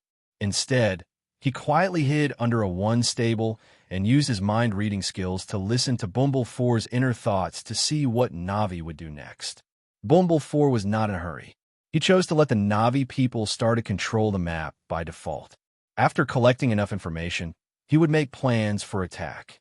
In this way, they began to test the waters slowly, and soon Banana Road and Building A2 were all taken by Na'Vi. This is also caused by Vitality's classic defensive tactics. Everyone prioritizes ensuring their own survival, and then control the map. Seeing this scene, Bumble 4 scratched his head. It seemed that in the current situation, it would be okay to attack A or B. When both options were presented to Bumble 4, he had to think hard. Considering Area B, in case Han placed a police station, which would be difficult for Na'Vi to attack, he decided to mobilize his forces and choose to attack Area A. At the same time, Han is called back Apex and prepared for a 4A defense. After more than 10 seconds, all the Na'Vi players gathered. Flamey came to the stairs on the side of the boiler room. Perfecto came to the smoke-throwing position in the middle lane, ready to throw a linked offensive smoke, while Bumble Force, 1 Impel, and Electronic as the main force were ready to kill directly from the middle lane. Immediately after Bumble 4 gave the order, a smoke bomb landed accurately on the connection, blocking Zywa's vision. Na'Vi officially launched an attack on Vitality. Bumble 4 flew out from the middle first, and once again used his signature jumping gun move. Han, who had suffered many losses, was naturally prepared. He chose to stand at the back point of A1. When Bumble 4 jumped, he fired a shot and made a wonderful shot at the level of an anti-aircraft gun. Then, under the gaze of all the spectators, Han quickly moved his crosshairs upwards and killed Bumble 4 with 1 shot. Then he quickly pressed S plus D at the same time and withdrew from A1. Flamey and S1 Impel from the boiler room pulled out at the same time, trying to kill Han E and get the kill back, but Han E ran too fast. S1 Impel couldn't see Han E at all, and Flamey, who was pulled out from the boiler room, could only fire 2 shots at Han E's back. But it is really difficult to hit a headshot from behind. Even a player like Nico could miss after 3 shots, let alone him. The 2 consecutive shots only hit Han Yi's back, failing to kill him with a headshot, forcing Han E to run back. But Na'Vi did not give up the idea of attacking. They made a prompt decision and continued the attack, determined not to let Bumble 4 die in vain. Of course, Na'Vi was not the only one moving. The Vitality team was also forming their formation. RPK chose not to move in the big pit and continued to build directly on the A2 building to prevent any enemies from flying out of the A2 building. Hani didn't go far either. He stuck close to the high box, blocking half his body distance to hold a 1 upright. He planned to fight and retreat at the same time. Whenever the enemy came, he would shoot and then continue to retreat towards the A site. Apex and ZYW have already connected and are now heading back to defend the A site. Na'Vi will soon face an A area with 4 people defending it. But the Na'Vi people were unaware of it and launched another attack. Flamey rushed out from A1, and Han E shot him in the head with another accurate shot, taking the lead. Then Han E quickly hid inside the A bun. His whole body was as smooth as a loach, making it possible for the Na'Vi people to see but not touch him. Han Yi's style of play made S1 Impel extremely angry. Seeing that his side had lost 2 people before even entering the bomb site, S1 Impel decided to take action himself. But when he pulled him out, Han E had already run away. However, another unlucky guy bumped into S1 Impel's face. RPK, who was originally on the A2 floor in the big pit, saw that no one was on the A2 floor for a long time, and saw Han E killing people in A1, so he thought of pulling out from the big pit to cover Han E. But who knew that when he pulled like this, he bumped into the furious S1 Impel. S1 Impel quickly aimed the crosshairs at RPK's head and fired a shot. With a crisp headshot, he was left with only 11 drops of health. Knowing how powerful S1 Impel was, RPK quickly dodged. Before S1 Impel could fire his second bullet, he quickly hid back in the big pit and refused to come out no matter what. By now, Na'Vi had already figured out the positions of the 2 Vitality players. In addition, the 2 core players, Electronic and S1 Impel, were still alive, so they had no intention of retreating and decided to fight to the end. The next ones to sacrifice for the team naturally couldn't be Electronic and S1 Impel. They waited there for a while, and Perfecto, who had fallen behind and thrown props, finally caught up with them and walked in front very consciously. At this point, Na'Vi's offensive formation was formed again, consisting of Perfecto, S1 Impel, and Electronic. Vitality also set up a defensive formation at this time. RPK was determined to hide in the big pit and had no intention of coming out unless it was a bomb site battle. Inside the bomb site, Han E, ZYW, and Apex were already on full alert, waiting for Na'Vi's attack.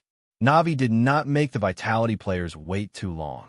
As Perfecto pressed the W key, a look of fearlessness appeared in his eyes, and Na'Vi's attack officially began. But when Perfecto was pulled out of A1 and saw the situation inside area clearly, the fearlessness in his eyes quickly disappeared and was replaced by horror. Everywhere he looked, there were people from Vitality. He immediately shouted in the voice chat, "Don't come in, it's full of people." But it was too late as S1 Impel and Electronic had already walked out of A1 out of inertia. Hearing the chaotic footsteps in front of them, Han E and RPK, who were closer, chose to take this opportunity to move out and cooperate with ZYW and Apex, who were a little further away, to launch an all-round encirclement of Na'Vi.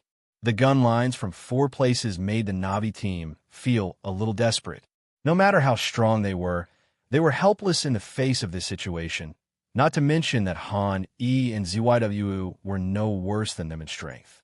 As the sound of headshots rang out one after another, the 2 sides exchanged 3 for 2.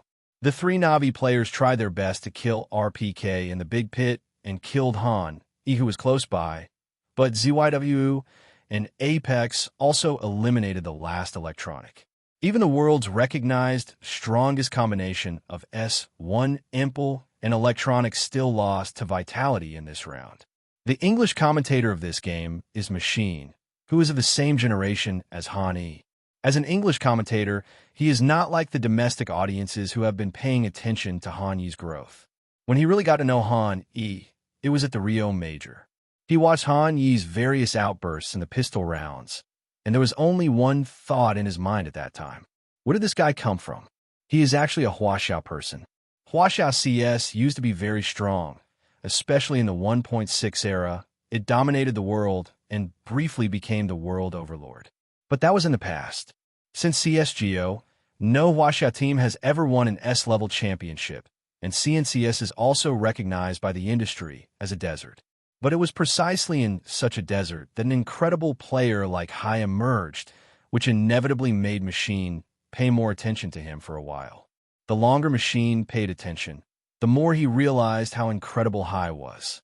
Now, several months have passed, and he has become a qualified Hai fan, and is explaining Han Yi's wonderful operation to audiences around the world. Han Yi is standing at A1. Can he realize the danger? Flamey has already reached the boiler room. Bumble 4 has started the attack. Jump and pull. OMG. Hai picked him off midair. The shot was so clean and sharp, it seemed to say no flying. Can Flamey fill in this gun? He was clearly no match for them, so why would he chase them? But Han, he didn't even leave. Flamey, who underestimated the enemy and rushed forward, also died. Before Na'Vi could even officially attack, Hai once again demonstrated his dominance in the pistol round, killing 2 people in a row. Wait, what did I see? When did Apex come back? Incredible. How'd Hai do it? How did he predict that Na'Vi would attack Area A and send Apex back to defend in advance? Na'Vi has already begun to walk into the trap woven by Hai. They have no hope. What awaits them is a 4-man encirclement. His command is like that of God, omniscient and omnipotent. This is Hai's command. No one can escape the fate of stepping into the trap. If you want to defeat him, you can only rely on your marksmanship. I think even if GLA 1VE returns, his commanding skills may not be as good as Hai's current ones.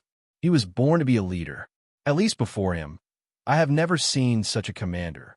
With the failure of Navi's pistol round, they can only choose Eco temporarily. Then they followed the old path of other teams, and saw Han lying in ambush near the Banana Road stone slab with an MP9. After Masuda threw a banana to counterclear the flash, Han killed 4 people in one breath. In the end, he ran out of bullets and was killed by Electronic with a headshot. He almost had a pentakill. Although he failed to get a pentakill, Brother Electronic, who was left alone, no longer had the ability to stir up trouble. He was later easily killed by a wave of cooperation between Apex and Masuda. The game then came to the 3rd round. Na'Vi still did not choose to force an attack, but chose a half-attack tactic of quickly attacking Area A. In this round, S1 Impel and Electronic began to exert their strength. First, S1 Impel used a flash to force back Han in A1, and then killed RPK in the big pit in A1 with 1 shot. Then Electronic killed Apex, who was returning to defend in Area B, bringing the number ratio between the 2 sides to 5-3. Unlike the later academic Na'Vi, this Na'Vi was never troubled by numbers. Their coordination and discipline were very average, but their shooting skills were surprisingly strong. When B1T joined the next year, a saying spread in the community: the first dad is bad, the second dad is even, and the 3rd and 4th dads will win easily. From this point, we can see how good the shooting skills of the Na'Vi members are. It's just that Na'Vi has a dual core drive, and so does the B. After all, Na'Vi just had a strong start, and their glory days were over at this point. Facing the connected Electronic brother, a 1's 1 Impel, Bumble 4, Perfecto, and finally a 2's Flamey, Han and Zuiyu did not choose to sit still and wait for death. The first one to retreat was Han, who went inside the A site. He held the flashlight in his hand and signaled ZYW to get closer. After ZYW was in position, he threw the flash bomb in his hand. Everything about this flash bomb was just right. It drew a perfect curve in the air and exploded above A1, leaving no room for S1 Impel and others to react. Then ZYW fired wildly at the three people with his MP9. Facing the three people who had lost their ability to resist, ZYW certainly would not show mercy. The only pity was that MP9's killing streak ability was limited. He only killed 2 people. When he was about to kill the third person, Perfecto had already retreated deep into the area. ZYW did not pursue rashly. He knew that if he died, Han E in the bomb site would definitely not be able to defend the A area. So he made a prompt decision and immediately returned to the A bomb site from A1. Hearing Zywa's footsteps, Flamey, who had been preparing for a long time, suddenly attacked. He wanted to take this opportunity to catch ZYW off guard. But he didn't expect that Han E had already aimed his crosshairs at building A2 to cover ZYW as soon as he threw the flash bomb.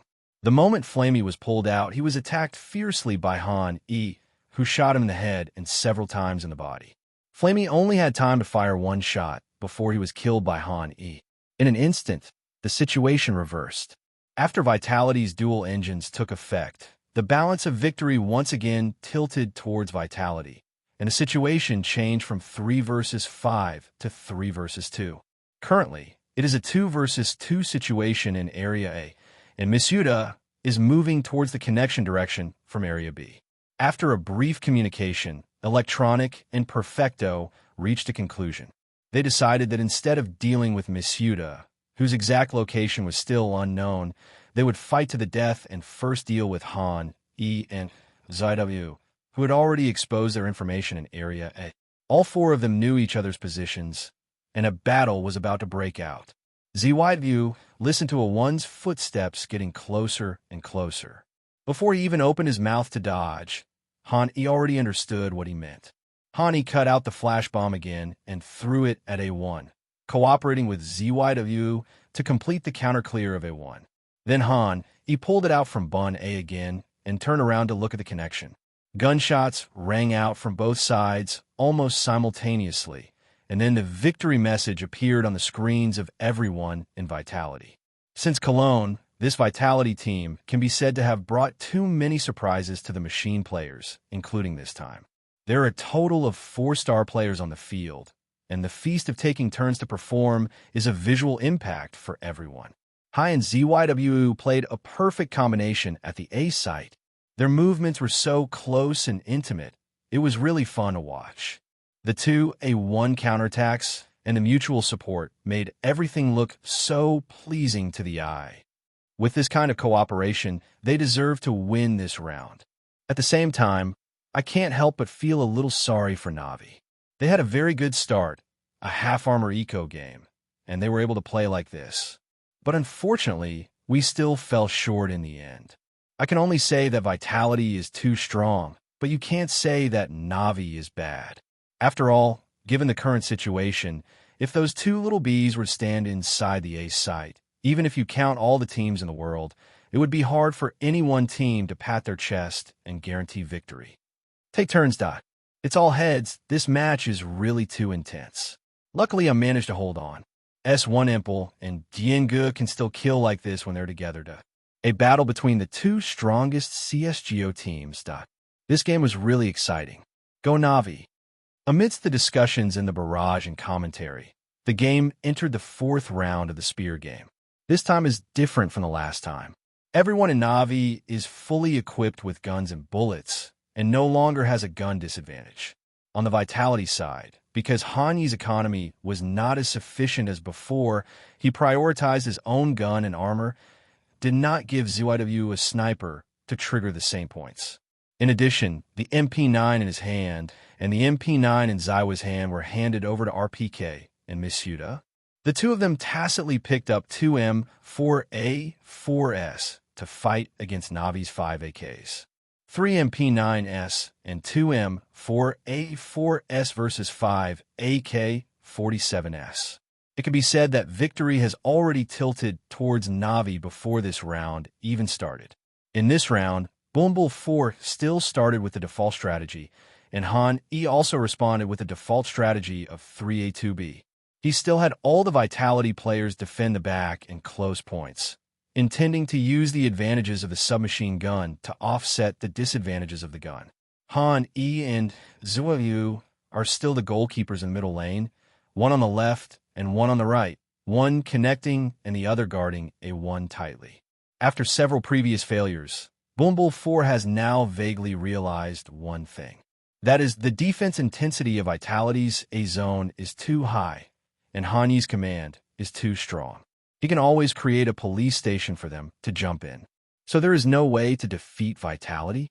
Bumble 4 couldn't help but fall into deep thought, trying to find the weakness of this Vitality team. This thought actually made him find it.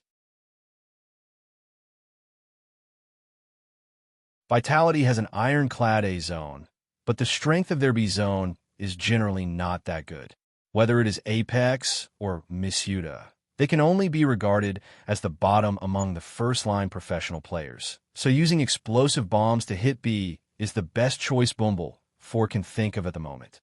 It sounds simple to use explosive bombs to hit B, but there is a problem in actual operation. That is, Han is like a dogskin plaster and always appears where the enemy attacks. Bumble 4 knew clearly that as long as he gave the order to bomb B in the last second, the next second, Han E, the dogskin plaster, will be standing in area B, waiting for them to fall into his trap.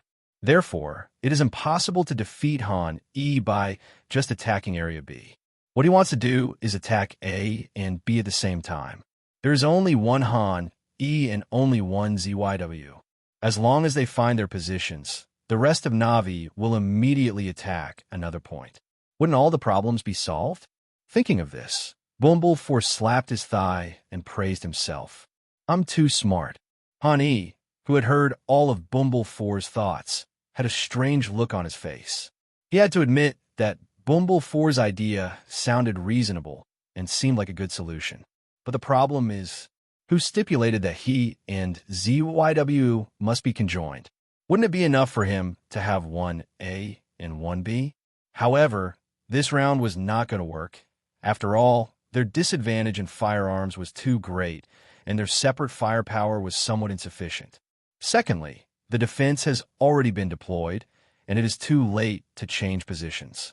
Han, he can only wait until the next round to separate the two of them in defense.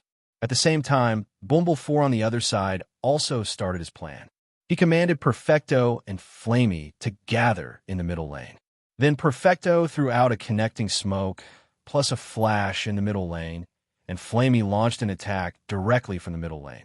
Han, he had been dodging consciously when the connection was blocked by the smoke bomb, so the flash bomb did not hit him. Then Han E threw another self-help anti-flash and pulled out again from A1. Flamey had to dodge the flash, which gave Han E the opportunity to pull out. Facing Flamey with his back to the basket, Han, he chose the most stable way and shot Flamey 5 times in a row to take his head steadily. I killed Flamey using M4A4. As Flamey died, a kill notification appeared in the upper right corner. Bumble 4 immediately ordered everyone to attack Area B. A coffin and a flower bed smoke were thrown out by S1 Impel and Electronic at the same time, blocking these two positions.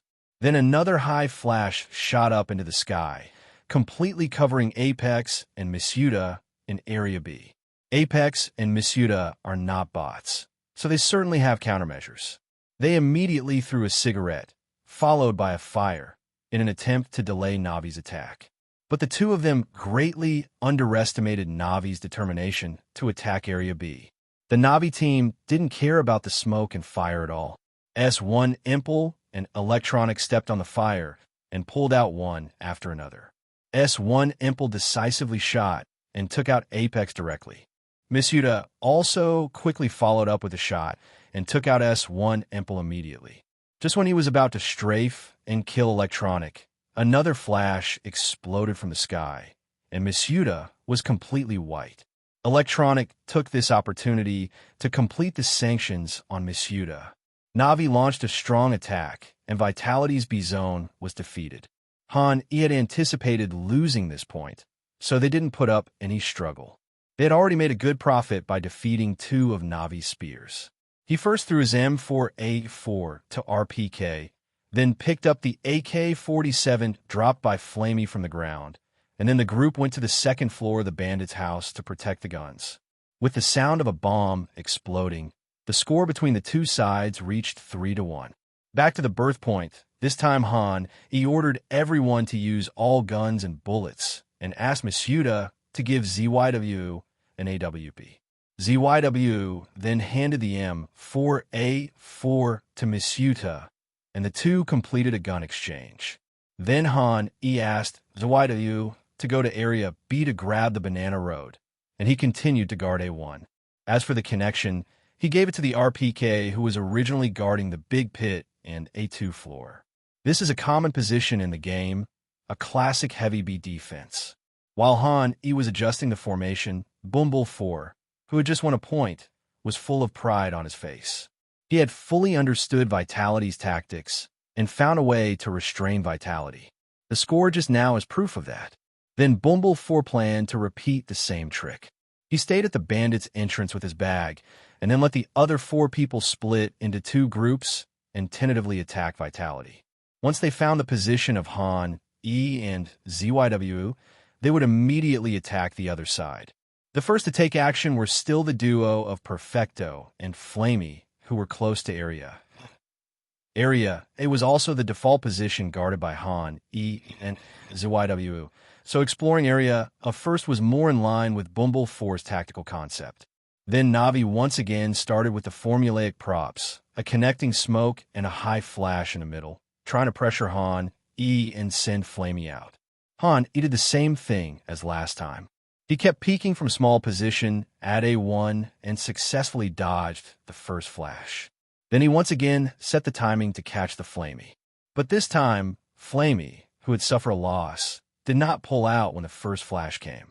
Instead, he waited for a while until Perfecto's second flash exploded above the middle road, and then he pulled out from the middle road.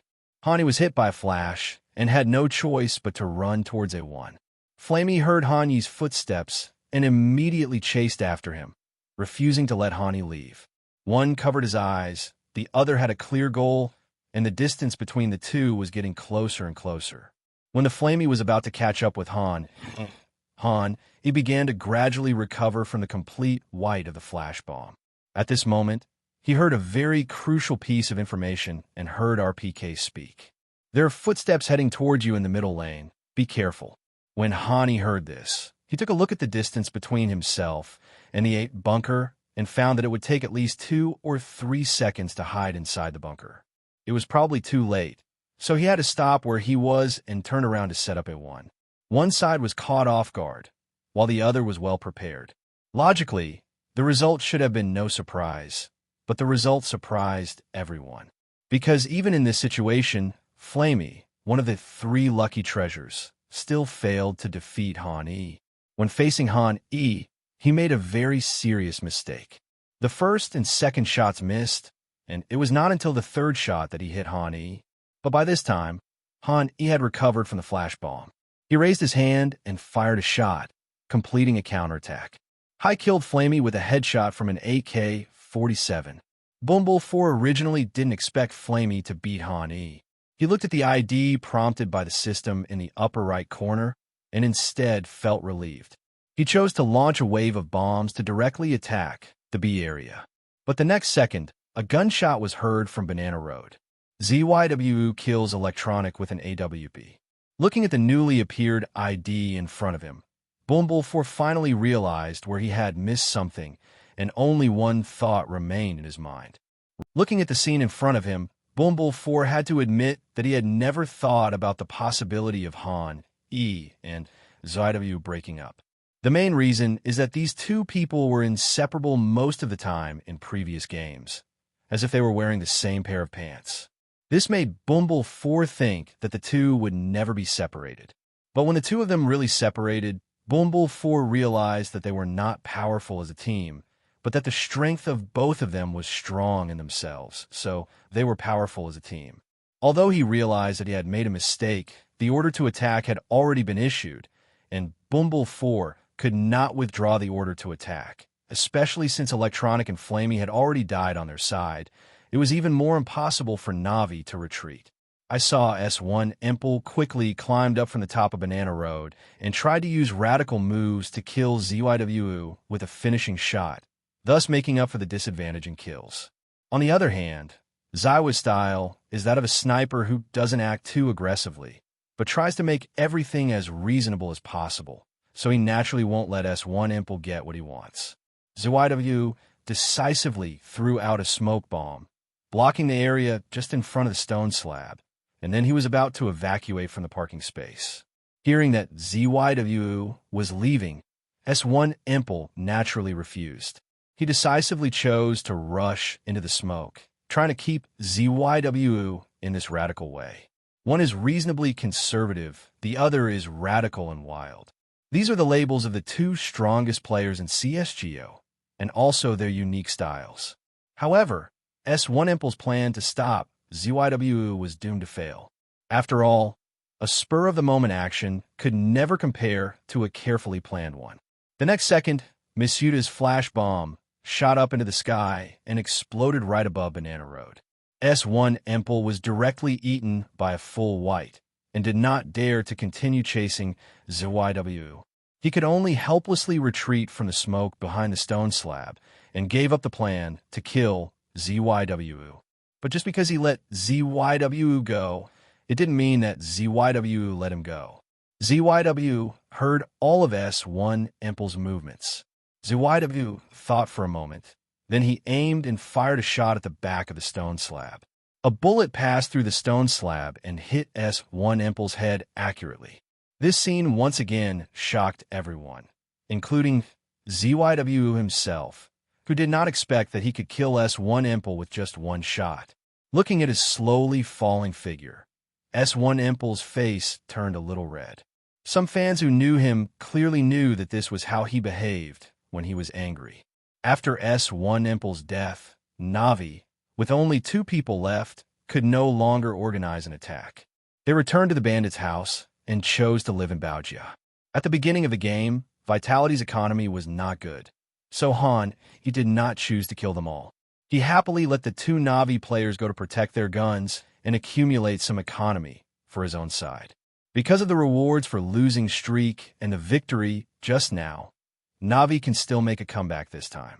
During the preparation phase of this round, Bumble 4 realized that his previous thinking was wrong and began to rethink the solution, while also thinking about the tactics for this round.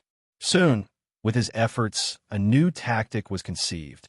But before he could announce the tactics he had just thought of, he found that S1 Impel had already picked up a sniper rifle. There was a hint of helplessness in his eyes. In name, he was the captain and commander. But in fact, both S1 Impel and Electronic have a certain say in the team, which leads to the fact that what Bumble 4, the captain and commander, says is sometimes not so effective. This problem had already begun to show signs since the Zeus era, and by the time it came to Bumble 4, he had completely lost control of it. Generally speaking, there are usually 2 situations when a commander wants to quickly take control of a team and make others completely obey his orders. The first type is that the commander's power is so great that everyone has to please him and he can kick anyone he wants. In this case, naturally no one dares to disobey his orders. The second situation is that the commander is stronger than everyone else, like E, and no one will dare to disobey his command. But unfortunately, Bumble 4 does not belong to either of them, so it is an extremely long process for Bumble 4 to master the command and voice of Navi.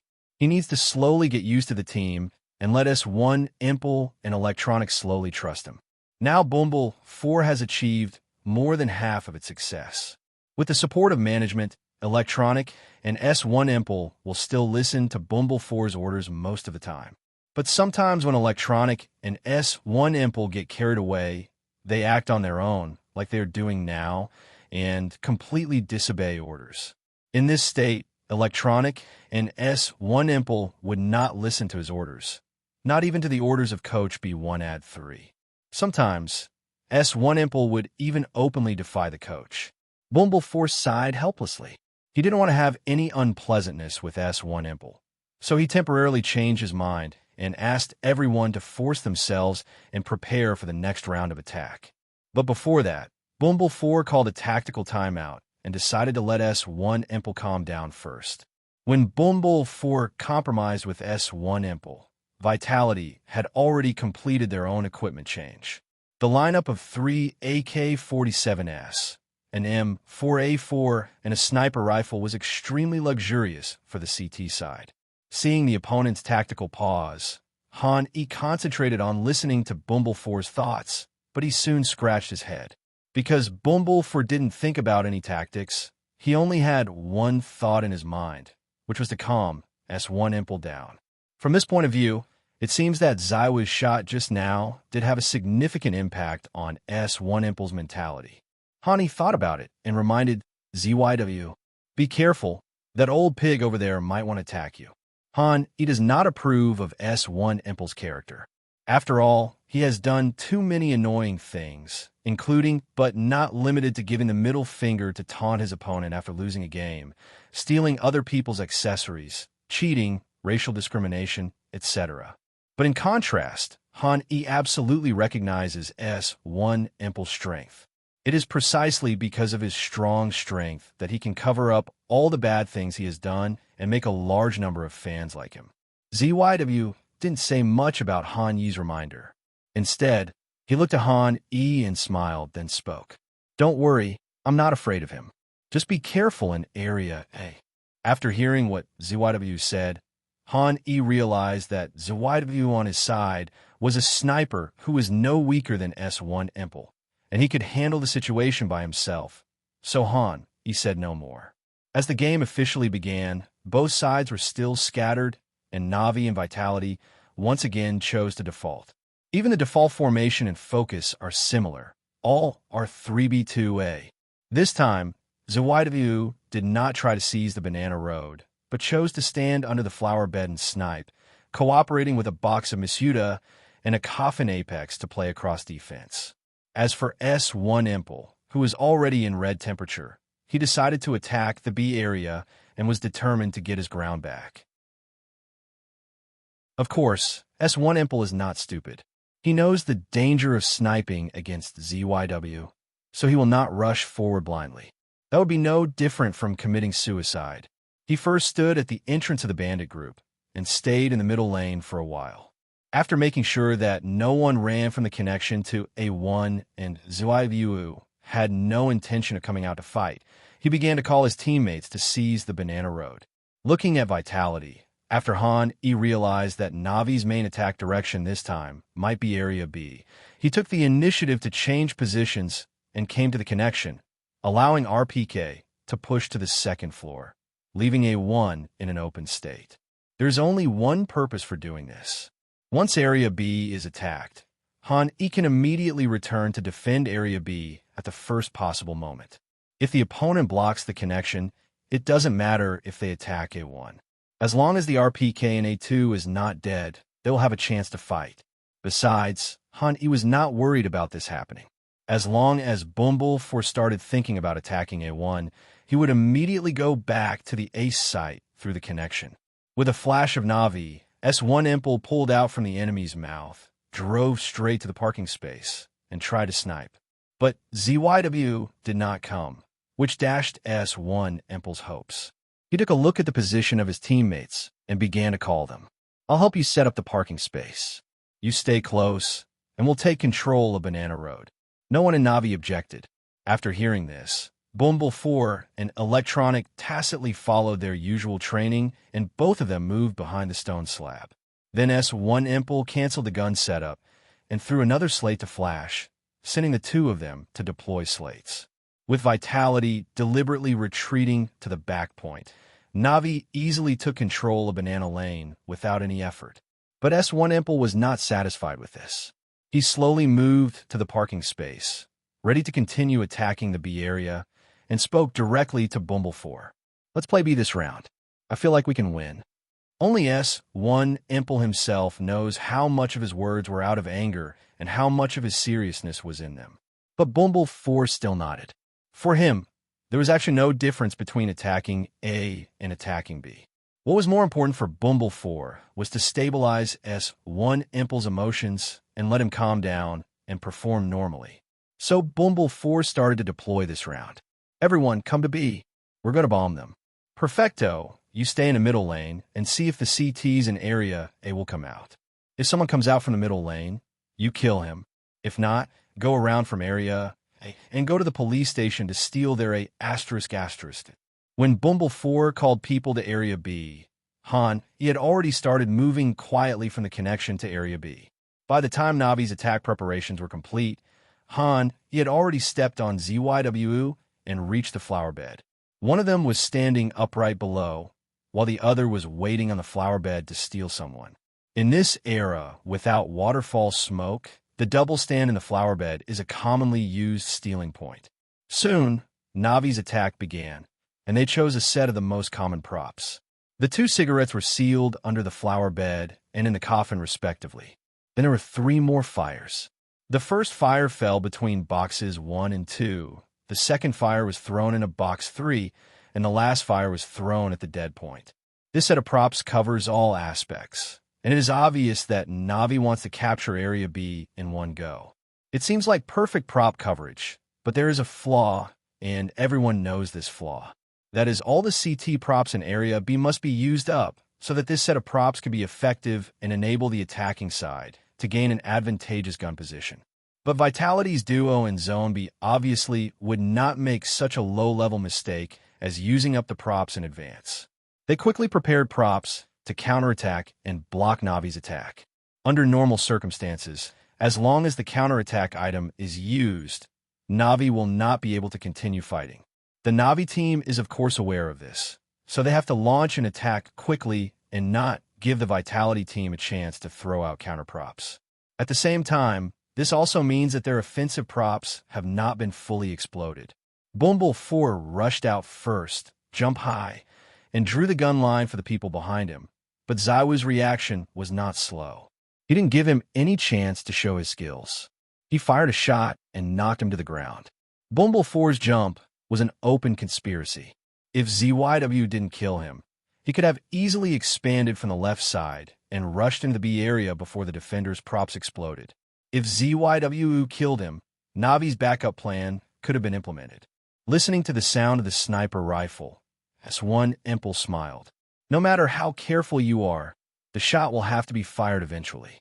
Then S1 Imple quickly pulled out, and before the smoke exploded, he saw half of Zywu's body turn around and jumped up. This half of the body would not be a flaw for any other sniper, but S1 Imple seized the opportunity sharply, fired a shot, and a kill notification came from the upper right corner. S1 Imple kills ZYWU with AWP.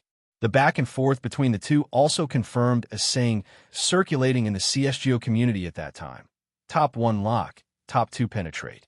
Having achieved his revenge, S1 Imple felt somewhat proud, and his mood improved a lot, just as Bumble 4 had expected.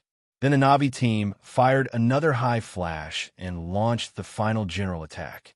Misuda and Apex in Area B also immediately used props to counterattack, a smoke bomb and a fire behind the smoke bomb, trying to make the Navi team give up the attack. But Navi didn't care at all and rushed out directly in the smoke bombs and fire, and stepped in the fire to fight against the 2 men. Misuda and Apex were not having a good time either.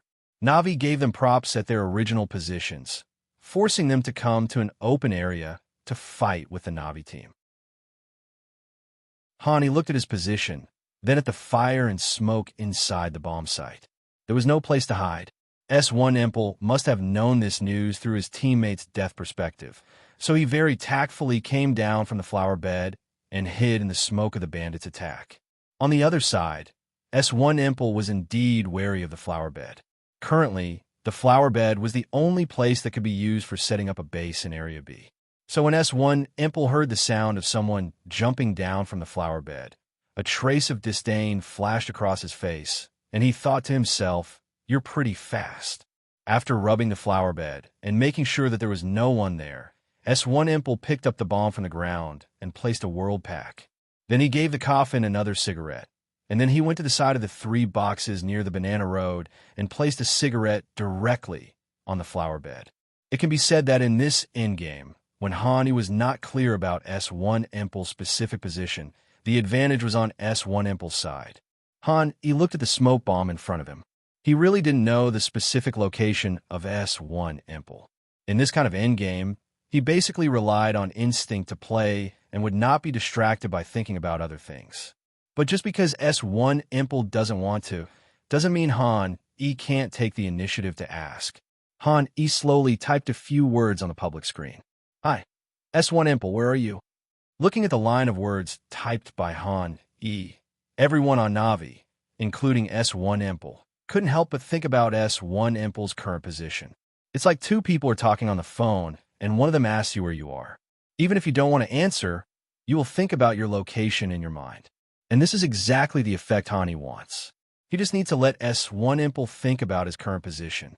Then, under the gaze of all the audience and commentators, Hani moved. He seemed to have a pair of eyes that could see through the smoke and clearly saw S1 Impul's position. He took out a grenade from his backpack, and then the grenade flew out of the smoke and headed straight for S1 Impul. S1 Impul quickly dodged, but still lost 30 drops of blood due to the grenade. After the grenade, Han Yi's attack did not end, and S1 Impul didn't even have a chance to catch his breath. The next second, countless bullets shot out from the smoke and headed straight for the 3 boxes. S1 Impul still couldn't dodge and was hit by 2 more bullets, leaving only 30 drops of blood.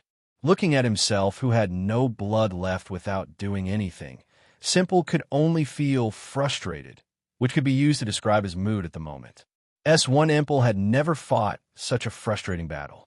He was originally fighting well and felt that the outcome was already decided. But I don't know what happened to the Hai on the opposite side. After asking where he was, he seemed to have turned on the perspective and started to stare at him and attack him. After he finished firing 30 bullets. S1 Impul quickly changed his position. He was afraid that he would continue to attack the 3 boxes.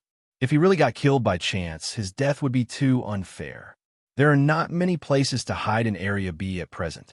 It is okay to fight the enemies near the coffin after the 1st and 2nd boxes, but if you fight the enemies in the police's house, it is really too disadvantageous, so S1 Impul chose to hide in the dead spot.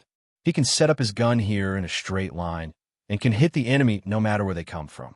As S1 Impul hid in the dead center, the lower left corner of his screen lit up again. "Hi, why are you ignoring me?" "Hi, S1 Impul, where are you?" "Coming again?" This was Simple's first thought, and his second thought was, "I'm already hiding in the dead spot. You can't chase me and hit me, right?"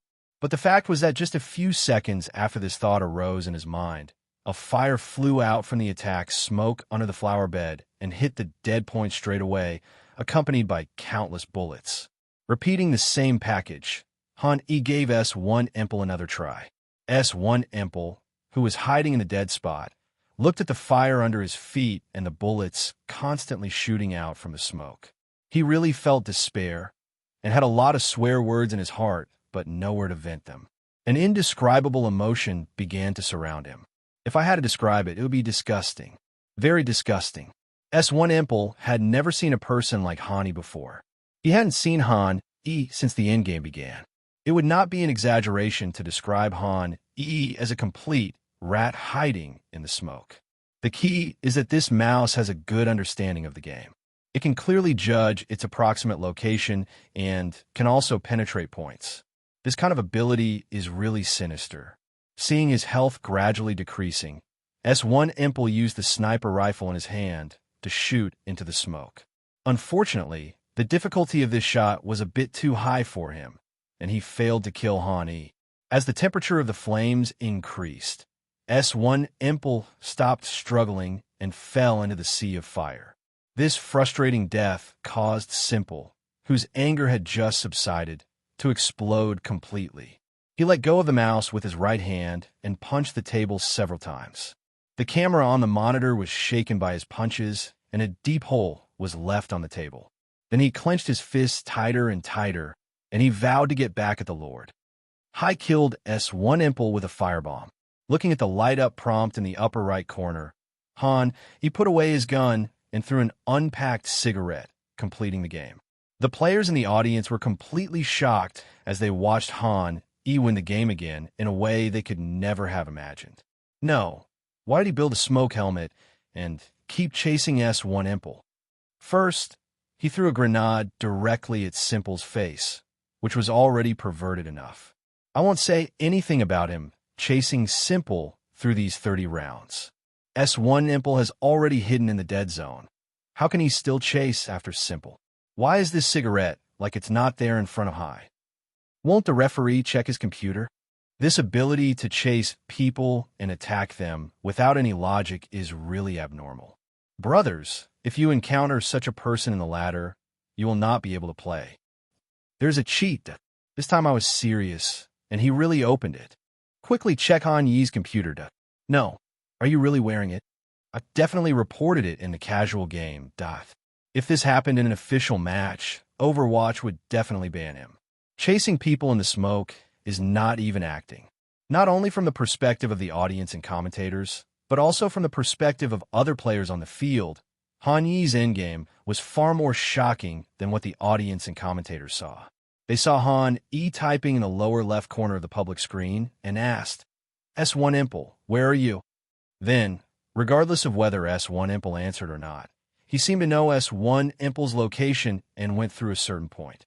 After finding out that he failed to kill S1 Imple, Han once again typed a line of words on the public screen and continued to ask S1 Imple where he was. Then, as if he knew S1 Imple's position again, he passed through another point. This happened twice, and he actually killed S1 Imple. Of course, they were not aware of Han Yi's mind-reading ability, so they regarded Han Yi's typing as a mockery of S1 Imple. While taunting S1 Imple, he chased and attacked S1 Imple outside the smoke. This scene really refreshed everyone's worldview and gave them a new understanding of how dark Han was. This way of killing is a double blow to the mind and body. No matter who encounters this scene, it is probably difficult for their mentality not to be affected. While everyone was discussing Han Yi's wonderful performance, the countdown in the game suddenly stopped. Everyone was familiar with this scene. Han had also experienced it before. It meant a technical timeout, and it also meant that there was a problem with the game. Just as Han was thinking about which link had the problem, the referee's voice suddenly came to his ears. Vitality players, please stop touching your keyboard and mouse. Take off your headphones and place them on the desk. Don't make any unnecessary movements, and then stay away from your computers. As the referee said this, he came behind Han and stared closely at Han Yi's computer screen and the movements of his hands. At the same time, 4 or 5 staff members quickly ran behind the Vitality people and looked at them. Han had never seen such a big scene before. He wanted to ask what was going on, but seeing that the other party seemed to have a bad look on his face, he tactfully did not ask.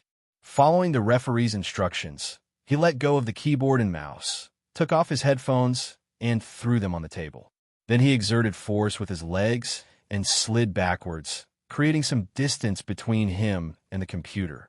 Seeing Han, was so considerate. The referee, who had been staring at Han, nodded with satisfaction.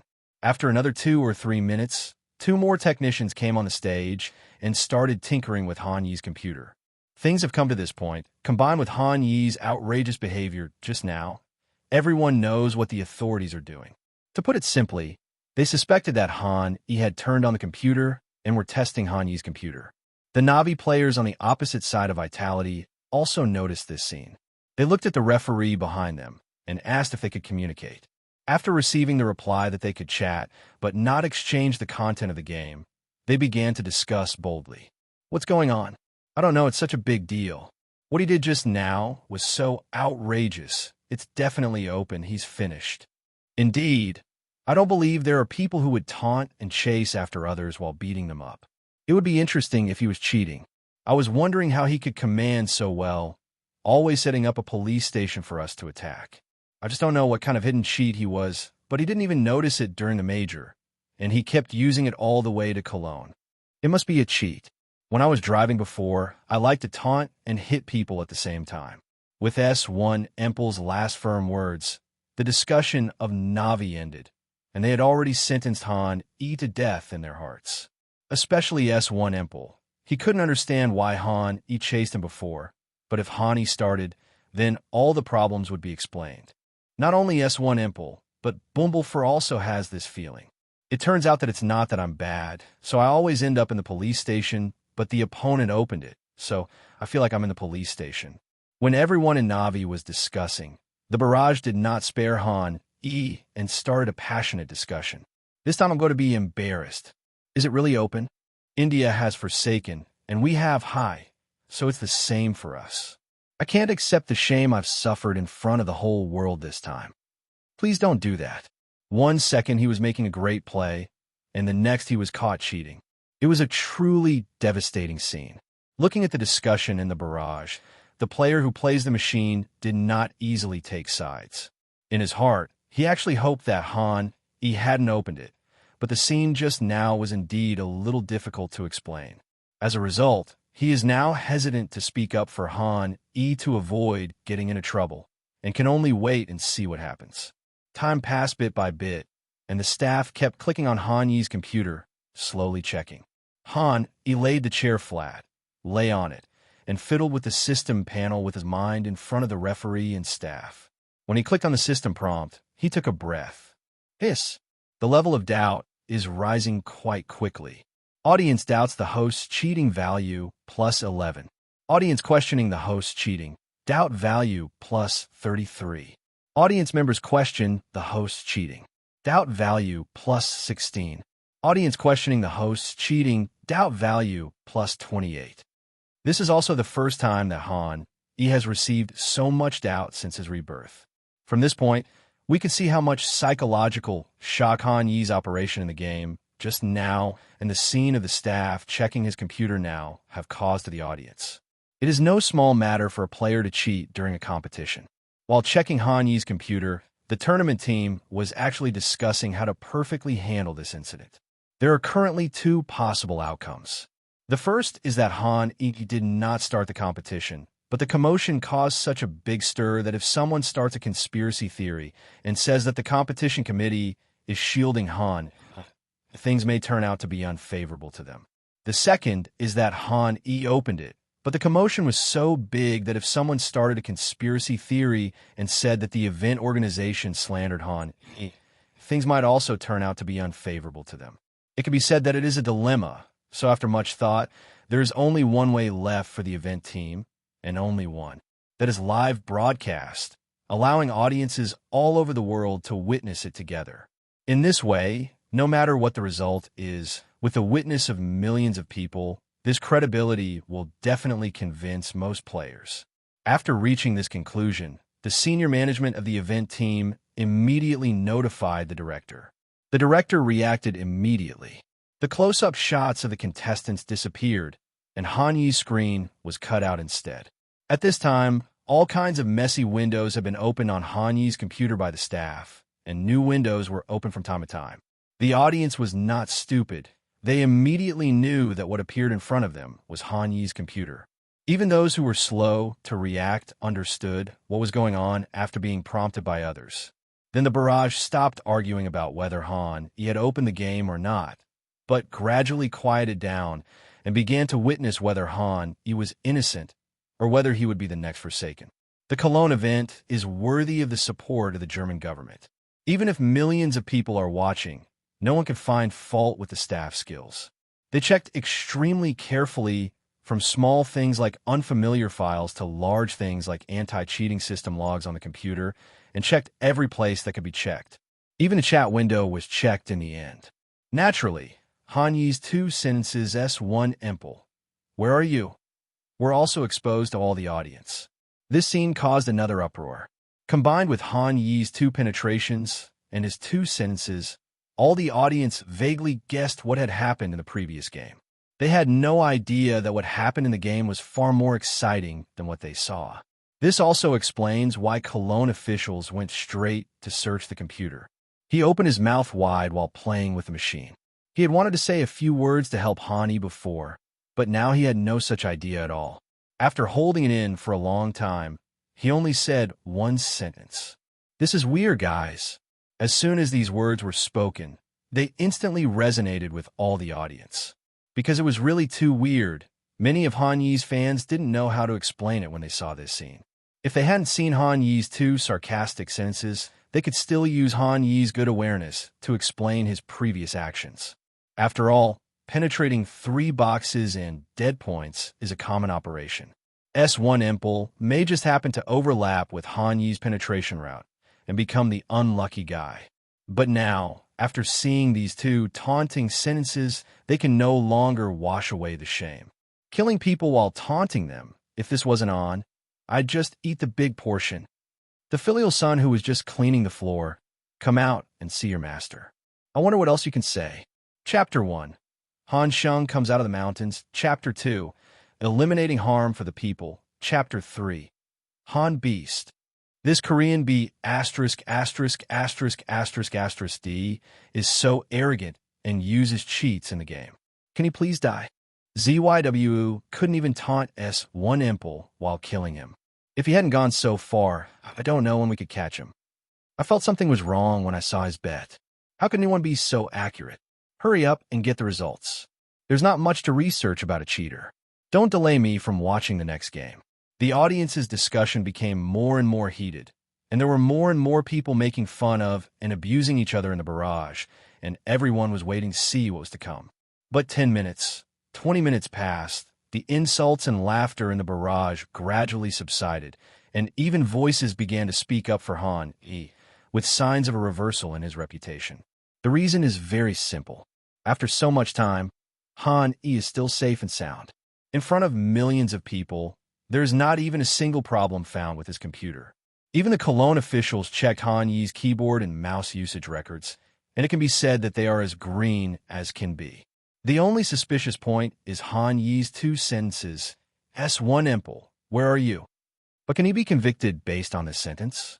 The problem is that there is no rule that players cannot communicate during the game.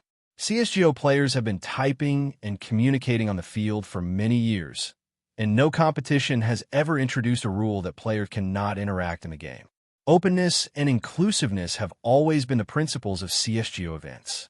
Even the extremely insulting act of whipping the corpse is not included in the prohibited behaviors of the event. This shows the attitude of every event official in Valve. Basically, apart from cheating and directly insulting opponents, they don't care about anything else. Then the questions came one after another. Is Han Yi open? The staff member looked at the clean computer in front of him and gave the answer. As the penalty result came out, all staff members received the result through their headphones. At the same time, everyone breathed a sigh of relief. After all, scandals like players cheating are not pleasant to hear and will have an impact on the entire CSGO event. Now that Han Yi is proven innocent, everything is easy to deal with. Then the referee's voice rang in the contestants' ears. Han Yi's computer had some issues earlier. Thanks to the technicians, they've resolved the issue. The competition continues. Please return to your computers, put on your headphones, and prepare for the next round. Hearing this, Han Yi straightened the back of his chair and sat back in front of the computer, as did the other people in Vitality. Needless to say, what this scene meant, public opinion was once again in an uproar. It's really not open. So, he actually managed to taunt S1 Impel while chasing him down? What's going on? Is there really such a perverted contestant? Impossible, absolutely impossible. This cheating method is a bit too good. How can it not be detected? To still be able to say cheating is happening is incredible. Didn't you get to watch the live inspection? Chapter 4. Han Sheng returns. While the discussion was going on in the barrage, the Na'Vi members who had already decided where to celebrate were completely dumbfounded. The ideas in their heads were surprisingly the same. No, you tell me, he did such an outrageous operation, but he didn't open it? Especially S1 Impel was a little bit unbelievable. He turned back to confirm with the referee again, after getting the referee's personal admission that Han Yi did not cheat. At this moment, S1 Impel felt like a clown. He had just been telling his teammates with certainty that Han Yi must have opened the game. Not long after, the official announced that Han Yi did not cheat and the game proceeded normally. S1 Impel's face quickly turned red, but this time was different from the previous 2 times when he was angry. He felt embarrassed this time. As for the reaction of the Vitality people, it was the most indifferent among everyone. They had absolute trust in Han E. After spending some time with him, they felt that Han E was not the kind of person who would cheat, so they were not worried at all and just treated it as a short break. ZYW even lay on the chair and began to recall the strategy guide for a game called Valorant that he had read some time ago. He himself is not interested in this kind of fancy game, but Zywa's friends are all playing it and even asked him to join in. ZYW had some difficulty refusing, so he had to agree. He even agreed to team up with his friends to participate in a Valorant competition held in France.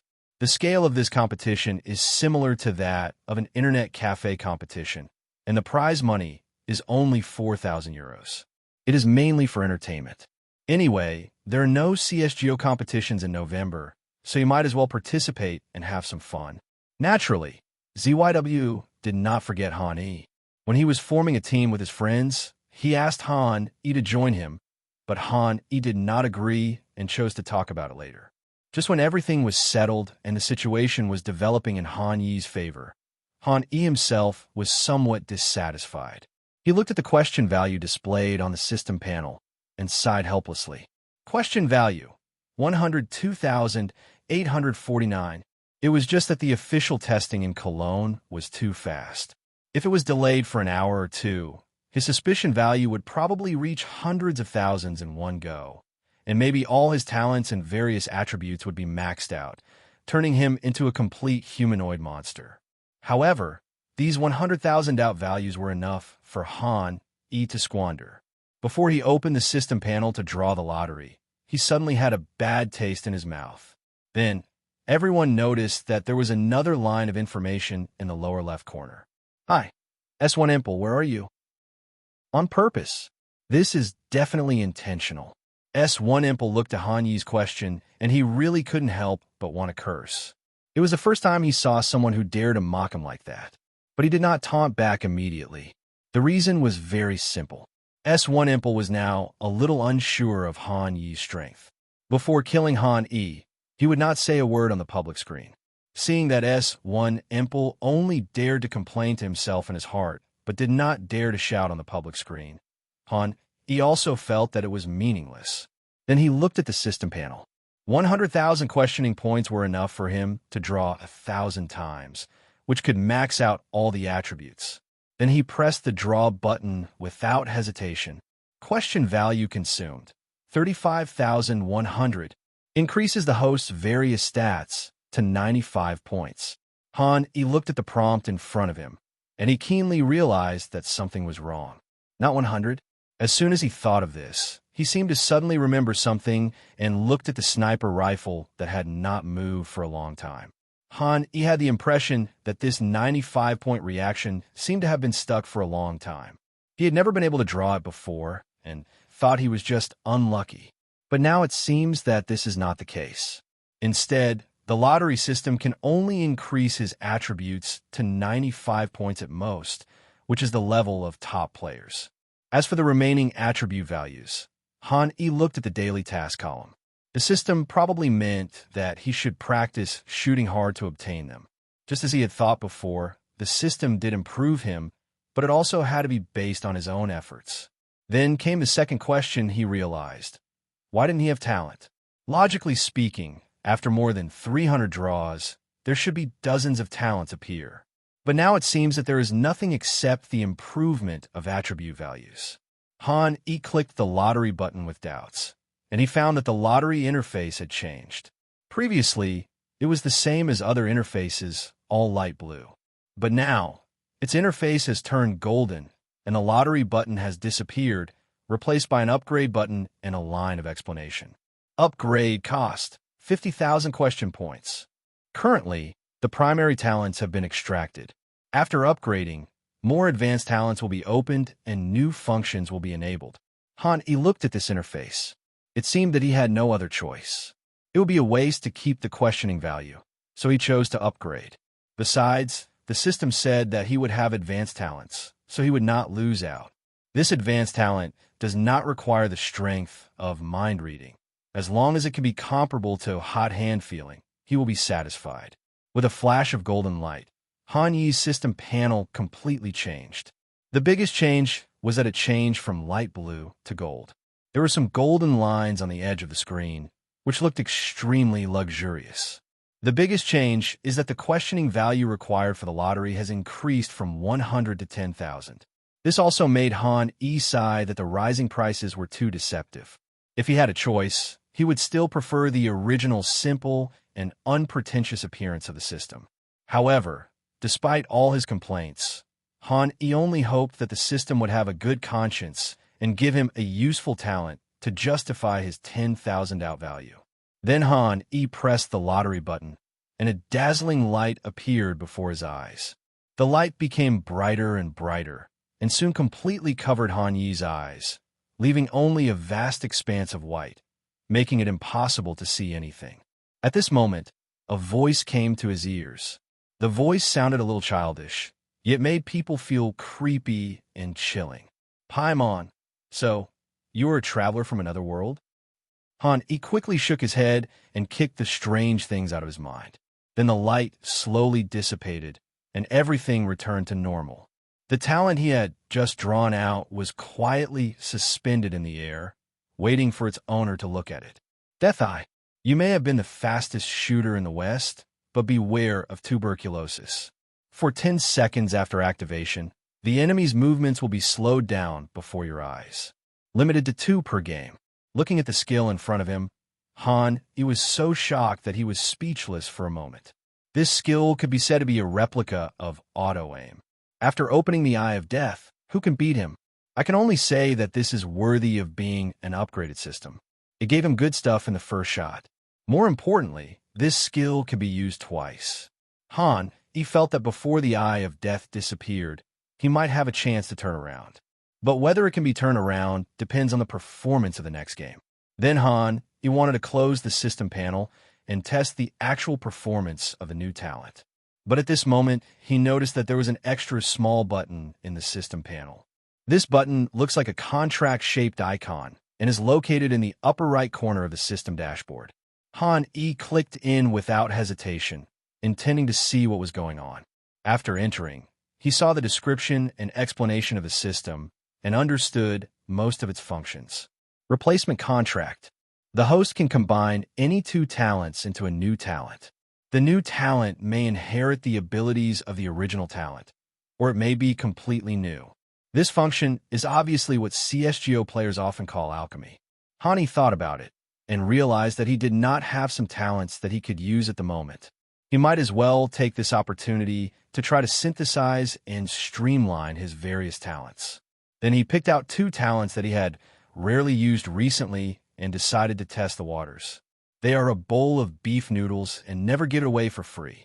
Of these 2 talents, the first one is not very stable, and Han Yi's personality is conservative, so he doesn't like it very much. The second one is that after being in a team with ZYW, he can trigger Saint points, and the talent never give it away is a bit useless. Why not combine them and see what new talents you can get?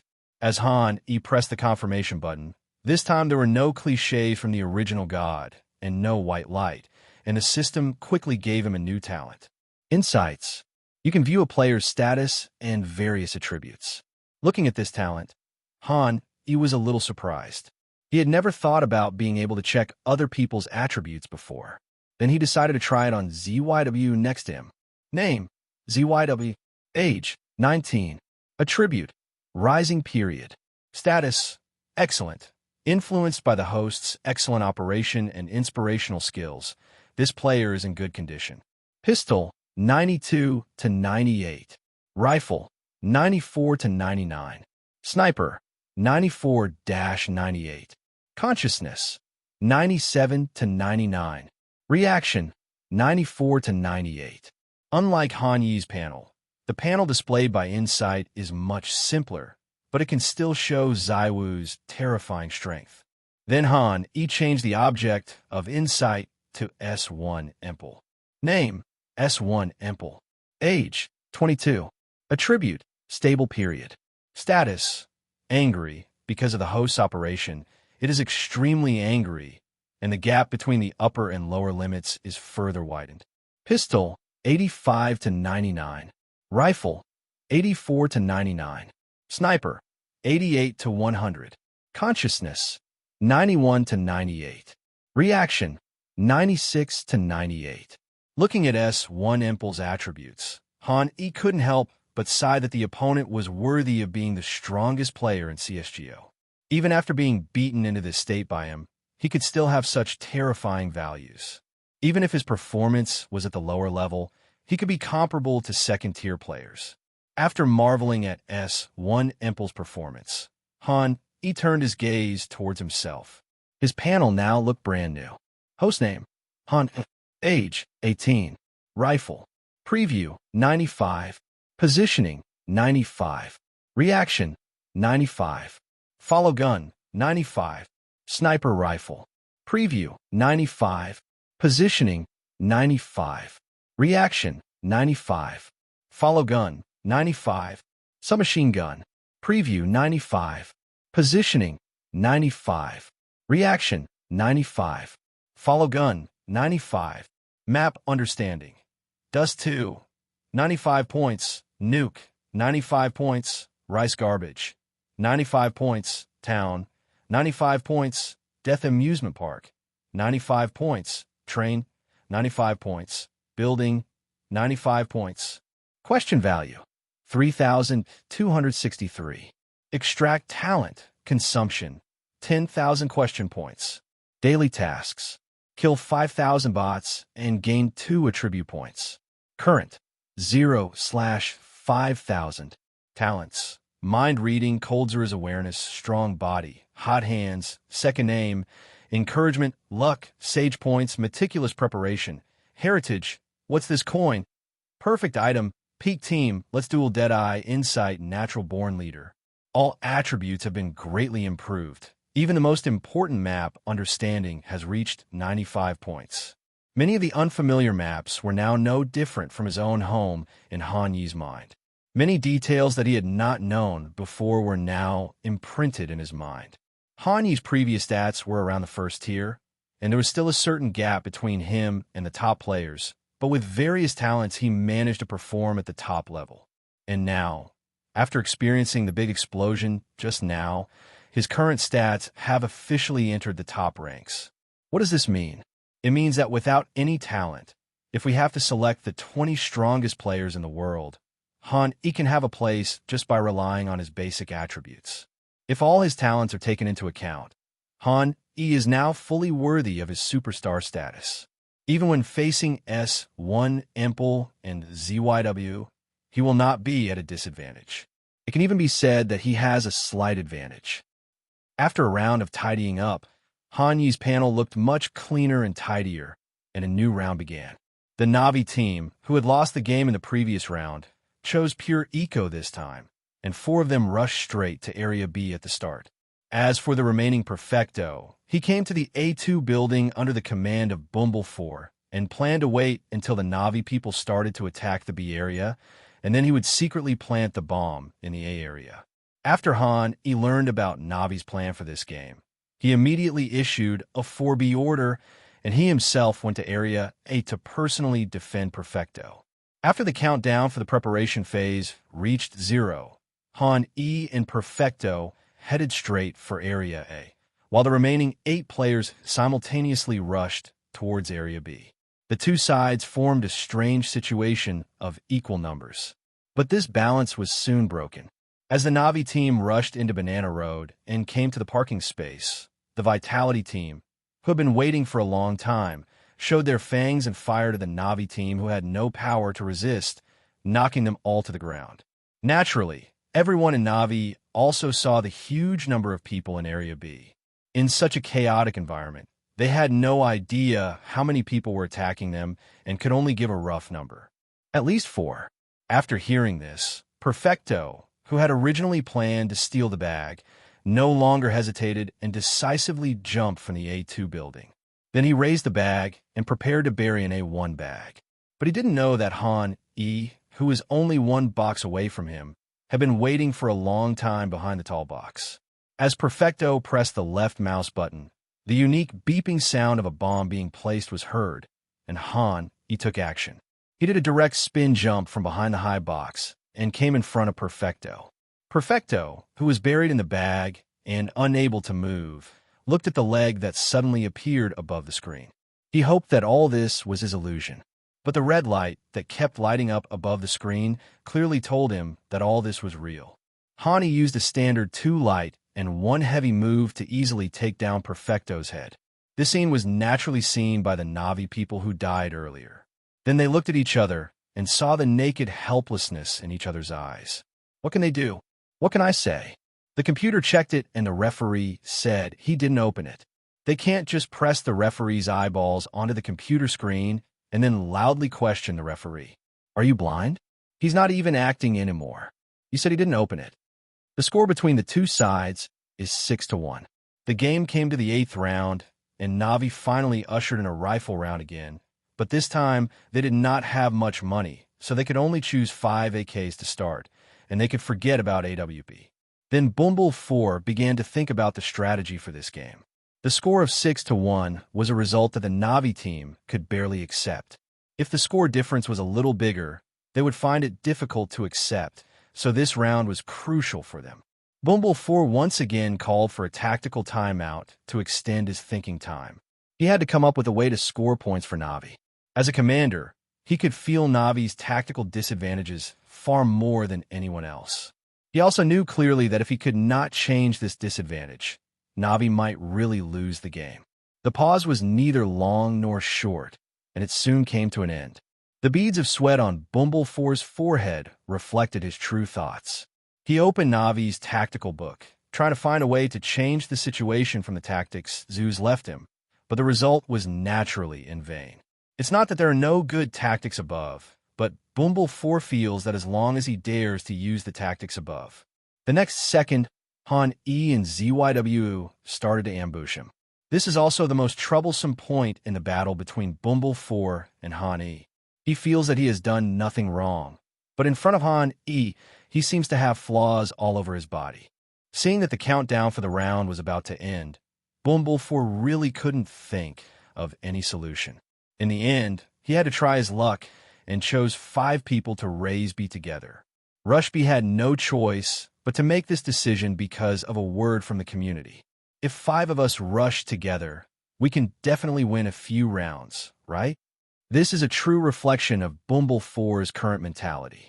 He really can't think of a solution, so he has to pin his hopes on 5 people attacking 1 point and Vitality being unable to defend it. At the same time, he was also surprised by Han Yi's speed of progress. When he first met him in Dignitas, it can be said that Han Yi had no outstanding performance except for his performance in the pistol round. His performance was probably just that of an ordinary first-line player. But considering that his position is a command, it is already remarkable to have such shooting skills, not to mention that Han Yi can occasionally burst out.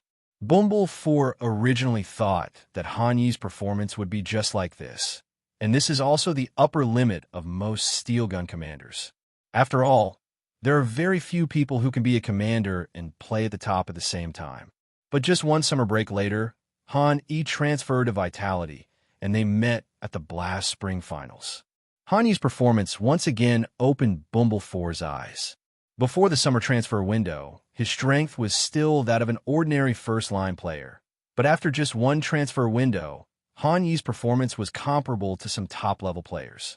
Although he was defeated by him in the end, Han Yi's terrifying growth rate put Bumble 4 under considerable pressure.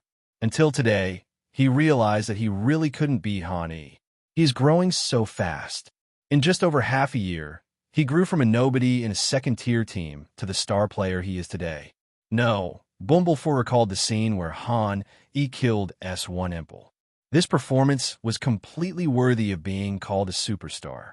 After learning that 5 people from Na'vi rushed to B, Han Yi still chose to let RPK go to A alone, while he led the others to push out for B area. He planned to try out the new abilities given to him by the system in this round. As the saying goes, if you don't return home in splendor, it's like walking in splendid clothes at night. But before that, there must be a sense of ritual. Since everything has been checked and questioned, It's better to make the doubts about cheating louder. I don't want to act anymore. Han E then typed the next paragraph on the public screen. Hi, I'm here to see you. As a professional team, even Rush B is not a simple 5-person team rushing together, like in the ladder and casual games. It still requires some props to cooperate. So Bumble 4 is making the final tactical deployment. I'll go first. I won't use an AK this time. I'll use a hairdryer for you guys to jump. Perfecto. Help me throw a flash behind the stone slab at the gang entrance, and then a cigarette under the flower bed. Everyone else, follow me to rush into Area B. After we take it down, quickly seize the church. Bumble 4 stopped talking midway through his words, because he saw what Han E had just typed on the public screen. Then he frowned and replied. Bumble 4.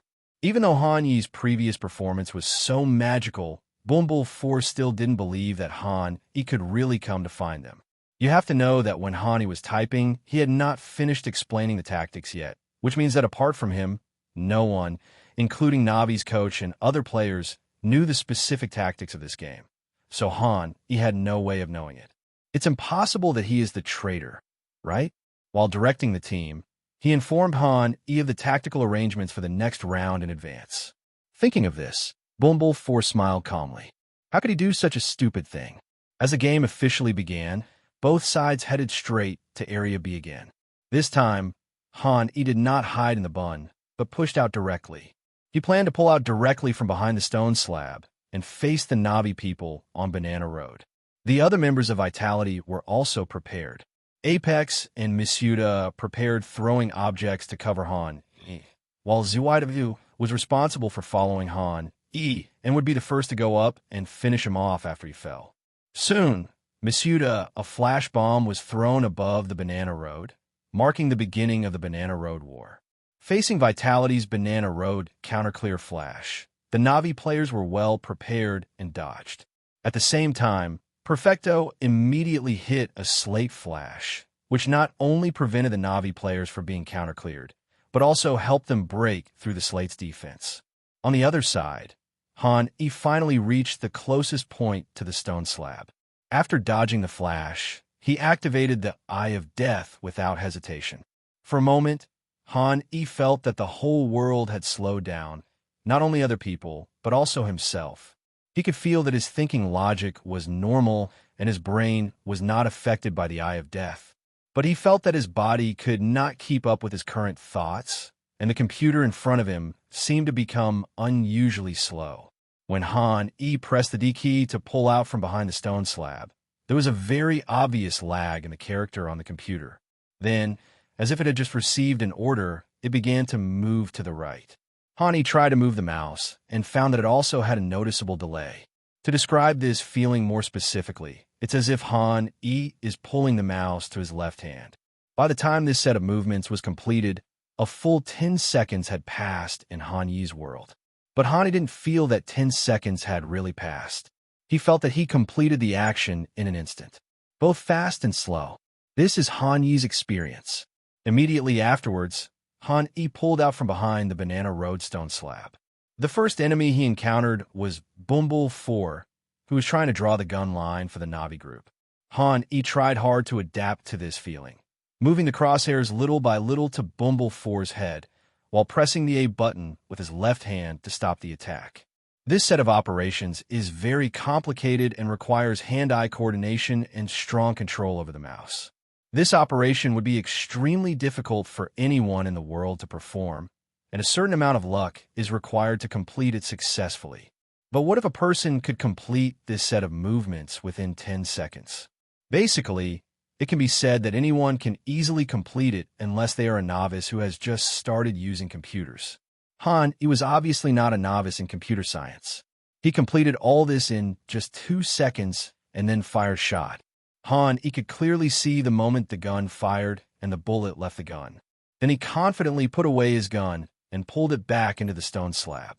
This set of operations is a long story, but in the eyes of everyone, it all happened in just a few seconds. Han E quickly pulled out from behind the stone slab, and then instantly killed Bumble 4 with a reaction that was almost like a nerve gun. Without stopping for a moment, he immediately pulled back behind the stone slab.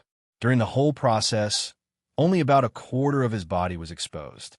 When the Na'vi people reacted, they immediately opened fire, but only hit Han Yi's arm. Then he watched Han Yi kill Bumble 4 and hide behind the stone slab again. A perfect small body peek plus firing. Han Yi's set of movements is more pleasing to the eye than that performed by FPL instructor and peak spokesperson, Xantares. It's a textbook performance.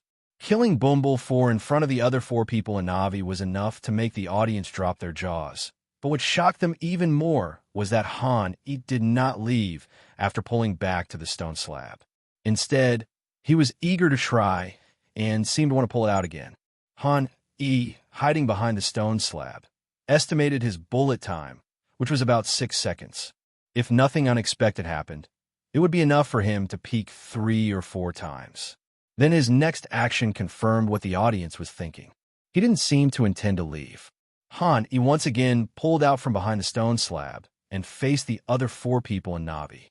As the scene behind the stone slab slowly appeared, this time Han Yi first saw S1 Impel in the tree position. As the strongest player on Na'vi's side, he was also the first player to realize that Han Yi might not have left, so he pulled himself to a position where he would not be easily headshot to directly confront Han Yi and gain an advantage in the gunfight. But this position is completely useless for Han Yi now. His movements are too fast. It was still a small peek. S1 Impel swore that he only saw a quarter of Han Yi's body. According to his normal thinking, he wanted to wait until Han Yi pulled away a little and then shoot him. But S1 Impel never expected that Han Yi would not pull at all. A quarter of the body distance is not enough for S1 Impel, but it is enough for Han Yi. From his position, he could just see S1 Impel, no more or less would do. Then he moved the crosshairs and shot S1 Impel in the head. Quick! It's really too fast. Everything happened in a flash, and Na'vi lost another person. The AK bullets in Han Yi's hands were like sharp blades, accurately piercing the heads of Bumble 4 and S1 Impel, and also piercing the hearts of everyone in Na'vi. Compared to when Bumble 4 died, they could still see Han Yi's arm, but this time, because of the angle, they couldn't even see Han Yi's figure. Only the kill prompt in the upper right corner reminded everyone in Na'vi that Han Yi had just appeared. Fear made everyone in Na'vi more and more panicked. Flamey, who had the worst mentality, collapsed directly. He pressed the left button of the mouse and swept towards the stone exit without caring whether Han Yi came out or not. It seemed that if the bullets covered that place, he could get some comfort. But his shooting made Electronic and Perfecto even more nervous. They couldn't help but swallow their saliva, praying that Han Yi would not come looking for them the next second, and tried to find cover to hide as soon as possible. Han Yi heard their thoughts and smiled slightly. Hide? Is hiding useful? He pulled out from behind the stone slab again, and another gunshot rang out. This time, Flamey paid the price for his panic and died in the faces of Electronic and Perfecto. 3 gunshots were heard, and 3 people in Na'vi fell. Electronic and Perfecto finally couldn't help themselves. They had no thoughts in their minds, but only one idea. Escape. Escape from this banana road. At the end of the road, there's a man-eating monster. But how could Han Yi let them escape? Another gunshot was heard from behind the stone slab, and Perfecto was shot dead at the exit of Banana Road. Watching his teammates die one after another, Electronic finally couldn't stand the fear anymore. He roared and decided to fight Han Yi to the death like a man. But when he pulled himself out of the groove and found himself shot in the head before he could even see Han Yi's character model, he finally understood what his teammates had just experienced. 5 peeks and 5 bullets directly killed the 5-member Na'vi team in Banana Road. It was not until the ground was covered with corpses that the people in Na'vi realized what Han Yi's words, "I'm coming to find you," meant at the beginning of this round. He's serious. High kills Bumble 4 with a headshot using an AK-47. High kills S1 Impel with a headshot using an AK-47. High kills Flamey with a headshot using an AK-47. High kills Perfecto with a headshot using an AK-47. High kills Electronic with a headshot using an AK-47. The man playing the machine looked at the 25 bullets left in Han Yi's magazine and shouted, 5 peaks, 5 early shots, 5 headshots, and I took out 5 Navi guys. Hani knew exactly where every Navi member was. Every gunshot meant a Navi member had fallen. This guy is so scary. After checking his computer, he completely stopped acting. After killing people while taunting them, he used 5 peaks to teach everyone in Navi what the ultimate gunmanship is. I've never seen a scene before where S1, Impel, and Electronic can't even fire a gun. Navi was completely defeated by him. I request to have my computer checked again. Is there something wrong with the testing done by the Cologne event team? I used to think Han Sheng was not open, but after watching this scene, I think it is better to call him Han Chu. No, is that right? So beautiful. How did he know everyone's position so clearly and then make the first move? The referee is right behind us. Is he really not going to check his monitor anymore? Stop talking. You won't open it if there's a frame? As the round victory sign lit up in the game, Han Yi's Heaven at its highest played on the field, and Vitality's unique music box also sounded. Apex didn't see what happened, but that didn't stop him from seeing Han he could get a pentakill. He immediately raised his arms and started yelling in the arena. What's going on? 5 people can't beat 1 commander. Our breakthrough, support, and riflemen haven't taken action yet. Where are you guys? I'm still waiting for you at the bun shop. Mute. Hello, can you hear me? As expected, Apex's ridicule passed through the microphones of the Navi team and was clearly heard by every Navi member. But no one responded to Apex's ridicule. The only response was the sound of tables being smashed one after another from Navi. Hearing the repeated dong-dong sounds, Apex took advantage of the situation and shut its mouth obediently and became quiet. After all, if you say more, you will really offend people. In order to calm the players' emotions, Navi called a tactical timeout again. Everyone in Navi started discussing it immediately. Is this person really flawless? He's like he's on drugs today. How come he's so strong? I was beaten to the point of vomiting. I surrendered. It made me sick. Can you please let the referee take another look at his computer? Damn, this is outrageous. I died before I could even see him clearly. While everyone in Navi was complaining bitterly, Han E himself was also feeling a little uncomfortable and dizzy. This feeling is not physical discomfort, but the aftermath of withdrawing from the extraordinary feeling. It is the discomfort that occurs as time passes and things return to normal. After recovering slightly, Hani sighed.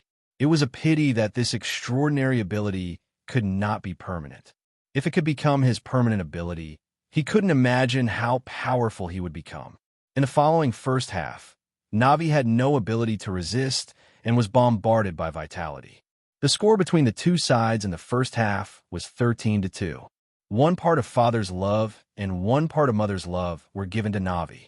Before the game, everyone thought that Navi would defeat Vitality easily like they did in the Blast Spring Finals, but no one expected that Han E would suddenly break out and become so strong. The duo of S1, Impel, and Electronic had their touch completely knocked out by Han E, and their operations became somewhat distorted. Soon it was time for the second half of the pistol round. Han E, who activated Death Eye, once again completed a triple kill of Navi in the pistol round, completely ending the game. The overall score between the two sides is 1 o'clock. But everyone knew that the game was over from the moment Navi failed to defeat Vitality in the small town. Because the next map is Han Yi's strongest map, Dust 2. During the intermission, Han E took off his headphones and led the Vitality team to the lounge. They were discussing Han Yi's wonderful performance today all the way. It's so handsome. You were so strong today. ID Block, who is S1 Impel. So, is there going to be a second top 1 among our teammates? Listening to his teammates' praise, Han E smiled and waved his hand. No, I didn't play well in the first half of this year, and I didn't get a great result in the majors. It's hard to be in the top 1, but if I keep playing like this, I think I can get high top position. It's a shame that we didn't get top spot in our first year. The top position is pretty good, and he's also a commander. When the Vitality players talked about this, they felt a little regretful. After all, they had seen this kind of myth once. If they could see it again, their Vitality's double top 1 legend would definitely become a story that the community would talk about with relish. Han, he doesn't care about this. With the help of the system, he has grown from an unknown perfect level player to a superstar player on par with ZYW, S1 Impel, and Nico in just 1 year. He is already very satisfied. Besides, Hani looked at ZYW, who was a little shy and embarrassed, and achieved the top one in the first year of his debut. He thought that this achievement had already been taken by his teammates. As for Donk, there is still more than 4 years left, and he will definitely not retire by then. I guess it will be impossible for Xiaolu to replicate the miracle of ZYW, who became top one as soon as he debuted. And 4 years later, Hani guessed that by then, he would probably become a legend of the game CS like the old guys. But who can tell what will happen after so long? He returned to the lounge and did not hold a battle meeting. Instead, he asked everyone to relax and take a break to prepare for the next game. The Dust 2 map is one of their trump cards, and they receive the most training on it on a daily basis, so there is no need for any review. A good rest is more important than anything else. Of course, as the captain, he certainly has his own privileges. After ensuring that each member of the Little Bees had a chair, he pieced the remaining chairs together to form a bed, folded up his team uniform, used it as a pillow, and lay down on it. This brought him back to his student days, when he would do this sometimes when he was extremely tired and sleepy, then take a short nap during the break. Welcome everyone to the 2024 Shanghai Major Finals. I'm a commentator playing the machine. So far, he's gone to the sea for 6,657 times in a row, and he has always been able to accurately catch large shrimp in the sea. Is it really true that Nico can't beat him? Next, please welcome Nico. As the player finished speaking, 5 Nikos with shrimp claws walked out of the player channel at the same time. The tentacles on their heads kept swinging as they exchanged information with each other. This time they looked very motivated and were determined to win the major championship. But the next second, the words of the machine sentenced them to death. Please welcome Hai to the stage. As these words fell, the audience felt a darkness before their eyes. They looked up and saw a scoop net that was over 100 meters long coming straight towards the 5 Nikos, accurately catching all 5 Nikos at the same time. The audience continued to look up, and through the clouds, they could vaguely see Han Yi's unclear face. Pentakill. He completed another pentakill on Nico, accurately wiping out 5 Nikos. No one in the audience was harmed. Incredible! The excited sound of playing the machine passed through the clouds and reached Han Yi's ears. This also made Han Yi realize that something was wrong. What the hell? Am I not going to the beach? Where did Nico come from? When Han Yi was confused, a new voice came to his ears. Wake up, the game is about to start. ZYW touched Han Yi gently. He looked at Han Yi's face and didn't know what Han Yi was dreaming about and why he was smiling so happily. Han Yi opened his eyes in confusion. When he saw everything around him clearly, he realized that he had just had a dream. After a short 10-minute nap, Han Yi felt as if he had slept for an hour or two and was extremely energetic. Then, he followed the other members of Vitality back to the venue. When Han Yi was about to enter the venue, he was stopped by the staff at the door and handed a pen. Hi. When you enter the venue, there will be a camera on your right-hand side, and the photographer will wave at you. You take this pen and sign your name on the lens. As the Cologne event team, they certainly knew how cool Han Yi's pentakill was and what it meant.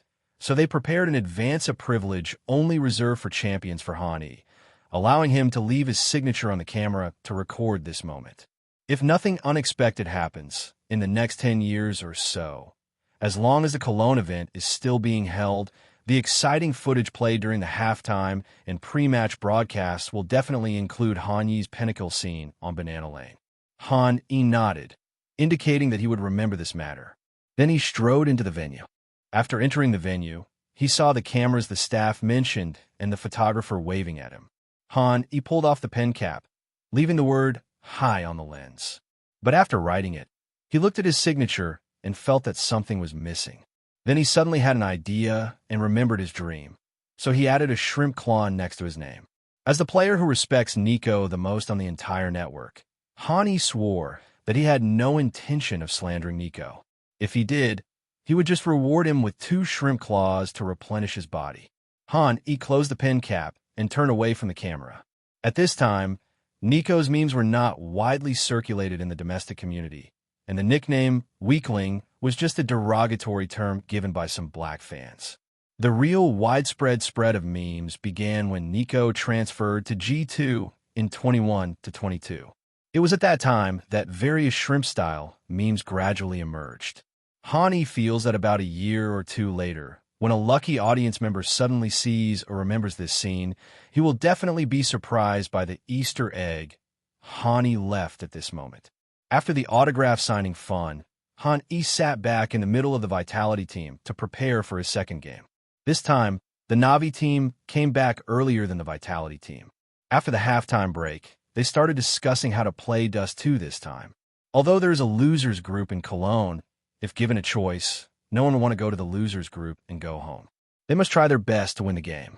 Compared to the worried people in Na'Vi, the people in Vitality seemed more calm and casual. After a big victory, every one of them relaxed completely, as if they felt that with Han, and ZYW around, this Na'Vi team was nothing special. Especially when they found out that the opponent's proud duo of S1 Impel and Electronic couldn't beat Han alone. They no longer have any psychological pressure. They just want to say, how can we beat the opponent if there's a cheat here? Soon the two sides entered the second round of Pistol Round. Vitality attacking against Na'Vi defending.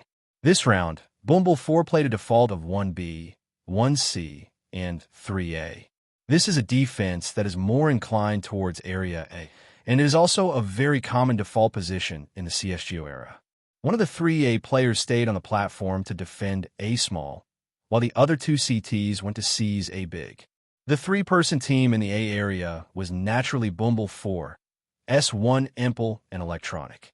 As for Flamey and Perfecto, one is the sub-B, responsible for guarding the middle lane, and the other is the main B player in the Na'Vi team. Hani thought for a moment and chose a tactic of focusing on B, but attacking area first. He asked Apex, RPK, and Misuda to take their bags to B2, obey his command at any time, and prepare a wave of explosive bombs to attack the B area. As for ZYW, he was left inside the A gate. Hani planned to go straight to a gate at the beginning of the game, intending to give Na'Vi everyone the illusion of attacking the A area and trick the Na'Vi B area duo into returning to defense. Of course, before the formal attack, Han still needs to absorb some blood. After taking over the P250 from Misuda, the countdown was almost over and both sides took action immediately. Misuda threw out a small offensive smoke A, blocking the vision of Flamey in the middle lane, and then followed Apex and RPK straight to the B area. Han took action immediately. After the attack smoke of A small exploded, he moved forward along A small and successfully got close to A small. At the same time, the CTs of Gate A also launched an attack and began to seize control near Gate A. Without any support, it was naturally impossible for ZYW to get out. He stayed inside Gate A obediently to prevent the Na'Vi team from exploring further. In the first wave of probing between the two sides, Na'Vi only got the information that it was likely to be on the field. But Han, actually knew what everyone in Na'Vi was doing. Then came the second round of competition. Han, looked at the hot hand that he had not used yet, and he continued to press forward along A. And the one standing on the A small platform is none other than Na'Vi's strongest player, S1 Impel. After enduring various blows in the previous game, S1 Impel's condition improved slightly after the halftime break. As the number one player in CSGO, he regained some of his confidence, as if the invincible him was back again. Ugh, nothing too great. He has already defeated Han twice, and S1 Impel believes this will be the third time. Then he quickly shook his head and eliminated all the random thoughts. This was a competition, and it was not the time to be distracted. Then Simple continued to concentrate on playing a Shao, patiently waiting for Han to come out. The next second, Han quickly pulled out from A, but S1 Impel did not shoot. The reason was very simple. He stared blankly at his screen and his slowly falling body, with only one thought left in his mind. Not a buddy. You see someone, and you shoot, You run and fight while shooting and kill me in seconds? After Han, killed S1 Impel in seconds. He didn't stop for a moment and immediately ran towards platform, trying to put pressure on the A platform duo. After learning that Han, had made a breakthrough in A small, ZYW also chose to take action at this time and attack the Navi team. He quickly pulled out from gate A and shot a precise bullet at Bumble 4's head, followed by another shot at his body, taking away Bumble 4, who was distracted and giving orders and was a little slow to react. Although Bumble 4 was dead, he still had a bodyguard beside him. Electronic reacted immediately and took down ZYW with one shot.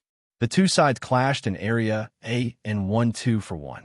Navi was at a numerical disadvantage, but that was not unacceptable. They got the information, and Bumble 4 saw that the one who killed a Shao was Han, and the one who killed a gate was ZYW. Needless to say, Vitality's main attack direction was naturally a question. He immediately ordered Flamey and Perfecto to quickly return to defense from A and Electronic to defend A, and then they would jointly attack the Vitality team on the A platform. It can only be said that there is nothing wrong with his idea, but unfortunately, his tactics have long been under Han Yi's control. As Perfecto left area B and joined Flamey in the middle, the two walked towards it together.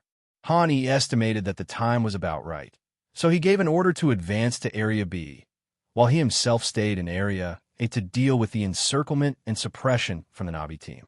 Watching this scene while playing the machine, he was not amazed by Han Yi's shooting skills this time, but was amazed by Han Yi's genius creativity.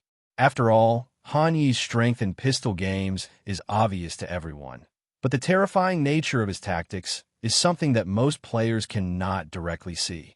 The purpose of commentary is to tell all these details to the audience. Brothers, Bumble 4 was cheated. Han Yi in A-zone, ZYW in A-zone.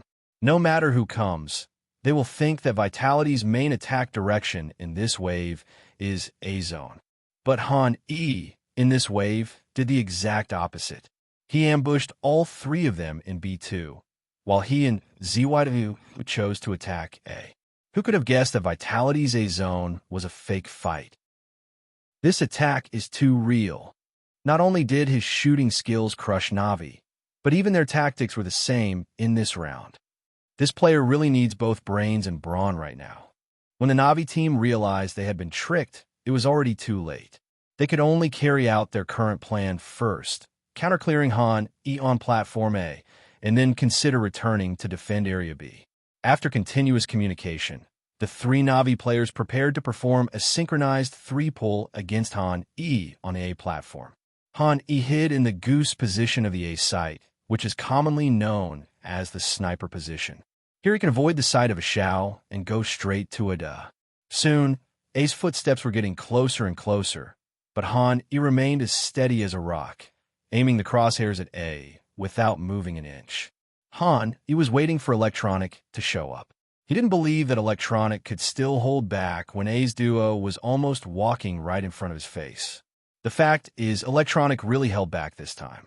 If it were someone else, his mind would have gone blank, and he would have just passed out, but when he looked at the ID named Hi, he forced himself to have a brain.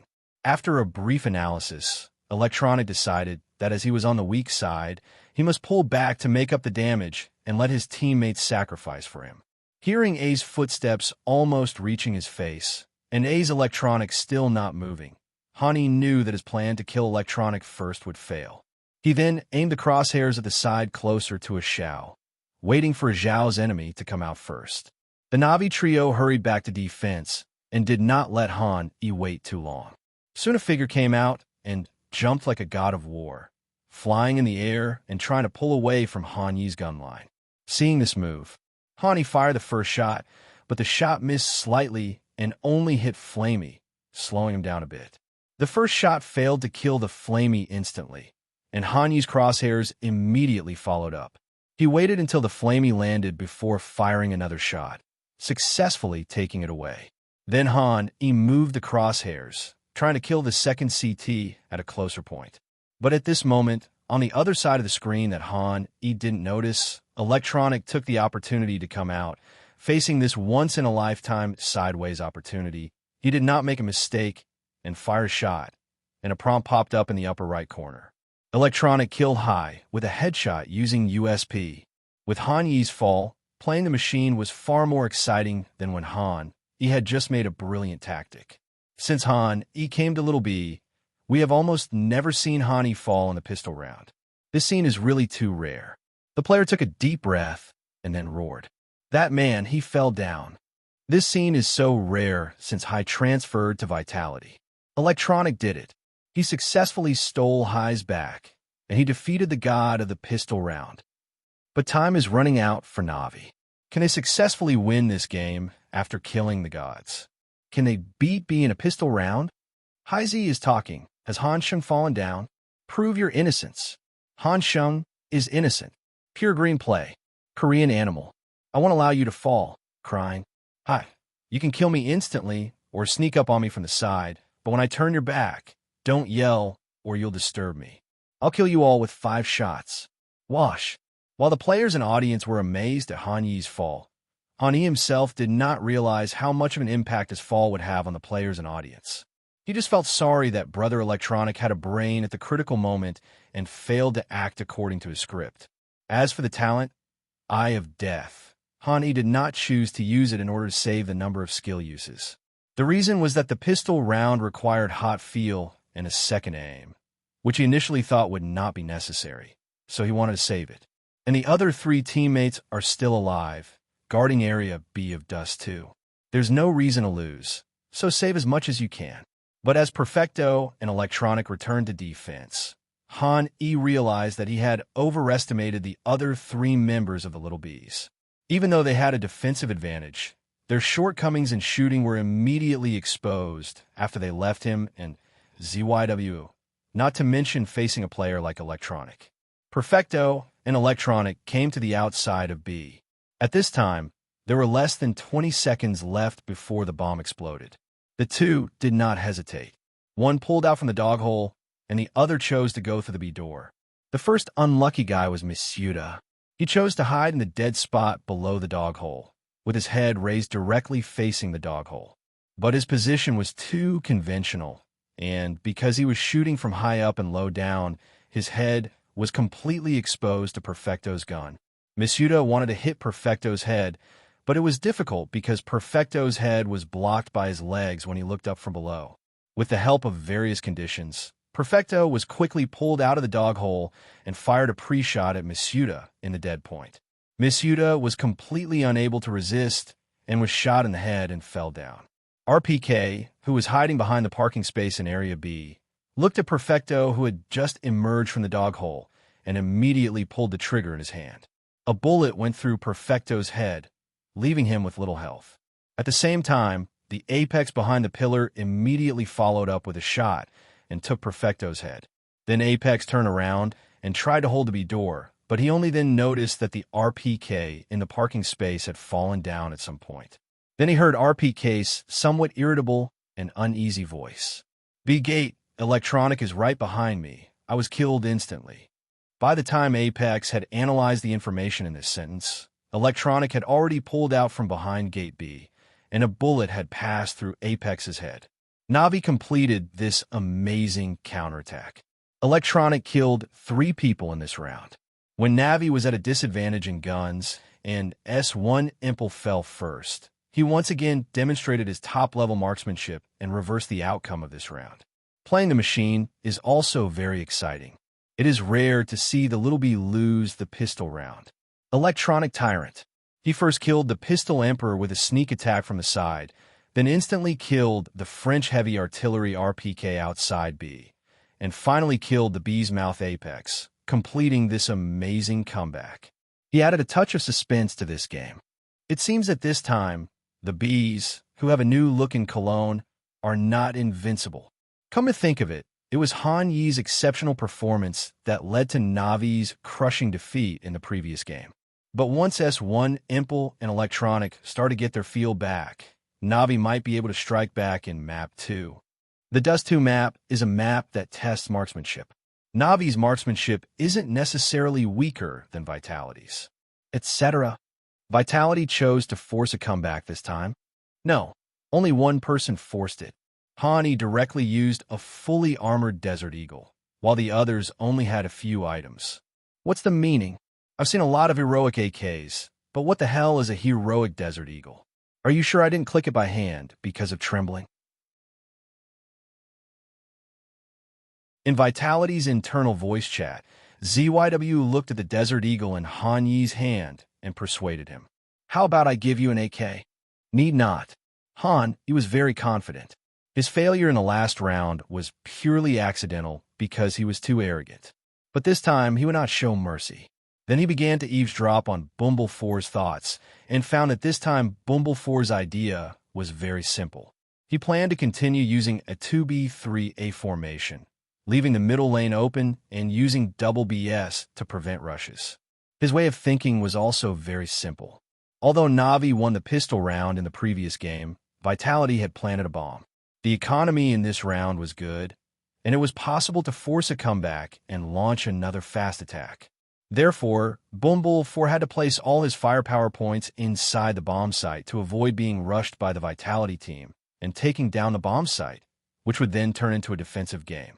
After all, every CSGO player knows how difficult it is to return a defense. It is extremely difficult and much more difficult than simply defending a point.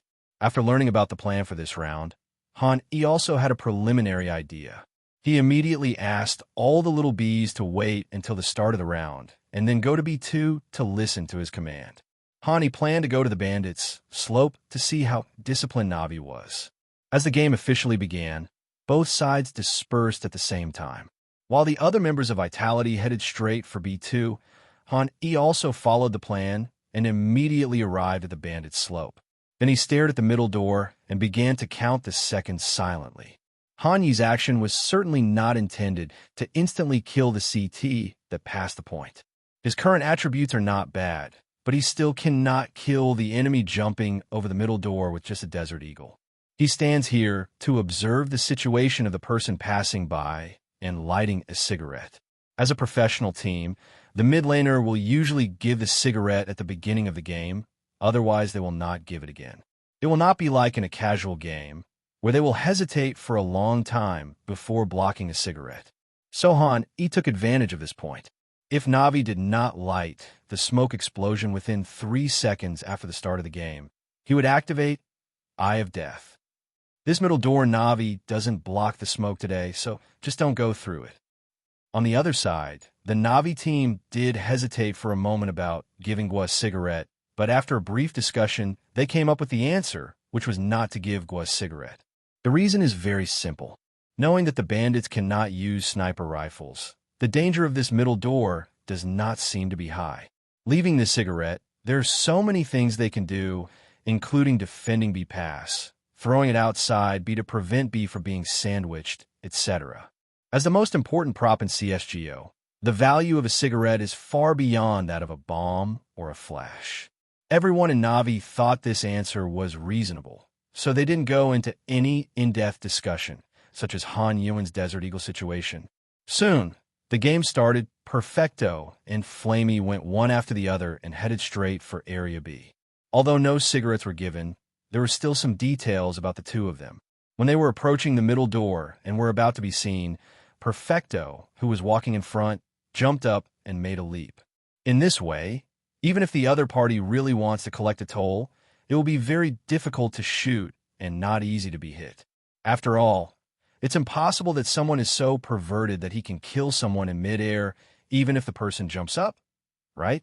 Just as Perfecto had this thought in mind, he heard a gunshot from the slope of the bandit's house. In front of Flamey, Perfecto's body collapsed instantly like a kite with a broken string and fell heavily to the ground. This frightened Flamey so much that he thought Han had used a sniper rifle and quickly tried to light a cigarette. But at this moment, Perfecto's words calmed him down. Hurry up, he's a Desert Eagle, not a sniper. Keep the smoke, or they'll rush B and you won't be able to defend. One more person from Area A, and I'll also encounter this Desert Eagle mid lane headshot with a small chance. How unlucky. Perfecto shook his head in frustration. He had been playing the game for such a long time, but had never encountered such an instant kill from the middle door by the Desert Eagle bandits. But today, Hani did it to him. At this time, Perfecto simply thought that he was unlucky, but the next shot from Han, he completely changed his mind. Another gunshot was heard, and Flamey, who followed Perfecto's advice, was shot in the head like him and fell from the air. After killing 2 in a row, the Na'vi team finally realized that something was wrong. But there was no time to feel sad for Perfecto and Flamey. The next person to arrive at the battlefield was Bumble 4, who had just returned from University A. He listened to the high flash that exploded in Area B and was extremely anxious. He no longer cared about what Perfecto and Flamey were saying.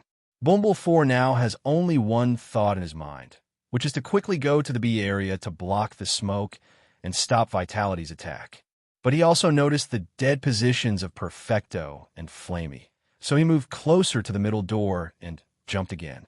But his actions could not prevent his death. As Han, he fired another shot. 3 Na'vi members fell to the ground. Watching this familiar scene while playing on the machine, he seemed to have seen Han perform a similar operation before, but the last time was with AWP, and he completed this miracle only when the opponent intentionally sniped him. But this time, Han didn't have an AWP in his hand at all, and the 3 Na'vi players on the opposite side didn't even think about engaging in a gunfight. They just wanted to get through, but the result was 3 corpses. This was the first time I intuitively felt Han Yi's speed of progress while playing with the machine.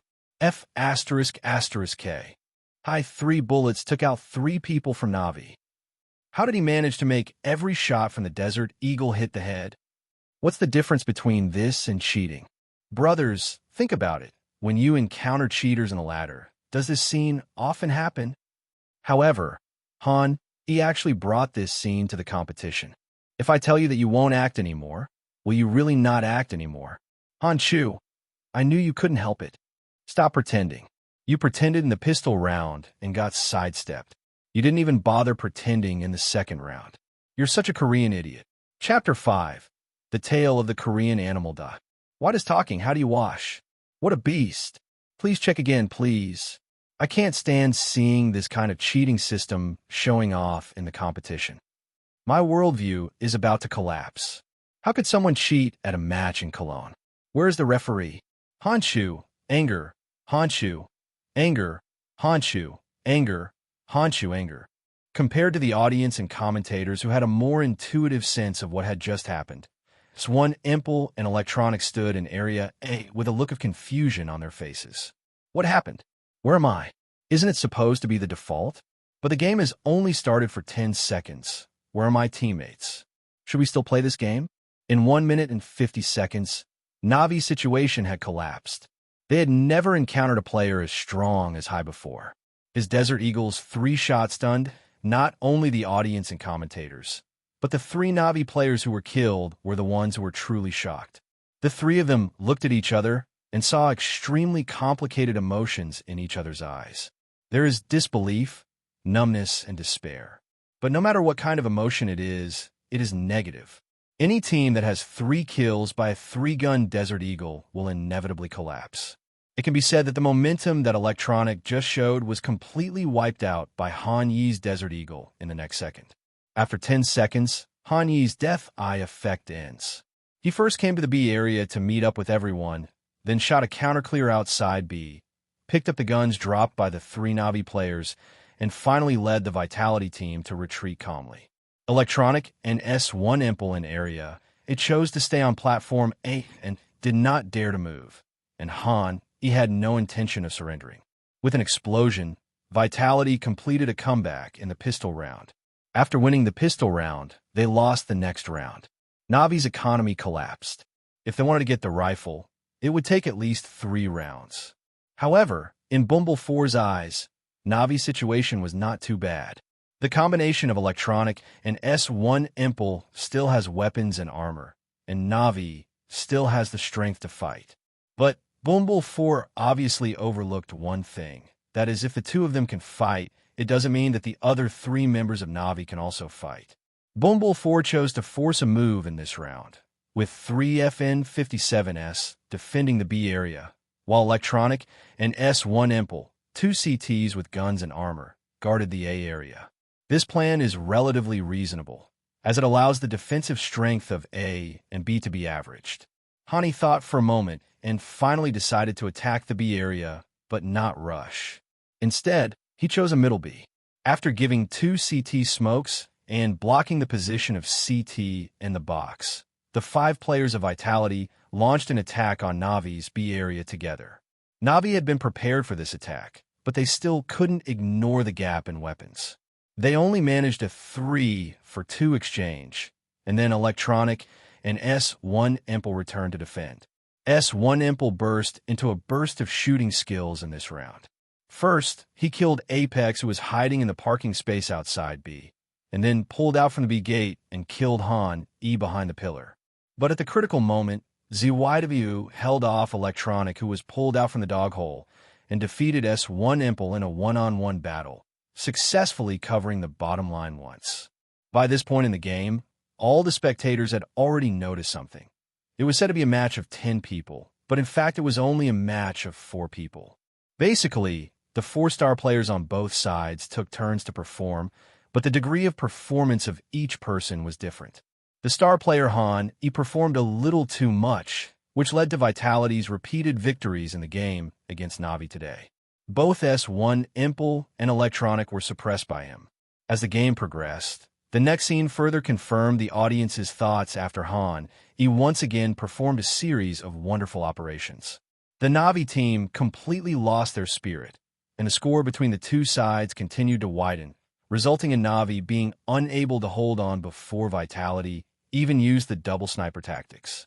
By the end of the first half, the score had reached 11-4. At the beginning of the pistol round in the second half, Navi star players once again exerted their strength. S1 Impel and Electronic killed 3 and 2 respectively, and regained some points for Navi. But Hanyi's performance in the first half was too dazzling. Even though Navi won the pistol round, they were unable to reverse the trend and slid step by step into the abyss of failure. In the end, the score between the two sides was fixed at 16-8. Watching S1 Impel slowly fall in front of him, Han, he let out a long sigh. The moment he took off his headphones, he heard the unison shouts of his teammates. Nice! It's the playoffs. Goal, Cologne champion. We beat Navi. Listening to their excited voices, Han, he sat in the chair and fell into memories. I remember the first time he met Navi was at a major. In that game, he lost badly to the old guys. Not long after that, he was defeated by Navi again on Blast. 2 consecutive defeats failed to defeat him. Now he has finally overcome the mountain called Navi and defeated the strongest combination of S1 Impel and Electronic at this stage. Along the way, from 0:2 to 1:2 and then to 2 o'clock, he witnessed his own growth while also stepping on them to take a step towards the Cologne championship. It also means that Vitality has officially entered the knockout stage of Cologne. He can have a good rest in the next 2 days. Wait for the loser group schedule to end, and then decide the top 8 of the playoffs to compete for the ESL Cologne trophy. Cologne, the holy place in the minds of many CSGO players, is naturally also the holy place in Hanyi's heart. This place and Katowice have witnessed the birth of too many legends, as well as the regrets of countless players. Han, he turned his head and looked at ZYW, who was just grinning foolishly at the side, and he asked, "Do you think ESL 1 Cologne will be the first trophy we win together?" ZYW, who was originally grinning foolishly, was stunned when he heard this. Then he thought carefully for a moment before slowly speaking.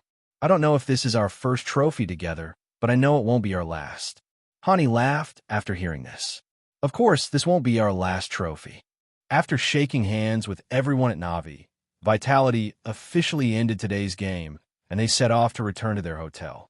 During this time, Hanyi's suspicion level continued to rise, but the rate of increase was obviously much slower than when he was checking the computer. Relatively speaking, compared to the amount of doubts he received more and more discussions. The reason is naturally that the audience watching the live broadcast of Vitality and Navi games only accounts for a part of the players who pay attention to the games, and the players who pay attention to the games only account for a part of the CSGO players. This means that most CSGO players are currently unaware of this. But as time went on, more and more players heard about Han Yi's cheat-like performances on the court and decided to go and take a look. Their initial mindset was to just come and take a look, and they felt that the descriptions of the players watching the game were a bit too exaggerated. They looked like they were using cheats. How similar could they be? But just 3 minutes later, the players who had seen the slice had their 3 views shattered. How does this look like a cheat? Isn't this cheating? Then they spontaneously joined the army to promote Han Yi's wonderful operation, and the word spread from 1 to 10, and from 10 to 100. Even in the CNCS community, people stopped discussing the price of accessories today and finally started talking about some game content. The question is whether Han Yi opened a restaurant or not, and the controversy surrounding him is growing. Soon this controversial incident broke the circle, and even many passers-by who did not understand CSGO, did not play CSGO, and did not watch the game knew that there was a player named Hai. Especially after they saw Han Yi's amazing pinnacle on Banana Road, a large number of players regarded Han Yi as an idol. In accordance with the usual style of the CS community, countless Hai appeared in the battles between 5E, Perfect World, and the official matches. But Han Yi temporarily put all these troubles behind him. He returned to his hotel room and began to help Chu Hao contact the internet cafe competition. As Han Yi's dearest friend, brother, and relative, ZYW was the first to agree. But after agreeing, ZYW revealed his true purpose. He invited Han Yi to go with him to participate in the Valorant competition in November.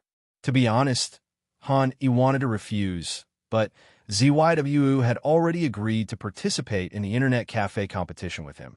So it was difficult for him to refuse Zaiwa's request for the Valorant event, so he had to agree. It's just that Han Yi knows nothing about this game. Fortunately, Valorant has just been launched in public beta at that time, and no one knows how to play it very well. It's not too late for Han Yi to learn now. Taking a step back, this is just a small competition within France, mainly for entertainment, and winning or losing is not important. Afterwards, Han Yi sent messages to Nico and Rops respectively. The two agreed without saying a word. Finally, Han Yi informed Chu Hao of the result. After hearing the news, Chu Hao didn't say anything for a long time. Just when Han Yi didn't know what tricks he was going to do, he heard the sound of a door closing from the phone, followed by another thump. There were so many people outside just now. I knelt down for you. You really have connections. Tomorrow's game starts at 5 p.m., which is almost 10 a.m. in Cologne. You must come and don't embarrass your brothers. After hearing Chu Hao's words, Han Yi patted his chest. Don't worry. Even if they can't come due to something urgent, I can find someone else. Who else do you know? The entire Dignitas team. Almost everyone can be called. Awesome. When Forest Brothers' row of trophies comes, the opponents will be scared to death. Why would they even fight? After hanging up the phone, Han Yi sent everyone the time for tomorrow's game. His good brother likes to be in the spotlight, so he must help him. Besides, Chu Hao has helped him a lot during this period. Han Yi knew that with Chu Hao's personality, the fact that he would participate in the competition tomorrow would definitely be known to everyone in the internet cafe, so he naturally would not let his good brother embarrass himself in front of outsiders and must take it seriously. After making sure everyone received the message, Han Yi thought for a moment and gave them another instruction, asking them to go to the toilet. The reason is simple. In tomorrow's game, they will definitely perform various operations that seem outrageous to others. If they didn't play tuba and didn't have rows of medals, it would be hard for others to believe they were professional athletes. This might cause public opinion on the scene to develop in a direction that is unfavorable to Chu Hao. So in order to avoid this situation, he took this action. Unlike Chu Hao's carelessness, Han Yi has always been a calm and careful person who takes into account various possible situations. Nico and others naturally agreed to this request. Under the premise that the professional player's account is not lent out, the trophies on the account are enough to convince other teams on the scene that they are playing in person. After dealing with the internet cafe competition, Han Yi finally had the leisure to open today's game panel. Unlike previous times when Vitality won and ZYW took the first kill, This time Han surpassed ZYW and won the MVP of this game. He had an extremely luxurious record of 49 kills, 15 assists, and 23 deaths, and his rating directly reached 1.53. You should know that the CSGO during this period used rating 2.0 version. This version is not like the CS2 era, where it often had a rating of 2 or so. A rating of 1.53 is already quite luxurious. As for a rating of 2.0, a professional player may only be able to achieve it once or twice in his life, and of course it is more likely that he will not achieve it even once. But unlike previous games, Hanyi's explosive performance this time did not earn him a higher score than before. So far, the game has been over for nearly an hour, and a total of 3,042 people have commented. Hanyi's score is only 9.2 points. Among them, haters, passersby, and fans have started a fierce battle in the comment section. He didn't care about this scene, and he couldn't care less. His fans could listen to him, but passersby and haters didn't care what he said. He is currently at the center of a public opinion storm. Since there is no way to control it, Hanyi's view is very simple. Let them keep arguing, and the louder the questioning, the better. Brother Nan, you said we'd definitely win the internet cafe competition. Is that true? Hearing his roommate's question, Lu Nan patted his chest and answered confidently. I guarantee it. I've been practicing a lot lately and haven't even attended classes. My skills are already close to Diamond S. Winning an internet cafe match will be a piece of cake. And didn't we go to the internet cafe for an on-site inspection yesterday? Do you remember how shocked that person was when he saw me operating it? Wait, what was that guy's name? Lu Nan said this, thought about it carefully, and then continued with some uncertainty. I think his name is Chu Hao. Anyway, he looked pretty bad. He said he couldn't even get 5 friends together offline.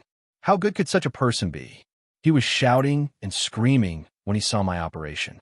If we were matched with him, we'd probably accidentally run over his fleet of toys without even realizing it. Seeing Lu Nan's confidence, his roommate, Chun Yin, felt relieved. The internet fee of several thousand yuan is a huge sum of money for these students. Winning will be the best thing of all. That internet cafe is quite big. Even if you don't use the internet fee to surf the internet, you can use it to buy some instant noodles or something and eat them in the dormitory. It's a sure profit no matter how you look at it.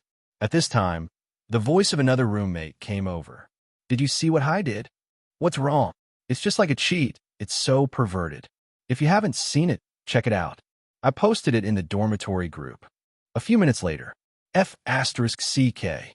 So handsome.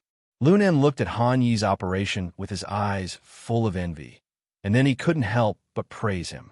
As expected of Han Sheng, he is really powerful. When Han Sheng helped me beat that CS player, I even gave him a rocket. I'm definitely Han Sheng's #1 fan. Oh, by the way, I have a screen recording of him thanking me for sending him a rocket. As Lu Nan spoke, he turned on the screen recording. After a while, Hai's voice came clearly from the computer. Thanks to Lu Xiaojiang Nan for sending the rockets. Thanks to the boss. You are so generous. Soon it was the next afternoon. Chu Hao packed up his mouse and keyboard and headed to the internet cafe. When he was about to leave the dormitory, he seemed to remember something and picked up his phone to send a message to Han Yi. Invincible man. I'm ready to go. Are you ready? The wicked slave. I'm ready. Call me when the time comes, and I'll have them log in and get ready. The wicked slave. Oh, by the way, I asked you to borrow someone else's number, and you did, right? Invincible man. I guarantee it. People curse me with that account every day. I definitely won't use it to compete. Invincible man. What a pity. The knife you gave me is still on that account. The new one I borrowed doesn't have a skin, so it might affect my performance. The wicked maidservant. It doesn't matter. Invincible man. What do you mean by unimportant? I'm the props master, but I'm the most important part of this team. Without me, how are you going to get ahead? Invincible man. Let me just say this. Don't bring your professional competition into the internet cafe game. You haven't seen that guy's shooting skills, all headshots. Invincible man. Why don't you have your analyst help our team study the opponent's demo? We must not lose. Invincible hunk? Invincible man. What does it mean to not dare to speak? After realizing that Han he suddenly stopped replying to him. Chu Hao became pessimistic about the upcoming internet cafe competition. The morale of the team has been low, and the foreign players he hired no longer listened to him as the captain. With this mood, Chu Hao came to the door of the internet cafe, and the game inside had already begun. He and Han made an appointment for 5 p.m. In fact, the first game started at 3 p.m. and was expected to end at 8 p.m. The 5 p.m. time was his estimate. When he arrived at the internet cafe, he glanced at the big screen and found that the score between the two sides was 14-10. Chu Hao had a feeling that he had made a brilliant plan and everything was just right. Just then, someone greeted him. "Dude, you came so late. I thought I had a buy in the first round." Hearing this, Chu Hao quickly looked in the direction of the voice and saw yesterday's great god sitting on a chair not far away and greeting him. Chu Hao's personality was naturally carefree and outgoing, so he sat down next to the man. "It's guaranteed. I take this competition very seriously and have asked my good friend who is studying abroad to help me. By the way, buddy, I don't even know your name." "Lu Nan. You said you asked your good friend who was studying abroad to help you. Wouldn't he be stuck playing games abroad?"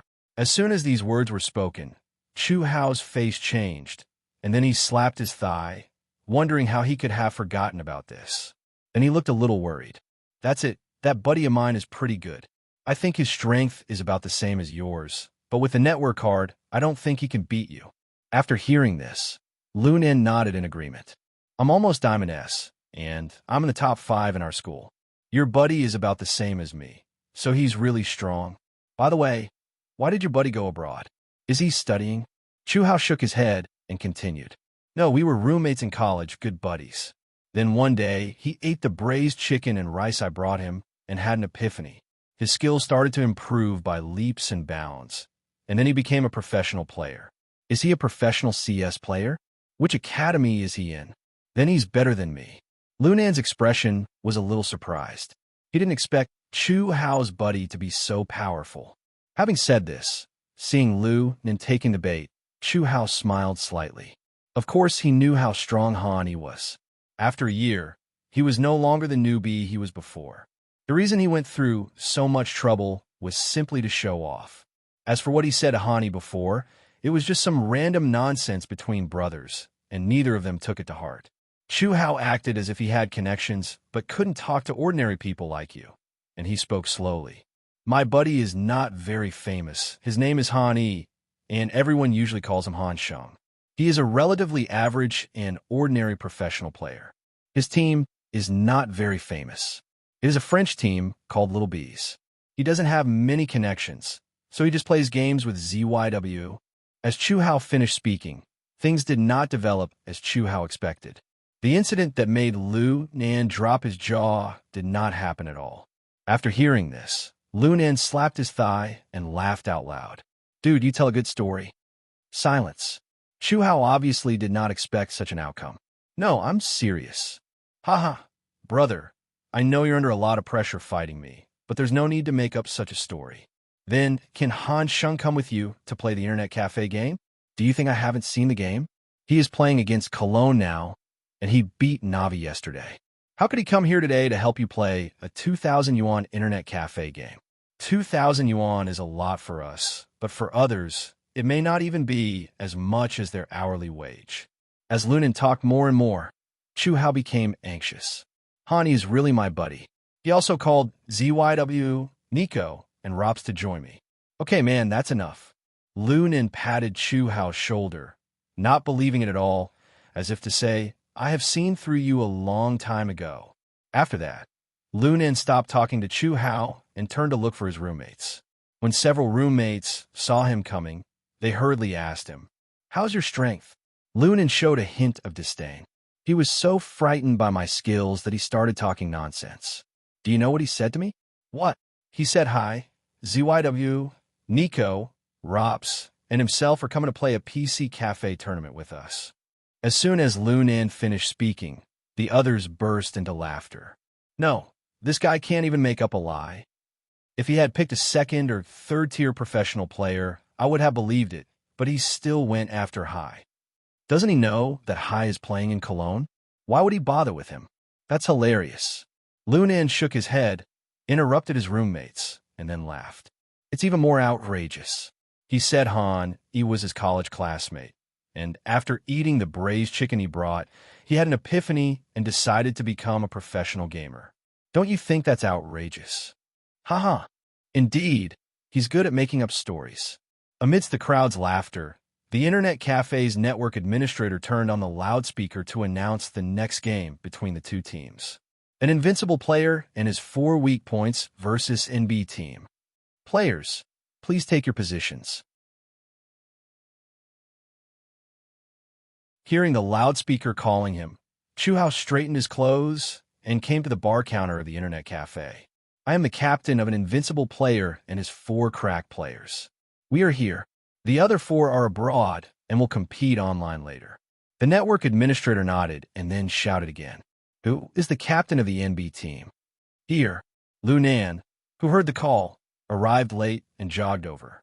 All 5 of us are here. The network administrator nodded, then pointed to 2 glass houses not far away. You guys are competing there. Each team has their own room. If your 4 teammates aren't here, you should sit in the middle. Okay.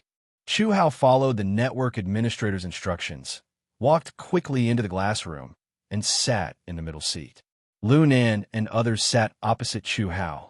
But unlike them, Chuhao first sent a message to Han Yi, asking them to log in.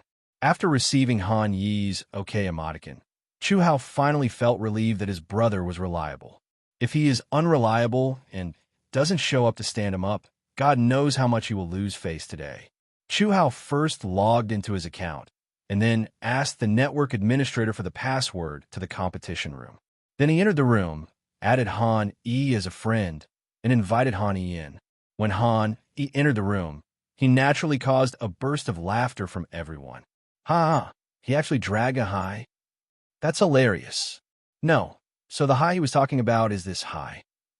Lunan and others played a lot of domestic ladder games on weekdays. In addition, they thought that Han Yi would never come to play in the internet cafe competition, so they naturally thought that the high in front of them was a high imitation. Chunyan on the side spoke even more bluntly. I wonder if Zuidavu, Nico, and Rops will come in soon. As if to verify his guess, just as he expected, the next second, Nico and Rops entered the room one after another. Vitality, Nico joins the room. Muzd, ZYW joins the room. Phased.Rops joins the room. The reason why the 3 of them were named this way is very simple. The normal names have been taken. So, at Han Yi's suggestion, the 3 of them simply exchanged prefixes. Looking at the 3 people coming in, Lunan and others laughed out loud. No, this guy is really good at it.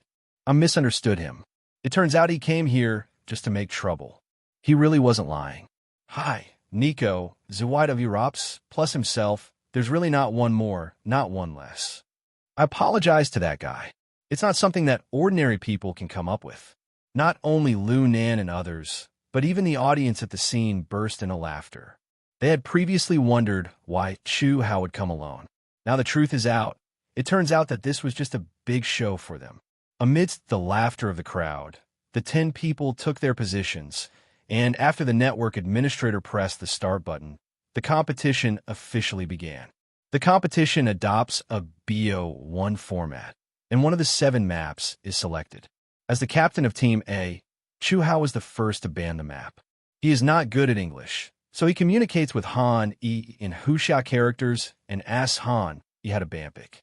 In response to this, Han Yi's answer was also very casual. He just typed a sentence. Hi, just watch over duck. With these words, Chuhao felt more confident. He immediately banned the train map, which was relatively unpopular for him. On the other side, Lunan also disabled the Death Amusement Park and so on. One map after another was disabled. In the end, both sides were left with a mirage. Obviously, as players of the national server, Chuhao and Lunan's favorite maps must be the old 3, so it is normal for them to keep one of the old 3. After determining the map, both sides entered into a knife fighting contest. As the victor, Lunan sneered disdainfully. Noob. Absolutely a noob. The opponents couldn't even understand how to fight with swords, especially Hai, who was killed by him with 3 swords. From that moment on, He had concluded that the opponent couldn't be high himself, and it was impossible for a professional player to be so bad at fighting with swords. As the victorious party, Lunan decisively locked down the CT side. The lineups of both teams have been determined. CT, I specialize in bullying the number 1 CS, Cyan, Ruthless Big Hand, Tom, and call me Brother Long. T, hi, Cyan's number 1 affection, Vitality, Nico, Muz. ZYW, Phase.Rops. As soon as everyone took their seats, Chunyan's voice came over. Brother Nan, how do we play this game? As the one with the highest rank and the best marksmanship in the team, Lunan is of course the commander and core of the team. Lunan thought for a moment and then gave a suggestion. Let's defend 2B3A. On the Mirage map, the chances of the opponent attacking A and rushing B in a pistol round are quite high. Okay, there was no battle plan, just a simple assignment of positions, and the game began. Lunan ran all the way to the diving platform, then came to the stairs of the diving platform and chose a straight A2 floor. From here you can attack A1 or defend the arch, which is a good position. The only drawback is that it is relatively conventional. The next second, he saw a 2's figure flash by, and before he could react, he was shot in the head. The shot made Lunan's screen shake. He was so panicked that he didn't dare to face the gun and quickly retreated to the bottom of the platform. But he had no intention of letting him go. He quickly chased out from A2 and at the same time directed the 3 teammates in A1 to press forward. As for why there are 3, the reason was that directly told Chu how not to make trouble to prevent him from blocking his teammates' positions and let him be a free man. As the name suggests, he is the freest person in the whole map and can go wherever he wants. Perhaps sensing that he might pull out from A2, Chunyan from the police family placed the crosshairs on A2, ready to hit in the side. Unexpectedly, ZYW rushed out from A1 at this time, and Tom downstairs in A2 immediately reported this information to Chunyan. Chunyan's ranking is only B+, which is neither high nor low, but he has one characteristic, which is that he particularly likes to fight with guns. When he heard that A1 was pulled out, he didn't think much about it, and quickly pulled it out from the police house and went straight to A1, and then 2 crisp shots to the head, and Chunyan was killed instantly by ZYW. Hearing his teammates being headshot one after another, Tom on the A2 floor swallowed his saliva. He knew that his position was crucial. As long as he could kill 2 of them secretly, everything would be fine. But Rops seemed to know that he was here. After being blocked by Nico and ZYW in the front, Rops went straight to the downstairs of A2. P250 fired a preemptive shot, killing him. Rops could not hide anything from him. Lunan was unable to escape and was chased all the way by Han-E and was eventually shot to death under the arch. In the pistol round, the CT defending area, A was defeated. The 3 dead people looked at each other and saw what they wanted to say from each other's faces. Oh shit, there's a cheat. Were you guys shot in the head? Indeed, that ZYW shot me twice right out of the gate. Too accurate, definitely dead. Me too. I was standing on the 2nd floor when that Rops shot me with AP250. After listening to the feedback from his teammates, Lunan finally confirmed that the opponent had opened fire.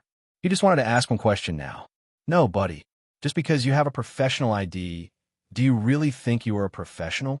For the rest of the time, Chu Hao rushed towards Area B. He successfully caught 2 CTs from behind, but he failed to kill them even after firing more than 10 shots. Instead, they turned around and killed him. Seeing this scene, Lunan became even more certain that the opponent was cheating. Their analysis is also very simple. This person offline has become like this. The 4 masters on the opposite side had a ping of nearly 100, but he was still able to kill them at will. Isn't this cheating? Could it be possible that there are really 4 professional players who brought such a tang person to the internet cafe to play a game? Obviously, this is not the case. It is absolutely impossible for 4 professional players to bring such a tang person to play in the game. Then, after eliminating one wrong answer, the correct answer becomes obvious. Lunan slammed the table, opened the door of the glass room, and pointed at Chu Hao on the other side. Network administrator, I'm reporting someone cheating. Not only Lunan, but also the spectators watching the game in the hall, and some contestants pointed out the problems. They are so accurate. Indeed, he doesn't look like a normal person at all. Seeing that public opinion was growing and everyone was discussing the cheating issue, the network administrator was also a little hesitant. After all, if the news of cheats appearing in the internet cafe competition gets out, it will inevitably sound bad, and they still have to rely on this to gain popularity. Want to take another look? Lunan immediately patted his chest and said confidently, "No need to look, it's definitely cheating. I'm already Diamond S, but I was shot in the head by that high on the opposite side. I couldn't even engage him. Does he really think that if he changed his ID, he would become high?" As soon as he said this, others immediately echoed him. "That's right, no need to look, let this guy call his 4 teammates. Let him get out." The crowd at the scene was immediately outraged. If on normal days, these cheaters would just stay at home and act like rats in the gutter, no one would be able to do anything to them. But when cheating is used offline, there are only 2 words to describe this behavior: court death. Just when everyone was about to rush into the glass house to pull Chu Hao out, Chun Yin exclaimed, F***K. Because Lunan didn't close the door when he came out, the sound insulation of the glass room did not work, and his clear cry of F***K was heard by everyone in the internet cafe. What's going on? Seeing Chun Yin shouting, Lunan guessed that during this period, the opponent's plug-in must have performed some wonderful operations again. So he hurried back to the glass room and took a look at Chun Yan's computer, trying to find evidence that could kill the opponent. But when he really looked at Chun Yan's computer, the second F***K came out of his mouth. Seeing the 2 of them shouting F***K on the left and F***K on the right, the next one to move was their teammates.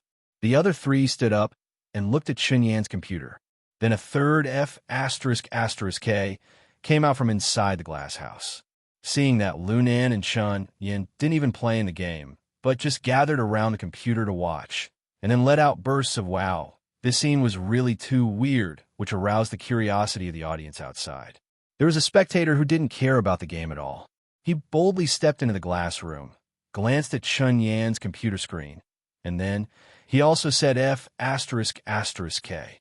This cry of wow attracted more people to come and watch, and then there were continuous cries of wow. It seems like this computer has some magical power that can make anyone who sees it exclaim, "Oh shit," and then freeze in front of the computer and not move. In fact, it is not their fault.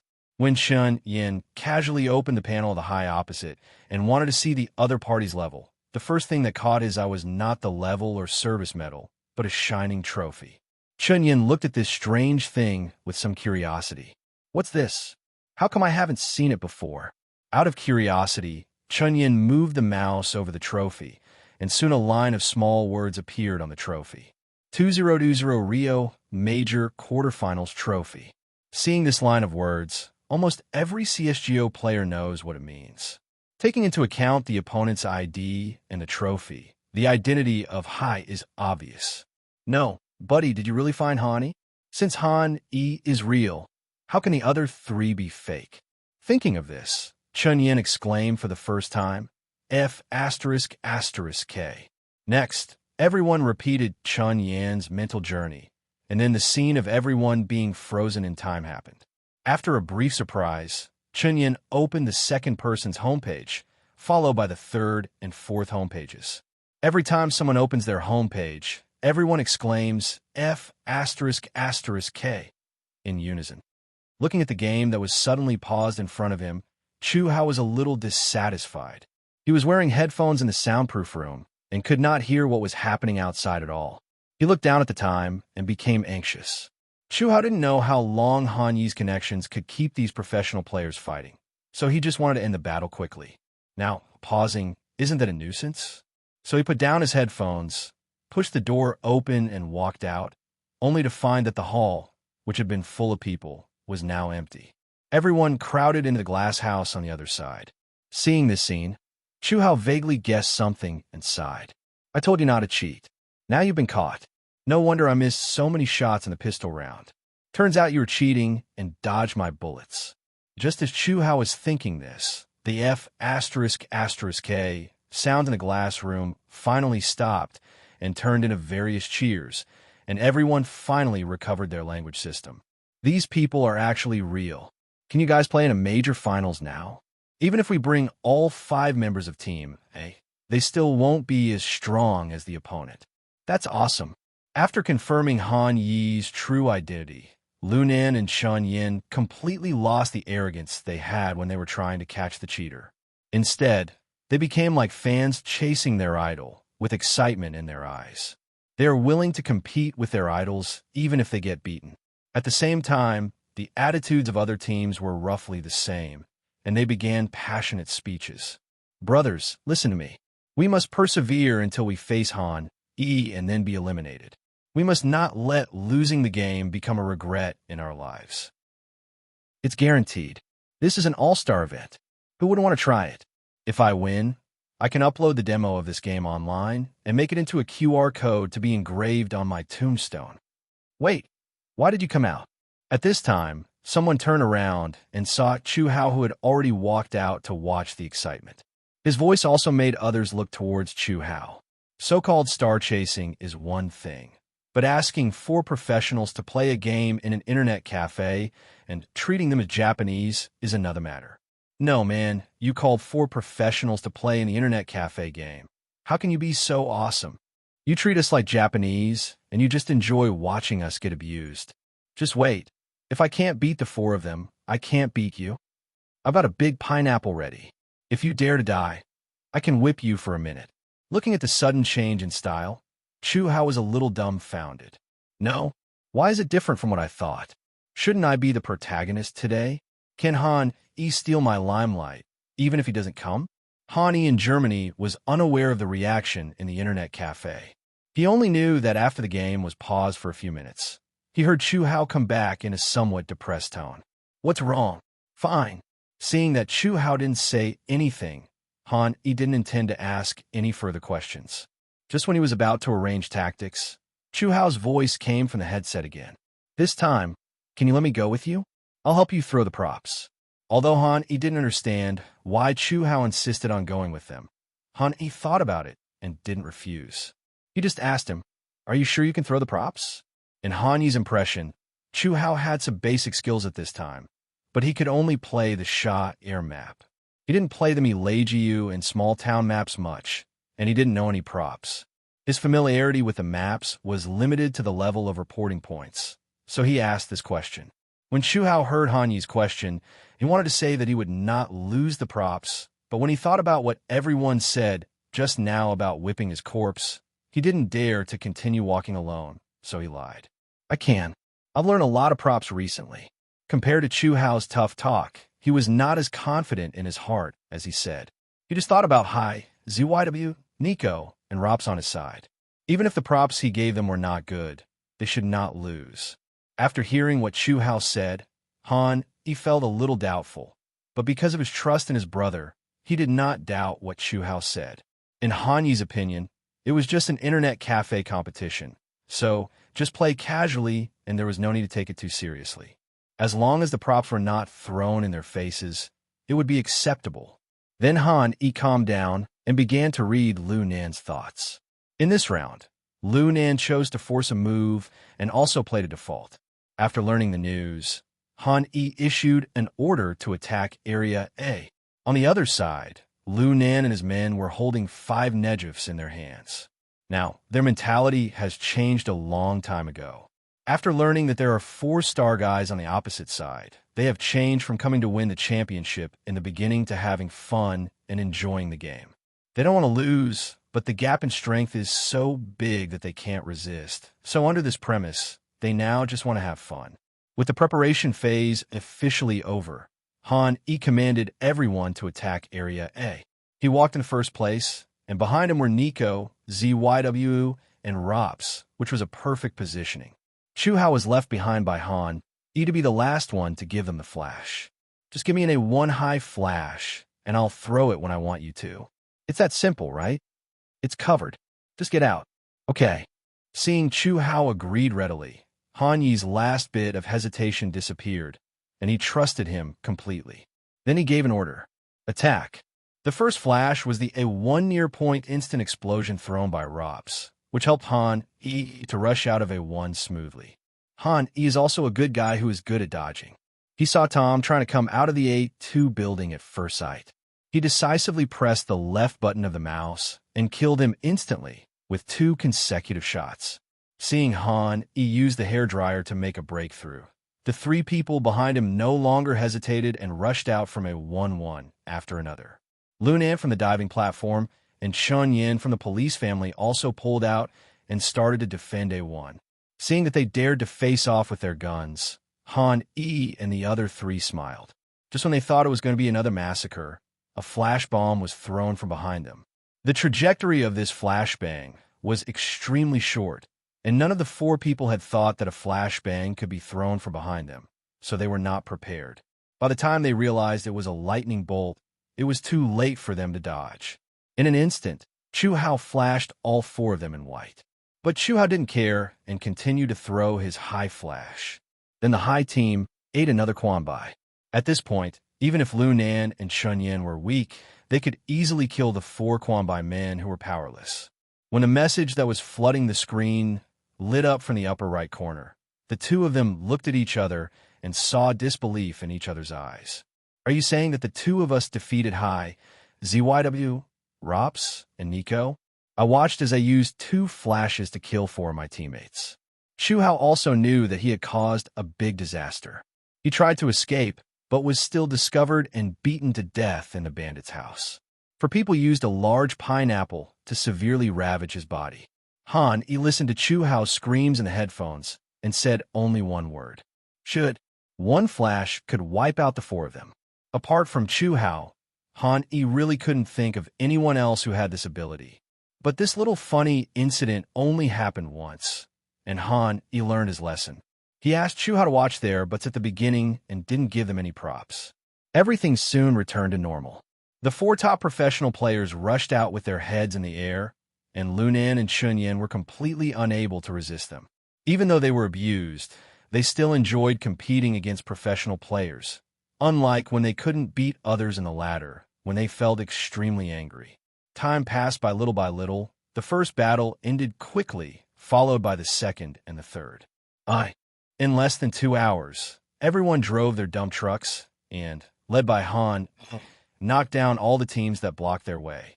Finally, when receiving the award, Chu Hao had a rare moment of wisdom and offered to divide half of the prize money with other teams. The reason was very simple. He knew that bringing 4 top professional players to play in the internet cafe competition would not sound good if it were made public. In addition, Han, he was his good brother, and he helped him. So Chu Hao also had to consider Han E. The relationship between the 2 of them has always been like this. It is one thing for them to betray each other, but it is another thing for them to help each other. Seeing Chu Hao said so, the others naturally would not refuse. They divided the money for the takeout meal equally. Although it was not much, it brought a smile to everyone's face. Afterwards, Lunan and others returned to the dormitory, downloaded the demo, and shared today's events online. With Han Yi's current popularity, it quickly became a new topic. Chu Hao's approach was unanimously praised by netizens, and Han Yi was also praised by everyone. Many black fans became passers-by, and passers-by became fans. As expected of Han Sheng's friend, you become friends with the kind of person you are. I remember this guy. I even bought a mouse signed by Hai himself from him. Have you bought one too? I bought 2, and I gave one to a friend. Wow, everyone has bought it before. The owner sells it very cheaply. I thought it was fake at first, but after seeing what happened today, I think it must be real. Originally, seeing monthly sales of 10,000, I wondered where all the autographs came from. Now, I think the boss must have asked Han Sheng to sign one for each one he sold. I've also placed an order, and I hope the boss will ship it as soon as possible. After the internet cafe competition ended, Han Yi stretched his limbs and said goodbye to everyone. It's still early now. They don't have any games in the winners group today or tomorrow, and then the schedule will enter the playoffs. As for who the specific opponents in the playoffs will be, we will have to wait until today's loser group game is over to find out. Now that Han Yi led Vitality to defeat Na'Vi, their biggest opponent is only one, and that is Heroic. If history had developed normally, Han E remembered that Vitality had also made it all the way to the semifinals and eliminated Na'Vi, but was finally defeated by Heroic and only won the runner-up in Cologne. It was also from here that Heroic gradually came into the sight of most players. Therefore, this Heroic became the focus of Han Yi's research. Team X's dynamic defense was definitely a defensive concept that far exceeded that of this era. And the frontal firepower of this Heroic can definitely compete with the current Vitality. Han E is clear about his current strengths and weaknesses. He has strong burst ability, but the effect of Eye of Death has a duration and cannot last for an entire game. Han E is good at playing against a musket team like Na'Vi. As long as the opponent has poor discipline and gives him a chance, he can kill all the opponents in one go. But if you play against Heroic, which is more academic, it will be a bit difficult. At least the opponent will not rush to 1 point. It is very likely that after he kills the first person, Heroic will block the smoke and retreat. In that case, Han E would be in an awkward position. So if he wanted to defeat this Heroic, he needed to start from the tactical level and begin to study the opponent. Just like what the players said, Han E can now use mind reading to suppress his opponents tactically and use Eye of Death to defeat the enemy in terms of shooting. Only by exerting force on both points at the same time can we establish the Little B dynasty. Although it is still a bit early to establish a dynasty at the moment, he has not even won his first championship yet. Han E asked his data analyst for some demos about Heroic, then took out his notebook and wrote down all the characteristics of each person on this Heroic. He then compiled these things into a document, sent it to the other 4 members of Vitality via computer, and forced them to read it. It can be said that as long as they can defeat this Heroic, then in this Cologne, there should be no opponent that can compete with them, Vitality. Seeing Han Yi's request to watch it, everyone in Vitality realized the importance of the document. They quickly sat in front of the computer and wrote down the contents of Han Yi's notes.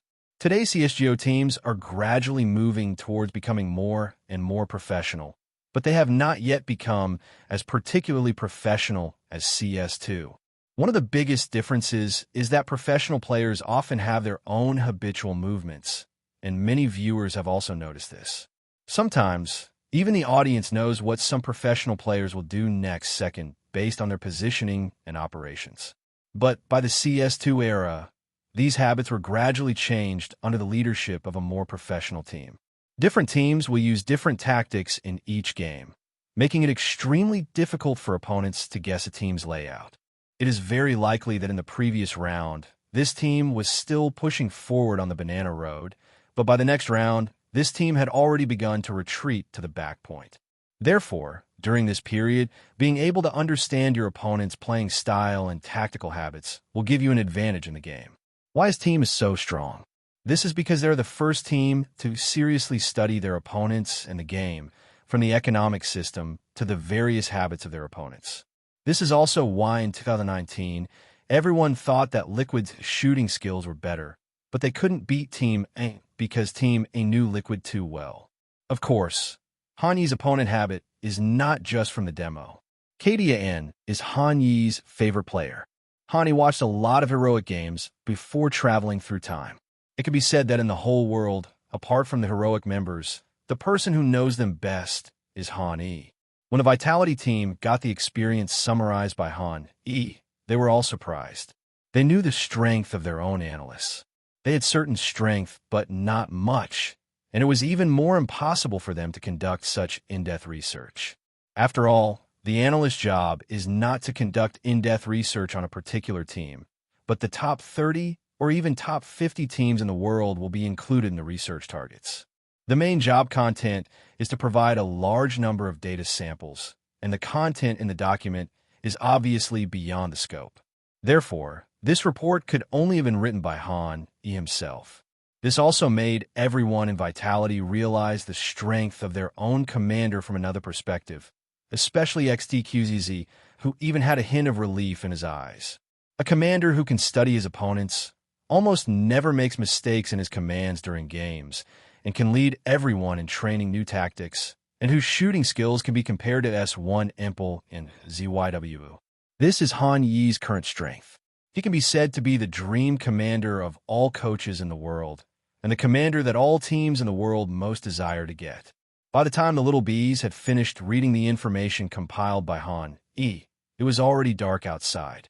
Hani picked out some key points to help everyone organize them, and the day passed like this. The next day, there was still no game. Today was the last day of rest for all teams.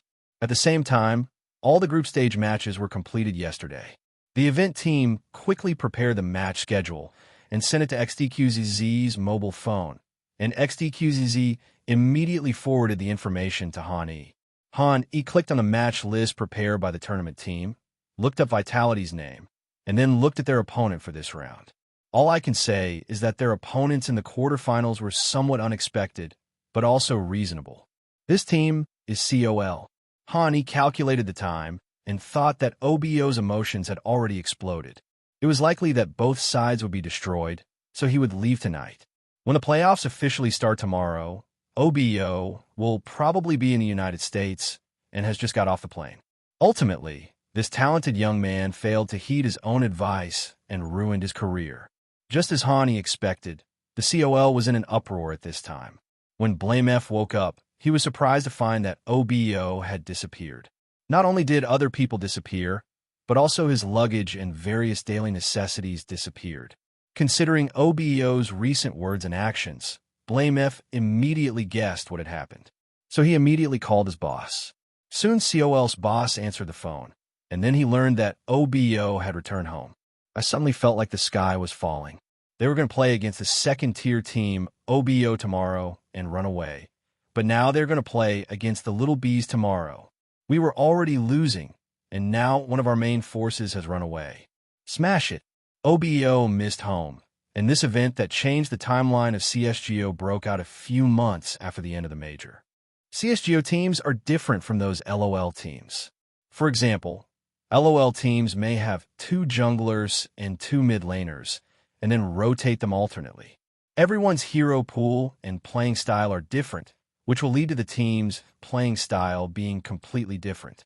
However, CSGO teams generally do not specifically find a substitute to play in the game unless there is an emergency, such as a player is sick.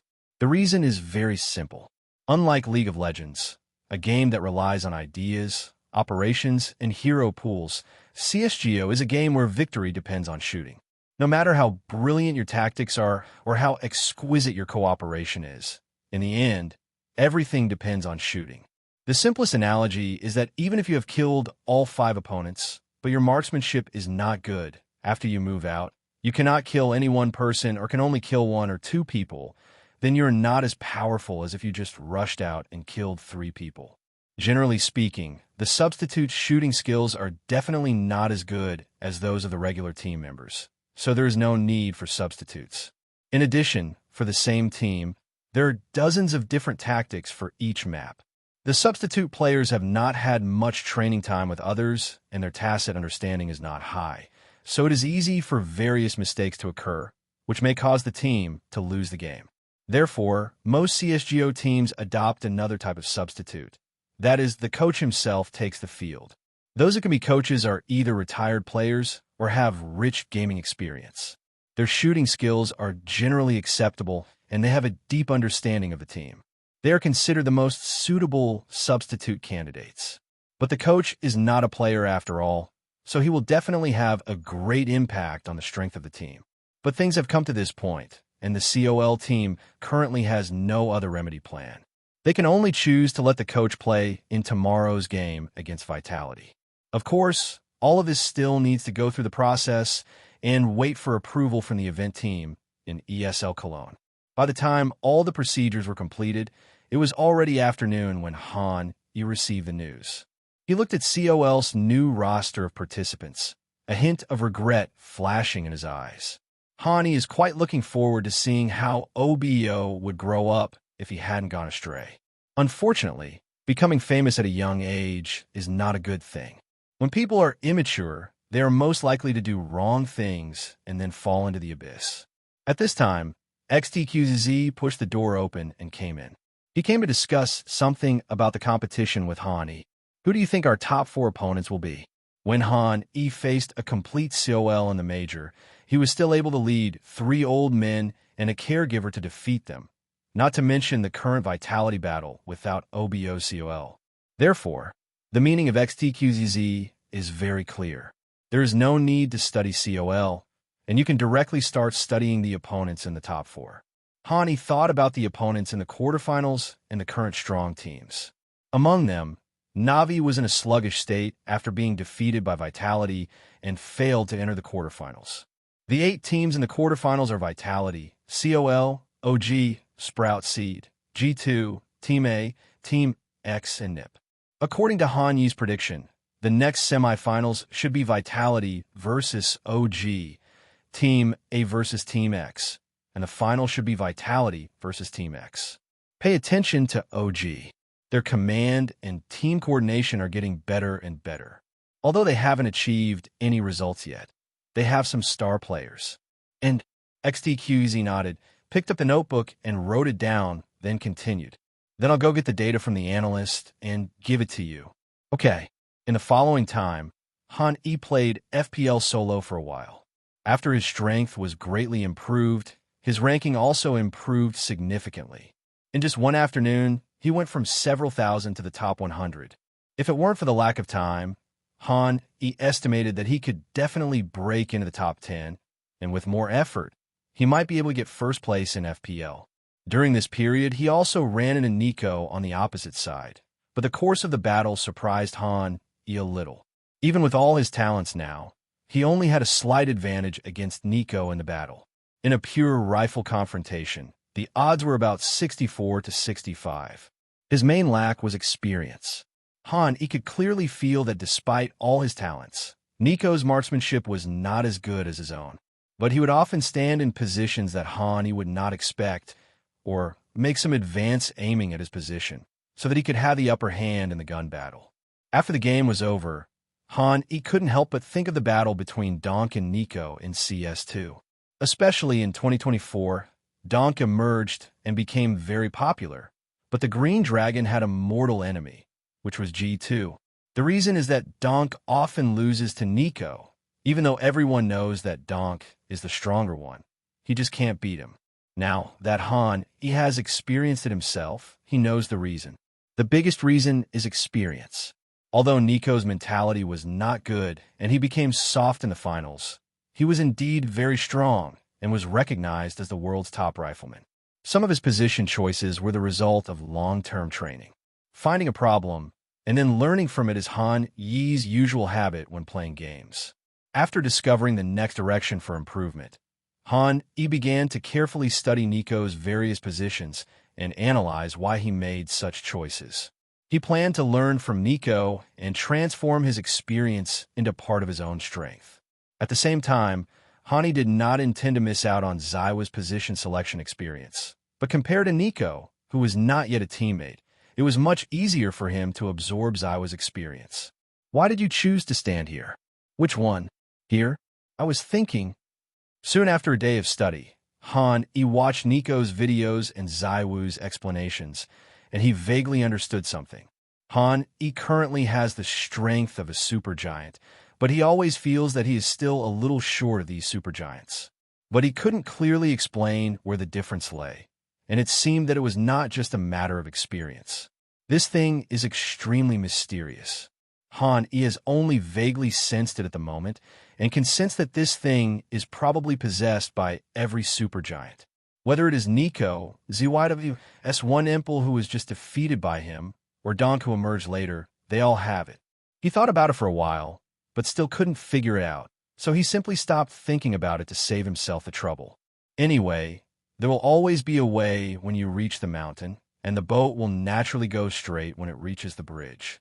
When his strength improves a little more, perhaps he will be able to realize what he currently lacks. Han E is indeed very strong at the moment, but he is not yet completely invincible. Whether it is Team X in front of him or Team A after GLA 1V's return, Han E dare not say that he could defeat them 100%. He still has to rely on the performance of ZYW. Soon the last day of rest passed, and Vitality ushered in the first day of the ESL Cologne playoffs. Vitality versus COL. Everyone in Vitality seemed very relaxed along the way. They were originally the stronger side, and now their opponents had a coach, so they had no idea how they could lose.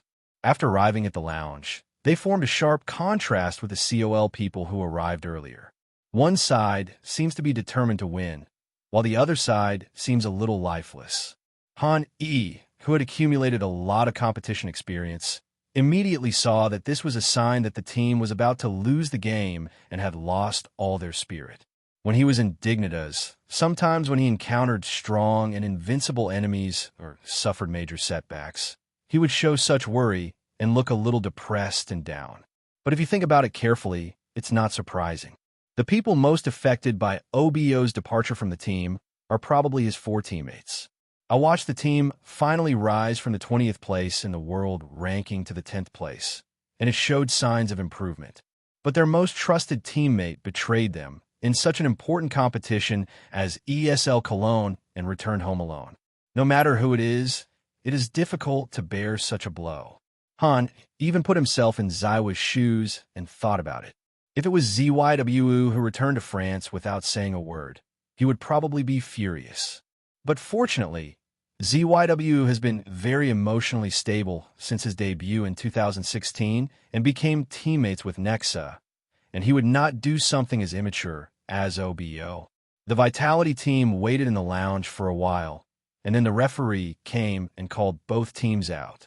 After arriving at the competition venue, Han E found that the competition venue had changed this time. They came to a relatively spacious large room, about 500 square meters. The 2 players were also standing on the left and right at a considerable distance from each other and could not hear each other unless they specifically shouted. Directly in front of the players are various equipment for live broadcasting. In the middle of the venue, there is a display stand. Directly above the stand, there is an exquisitely crafted trophy, quietly waiting for its owner. Time passed quickly. The game started and ended quickly. There were 2 maps in total, namely Death Tower and Dust 2.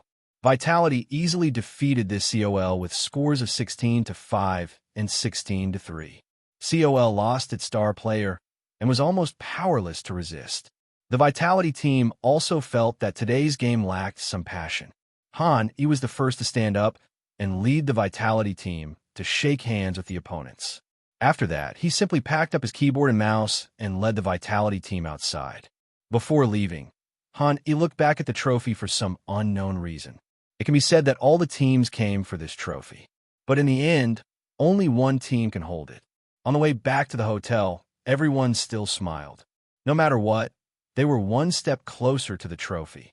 Apex thought about the trophy with a hint of nostalgia and spoke. It's really beautiful. Indeed, it would be great if we could beat Cologne.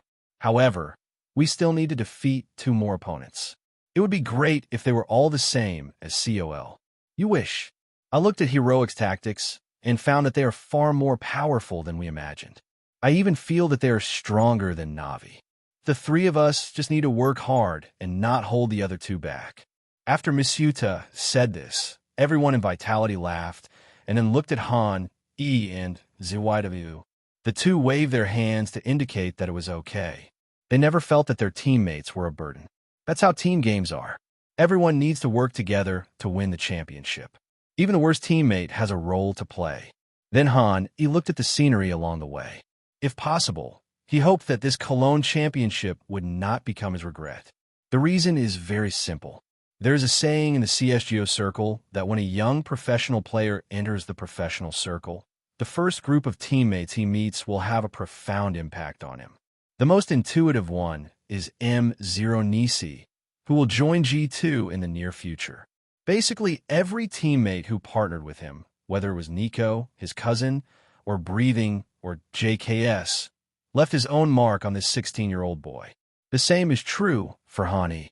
In the process of constant contact with the old men, he has unknowingly regarded the old men as idols. He wants to be like them and become the next legend admired by all the players. This is the significance of ESL Cologne to Hani. It is the starting point of the legendary journey of the old men in the game CSGO. If possible, Hani hopes that it can also become his first championship and the beginning of his legendary journey, just like the words bestowed by the system when he drew the talent, inheritance. Many years later, it became you. Before he knew it, the car had arrived downstairs of the hotel. Hani got out of the car and returned to his hotel room. Because he just thought of the old men, he sent a message to F-Zero Rest. "Hi, what are you doing?" F-Zero Rest, picture. Hani looked at the photo sent by F-Zero Rest. It should be a photo he took just now. It looked like a small island near the tropics, with a beach and an ocean. In the picture, Flames is playing with the caregiver, while Freeberg and GHT are leaning on the recliners and watching the two chasing each other. Apparently, the old guys were on vacation and having a good time. F-Zero Rest. Our major quarterfinal finish has made investors take notice of the club, and they've given us a lot of funding. We didn't qualify for Cologne, so we used that money to have some fun. We just watched the Cologne match together, and it feels like you're even stronger than when you played against us. F-Zero Rest. Even though COL doesn't have OBO, if we were to play, even if we could beat them, it would still take a lot of effort. F-Zero Rest. By the way, Good Tanner for GHT asked me to tell you that the guy you recommended is really good. We are all very satisfied with him. However, we are very dissatisfied that you didn't come to us for a long time. Looking at F-Zero Rest complaints, Han unconsciously raised the corners of his mouth, thought for a moment, and replied, Once I take over Cologne, I'll go back and see you guys." Soon all the games for today were over, and the next opponent was OG, just as Han expected. The roster of this OG team was the same as when Han last met them, with no changes at all. Alexib, known for his wisdom and default, is still the commander of this team. The team also includes French veteran NBK, Jordanian player ISSA, Polish teenager Manchu, and Danish Dienwald. This OG team ranks 15th in the world, which is not a high ranking, but its strength should not be underestimated. The team is currently on the rise, and its ranking is steadily improving. Hani remembers that in about 2 or 3 months, this team will officially enter the top 10 in the world and will stay in the top 10 for a long time. This will be the peak of the OG club in recent years. He still remembered the oppressive feeling Vald gave him last time. Basically, whether it was him or the old man, it would cost a huge price to kill Vald. Although they won in the end, it did not prevent Vald from leaving a deep impression on Han. Then he studied the current OG. It can be said that Alexib's weak gun problem has not been improved. Even as a commander, his rating of 0.9 is still too low, and he can only sit at the same table with the old guys. NBK, the French veteran, is slightly weaker than the other 3 players on the B side, except ZYW. The strength of ISSA and Manchu is just barely first line. Only Vald's outstanding performance and Leonardo DiCaprio's good command have created such a team. The entire team does not have any outstanding star players, but can still win the game and reach the semi-finals of ESL Cologne. This is the charm of esports. 5 right people can often create good chemical reactions. Han sorted out OG's current playing style and distributed it to the Vitality team. It's just that OG's overall strength is not strong, so there is not much content in the document. Han did not ask everyone to remember it, and said that they could just take a look at it. After all, their current enemy is heroic, and they should not waste too much time and energy on OG. It was getting later and later.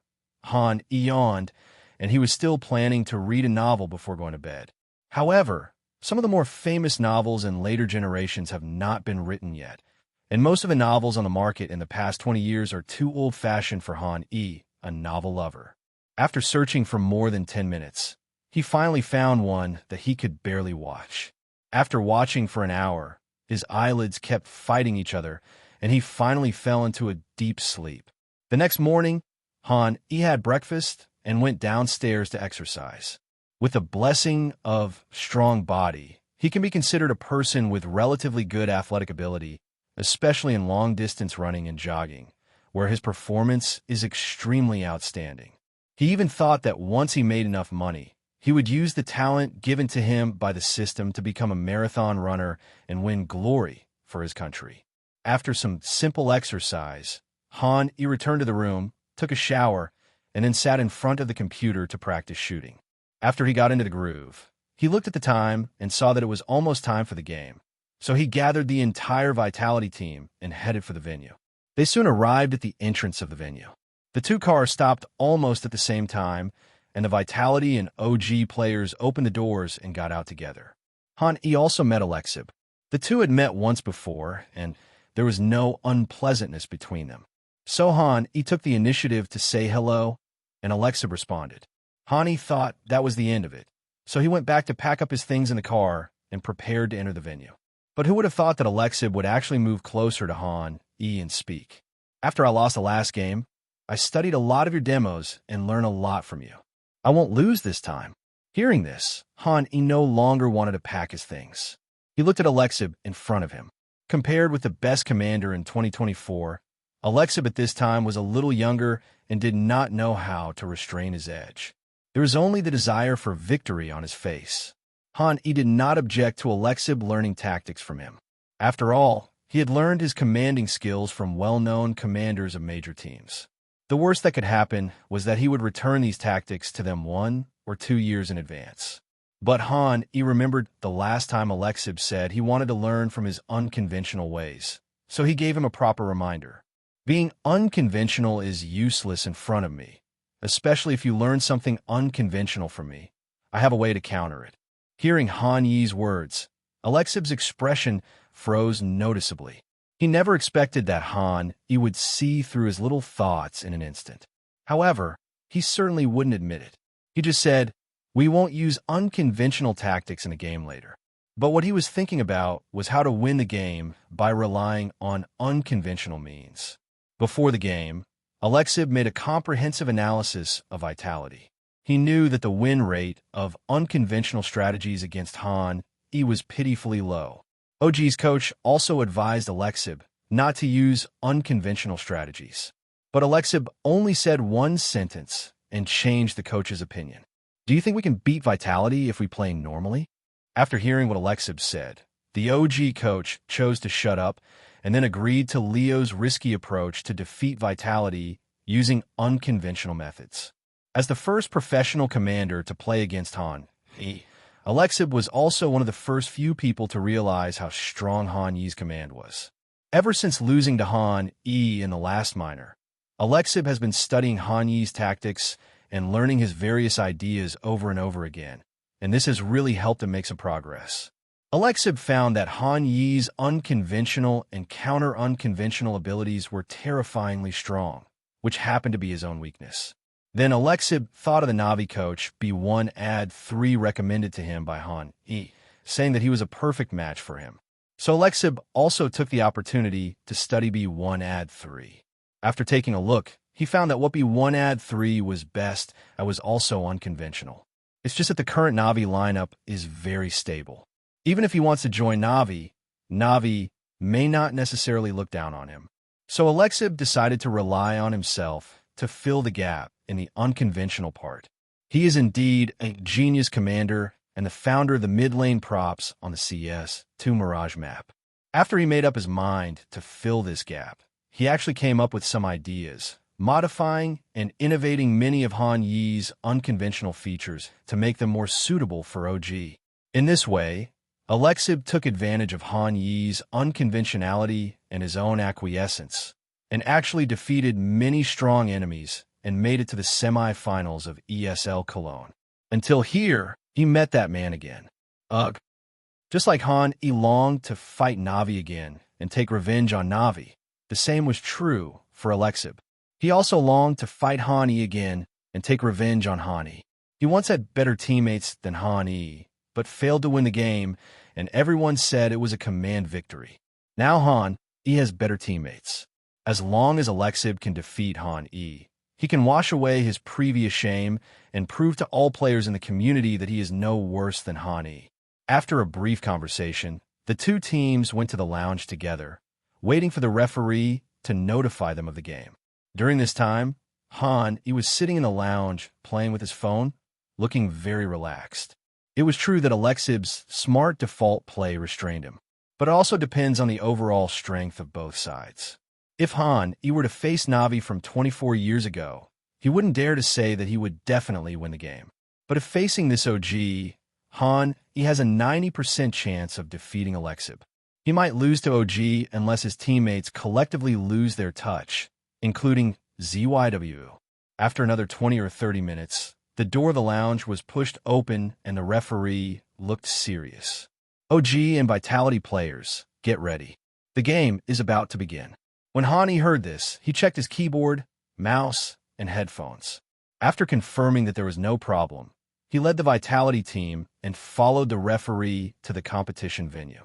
With the brief entrance ceremony over, the match between OG and Vitality entered the FanFic stage. Both sides still toss a coin to decide the order of going first. But this time, Han lost the coin toss, and Alexib took the initiative to choose the second move. Of course, all of this was intentional on Han Yi's part. He planned to try a completely new style of play, which was to enter his own selected map first, and through a big victory, cultivate the feel of the little bees and further widen the gap in overall strength with OG. Then we will see if we can use the difference in shooting skills to directly crush the weaker team. This will make the victory more stable and avoid the situation where everyone is in poor condition and cause a crash. This is also the advantage of the party that goes first in CSGO games, but the disadvantage of doing so is also obvious. That is, it will be at a disadvantage in FanFic, and the feel of the game is mysterious and hard to explain. Therefore, most teams, including Vitality, will generally take the initiative to choose the second hand. Soon FanFic officially began. As the first party to take action, Han first banned the train station, train, that no one from Vitality played, and then Alexa banned the death building that OG did not play. Both sides carried out a relatively routine ban.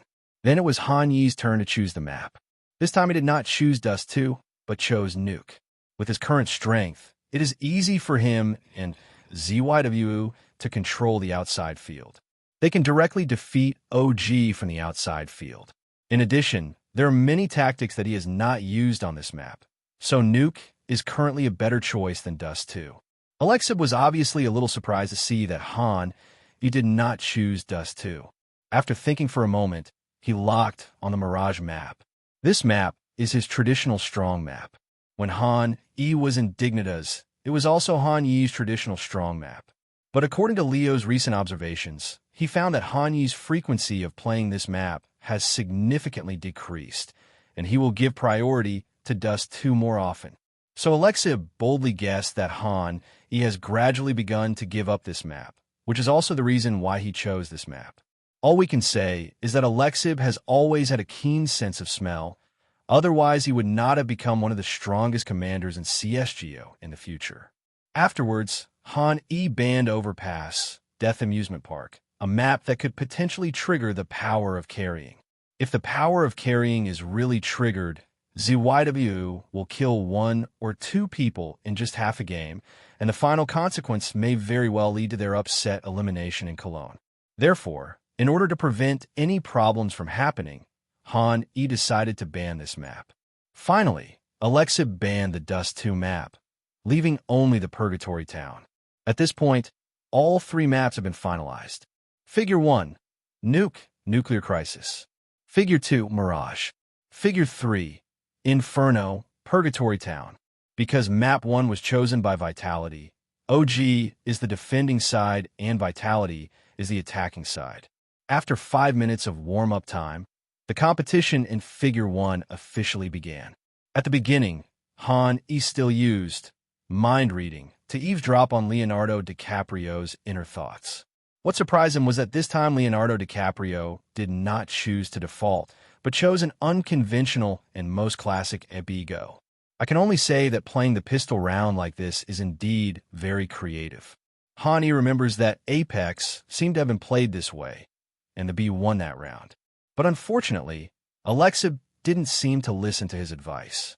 Hani thought about it and chose a tactic of 5 outfield main gates and directly changed homes. After hearing this tactic, everyone looked at Han in amazement. They knew that Han Yi's command style was always bold, but no one expected that Han would be so bold. 5 main gates, what's the difference between this and queuing for execution. However, no one would question Han Yi's orders, including XTQZZ, the coach. On the one hand, it is about trust in Han Yi.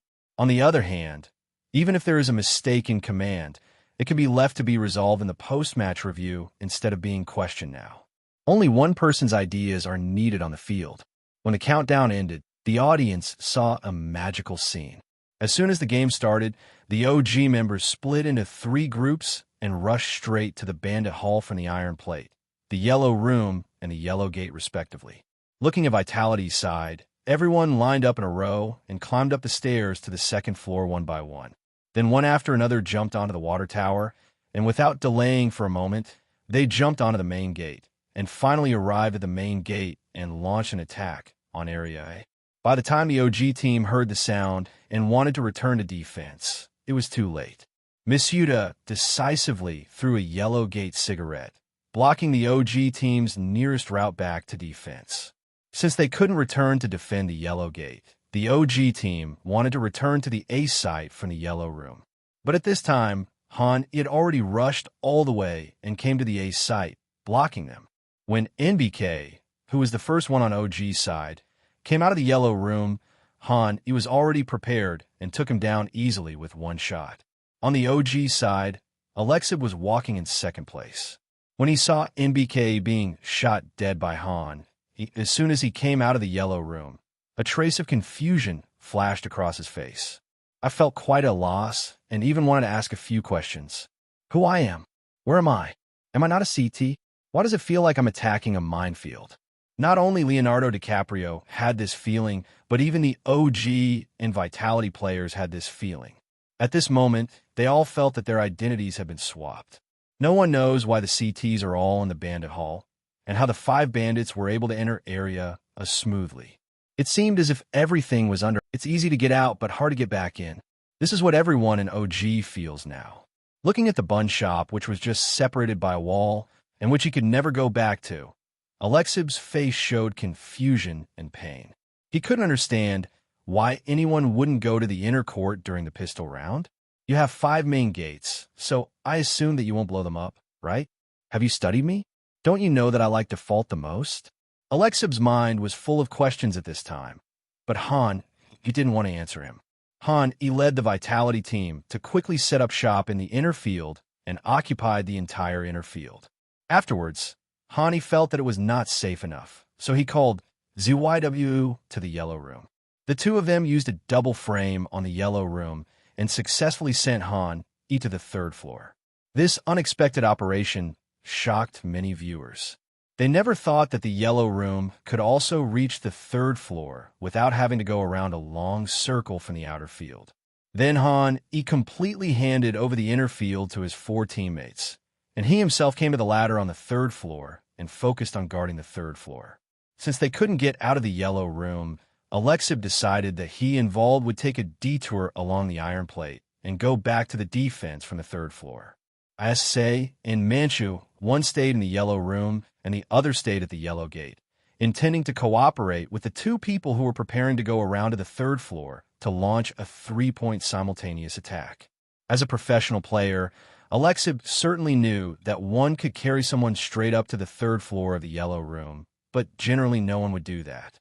Because the risk is too great. If someone comes out from the 3rd floor at this time, both people in the Yellow Room will die. So Alexib subconsciously thought that he would not take such a big risk to come to the 3rd floor to block the defensive route on the 3rd floor. So there was a scene where Alexib asked Vald, the strongest player on OG, to go back to defend with him from the 3rd floor. Unfortunately, he was different from all the commanders that Leo had met before. He knew clearly that all the CT team members were in the gang hall at that time, so he dared to let ZYW carry him up.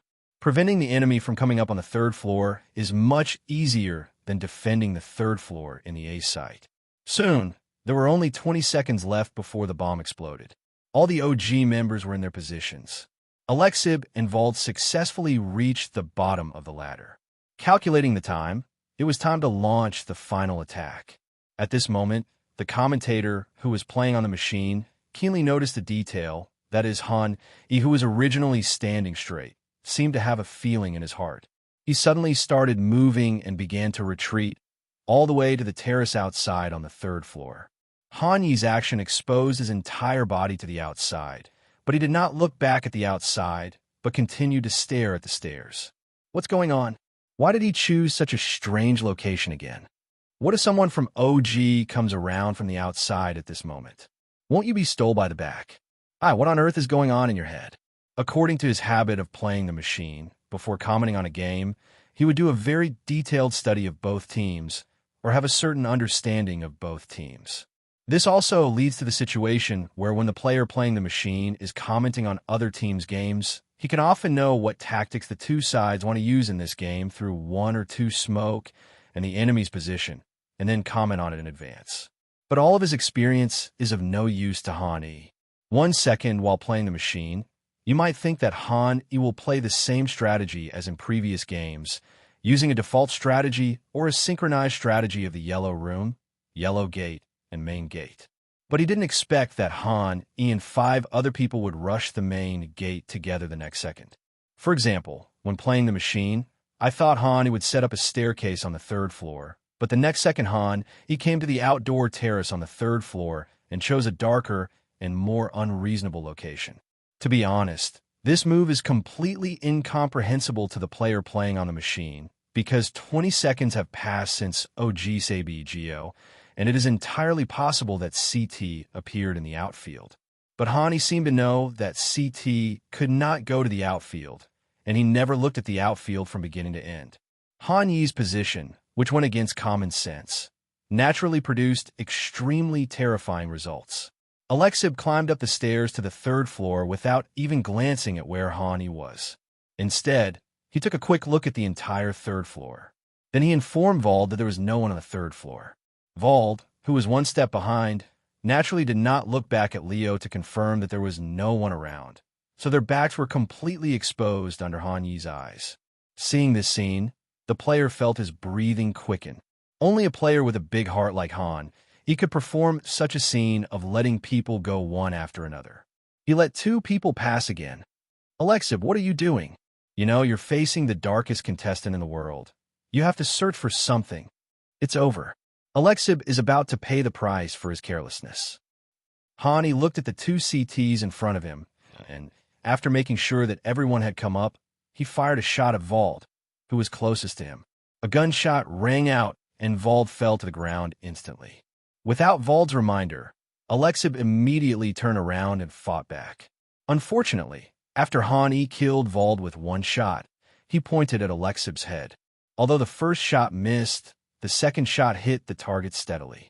Alexib turned around in a hurry and didn't even have the chance to aim, and immediately followed Vald. Then came the synchronization of Huang Min and Huang Fang. One was easily taken down by ZYW, while the other was besieged by the little bees and died tragically. Vitality won a big victory in the pistol round and made a good start in the semifinals.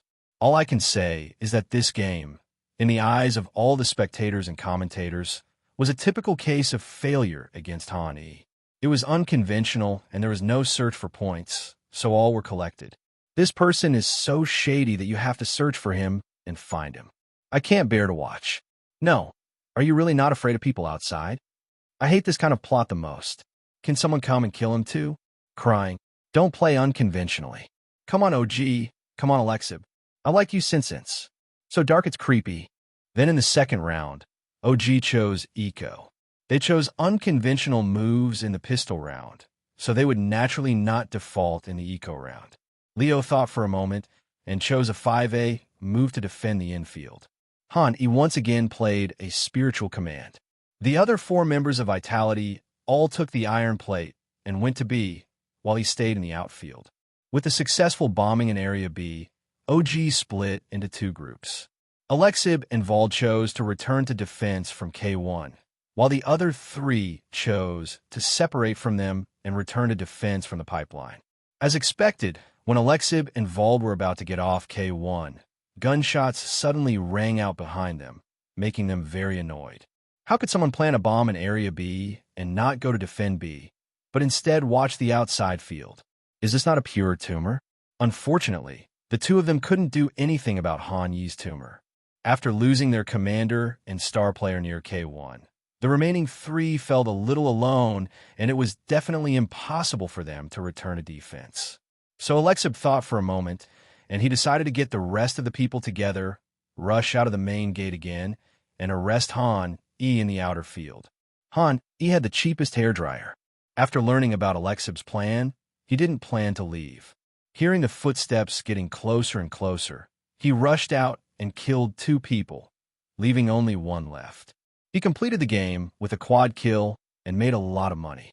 Then came the 3rd round.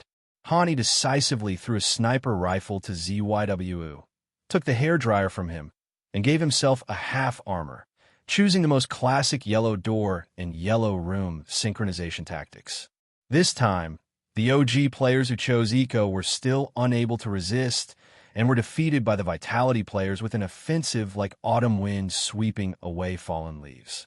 It was not until the 4th round that Alexib appeared at the CT resurrection point again. Facing the first long gun round of the game, he fell into an unprecedented state of confusion. Simply put, he had no idea how to win this battle. Hit default, but it seems that my shooting skills are not as good as the opponent. Play unconventionally? But after 2 consecutive defeats, Alexib keenly realized that something was wrong. Time flies. How do you fight? Vald's words came from the headset, and only then did Alexib notice that the game seemed to be about to begin. But he hadn't figured out a tactic yet, and when Alexib realized that he was doomed, he had no time to plan a strategy. The countdown at the top of the screen suddenly stopped. Then in the game, it was shown that Vitality called a tactical timeout. Seeing this scene, Alexib breathed a sigh of relief. Fortunately, he didn't make a big mistake because of his distraction. Now he had time to think about the tactics carefully. At this moment, he even felt that Han, he was a good person, and this tactical pause really helped him a lot. After thinking for a moment, Alexib decided to do something unconventional. After all, if he were to play against Vitality in a default match and then compete in shooting skills, as soon as he thought of Han and Zaiwu's terrifying shooting skills, he felt that the probability of winning was very slim. With unconventional ideas, it becomes much easier to arrange tactics. Alexib chose a tactic of 2 iron boards and 3 infields, completely leaving the outfield empty. They had seen Zaiwu's sniper rifle in the previous game. Since Manchu didn't have a sniper rifle, they didn't intend to go head-to-head with Han E and ZYWU in the outfield. The strength of these 2 people is really too strong, especially Han Yi's famous scene of 5 peaks and pentakills in Navi, which they have naturally witnessed. After learning about Alexib's idea, Han E breathed a sigh of relief and complained in his heart. Alexib is a bit too unreliable. If he hadn't called a tactical timeout in time, OG wouldn't have even figured out the tactics. What does it have to do with him that Alexib didn't figure out the tactics? The question is, if Alexib doesn't think of a good tactic, how can he arrange it? Fortunately, his technical timeout gave Leonardo DiCaprio more time to think, and then it was Han Yi's turn. We used the double decoy bomb tactic. After hearing this, RPK and Masuda replied, "Okay," to indicate that they understood. Afterwards, Han E asked ZYWU to stay with him for a while, and he sent Apex to the single-player gang control room. As the game officially began, both sides took action immediately. Then the audience saw RPK and Masuda quickly come to the outfield bombing position in front of the bandits' house. And then they took out props and aimed at the sky. But what surprised all the audience was that the props in their hands are not the smoke bombs needed for the outfield smokescreen, but the most useless-looking decoy bombs. Then the perspective changed, and we looked at Han E and ZYWU, who went all the way to the 2nd floor of the bandit group, jumped on a water tower, and then jumped on a main gate, as if they were going to replicate Vitality's classic outfield speed pass tactics once again. The OG sniper Manchu is guarding the main gate here, but Manchu does not have the money to buy a sniper at this time, so he is holding an M4A4 in his hand. He heard someone jump onto the main gate and immediately communicated with the OG team via voice chat about the situation at the main gate. After receiving the information, Alexib, who was originally in the A site, quickly came to the main gate and formed a double main gate defense with Manchu. ISSA on the third floor also jumped down from the third floor immediately and came to the A site to make room for Vald, who had already started to return to defense from the iron plate. Just as OG was taking action, Vitality's attack also began. 2 decoy bombs shot up into the sky and landed on a line of smoke in the outer field. Alexib and Manchu, who were guarding the main gate, saw where the 2 decoy bombs landed and naturally thought they were 2 smoke bombs. But a second later, the smoke bomb that they imagined exploding did not happen, but several gunshots were heard suddenly. The 2 of them couldn't help but look at the 2 smokes to confirm them, but this distracted them for a short time. The next second, 2 strong men fell from the sky, one on the left and one on the right of the main entrance. Han E took the lead, and ZYW followed closely. They took advantage of the momentary distraction of the 2 OG players, allowing Han E to take the first shot after landing. After a few shots, Mantua fell to the ground first. Alexib also reacted quickly and fired 2 shots at Han E. His 2 shots were extremely accurate and performed far beyond his level. He successfully took down Han E with 2 consecutive shots. But ZYW had already landed, and with a gunshot, he scored a 1-for-2 exchange at the main goal. At the same time, Huang Min quickly pushed and pulled out the Apex that had been prepared for a long time to search for nearby points. In the blink of an eye, the situation near the main gate and the yellow gate was out of control. At this time, RPK and Misuda came to the bandit hall, and the other came to the second floor of the bandit to throw props. Accompanied by the props thrown by the bandit on the second floor, Vitality launched a formal attack on Area A. Although Hani died, ZYW was still alive. He once again showed his bravery and killed ISSA in the A site with 1 shot. Although Vald on the third floor tried his best, he only managed to kill ZYW and then was defeated by Apex and RPK. In just a few seconds, OG's A zone collapsed instantly, leaving only NBK guarding the iron wall. Vitality's tactics once again refreshed the machine player's vision. He never thought that decoy bombs could be used in this way. Another fantastic tactic. This double nuke decoy attracted the attention of the 2 OG main players. It was obvious that the reactions of Xiao, Lizzie, and Manchu were much slower than usual. That was incredibly bold, but he managed to capture the moment, which was only a few tenths of a second. How many tactics does Han E have left? Although Han E didn't use his shooting skills to open up the game for Vitality in this round, he used his own strategy to help Vitality win. It seems this contestant is very good at refreshing your perception of others with little surprises time and time again without you noticing. I've seen in the community before that someone described Han E as the best commander in the world right now. Judging from his recent performance, I think he totally deserves the title. Han Yi's understanding of the nuke map in these games really shocked the audience. Whether it was the third floor of the Yellow Room, which was relatively unpopular knowledge in that era, or the Cousins' double decoy bomb tactics in the outfield, they all felt like they were eye-opening. As the commander of OG, Alexib was really annoyed when he saw the failure prompt that appeared again. In this professional arena, where the general command level is not high, people are easily constipated and will not attack unless they compress themselves to the point where there are less than 30 seconds left. It is indeed rare to find someone as decisive as Han E. Coupled with his own superb marksmanship and Zywu's personal ability, Alexib felt that he was facing an unbeatable opponent. He wanted to engage in some tactical games, but there was no chance at all. It seemed as if all his tactics were seen through by Han E. He was restricted everywhere, making the fight extremely uncomfortable. But if we take it by default, Han E may be a vegetarian, but his shooting skills are not. For the first time, Alexib felt that commanding on the field was so painful. When you face an enemy who is stronger than you in all aspects, you feel like you have no idea where to start. This time Alexib noticed the time, but he did not pause it.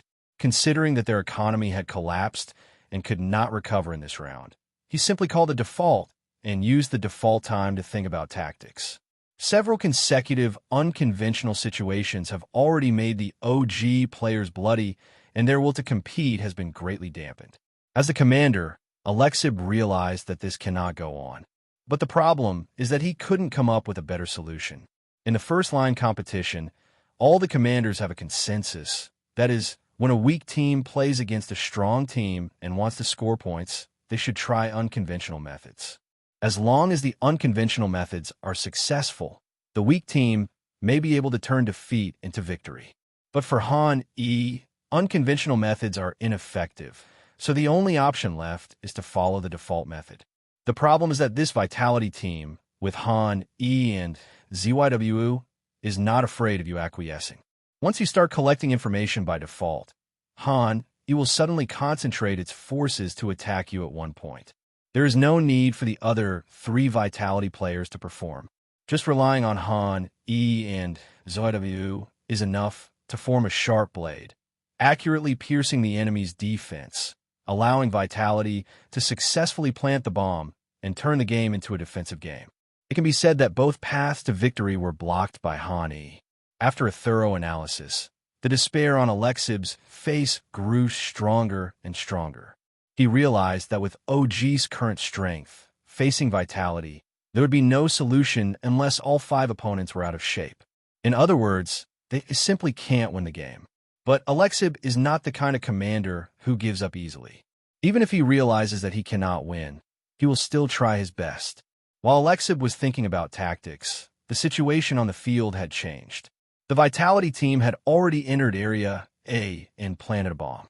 Seeing this, Alexib no longer hesitated and organized the remaining people to defend the main goal and lost this round very easily. Then there was another round of long guns. In this rifle round, OG's economy was still not optimistic and they couldn't start sniping, but this time Leonardo DiCaprio did not choose to give up the outside field. Instead, he chose a traditional default position of 1 outside field, 3 inside fields, and 1 iron plate. This is also a helpless move after a series of unconventional failures, and we can only give it a try first. On the other hand, Han Yi's tactics were also very clear. After confirming that there was only one person on the OG side who was on the defensive, he chose to attack the defensive wall and at the same time eliminated the hair dryers in everyone's hands. Vitality's economy is good now, and they can afford to buy an AK to fight against OG. There is no need to save on a hairdryer worth 1,000 yuan. If they lose because of the disadvantage in guns, it would be a bit unprofitable. As the 7th round officially began, the Vitality team collectively headed straight for the iron plate, with Han E taking the lead in the team. The defensive iron wall of OG is still veteran MBK. He knows that the Vitality players are very good at shooting. So the moment he heard the footsteps of the Vitality people, he decisively threw a fire, blocking the way for the little bees. Then he jumped down, returned to Area B, and spoke. They're going to hit the iron plate. After hearing the news, Alexib ordered everyone to quickly return to defend through the pipeline. During this period, the Vitality team naturally would not do nothing. Han E decisively stepped in a fire and followed. After taking only 2 steps in the fire, his teammates behind him helped him put out the fire. Han E looked at his condition and found that he only had 80 drops of health left, which was more than enough to deal with an MBK. Then he jumped from the iron plate to the iron slope without hesitation, intending to chase NBK and attack him. Seeing that he couldn't run away, NBK simply stopped running and stood on the B slope, ready to fight Han E. Han E also heard the footsteps that stopped abruptly. Considering that there were many places to stand in Area B, and he was the first bandit to attack, the first wave of gunfire was crucial. So Han E no longer hesitated, and the Eye of Death was activated instantly, and the world in his eyes slowed down again. Then, with all the audience witnessing, Han E seemed to know where NBK was hiding again. He still pulled out from behind the cover with his signature move, followed by a preemptive shot. With a perfect sudden stop and precise pre-aiming, NBK had no way to react. With just a gunshot, he lost control of his character and fell backwards. But everything was not over yet. At the moment Han E fired, the death door was pushed open and 2 CTs rushed out from the death door one after another. Han E briefly assessed the situation.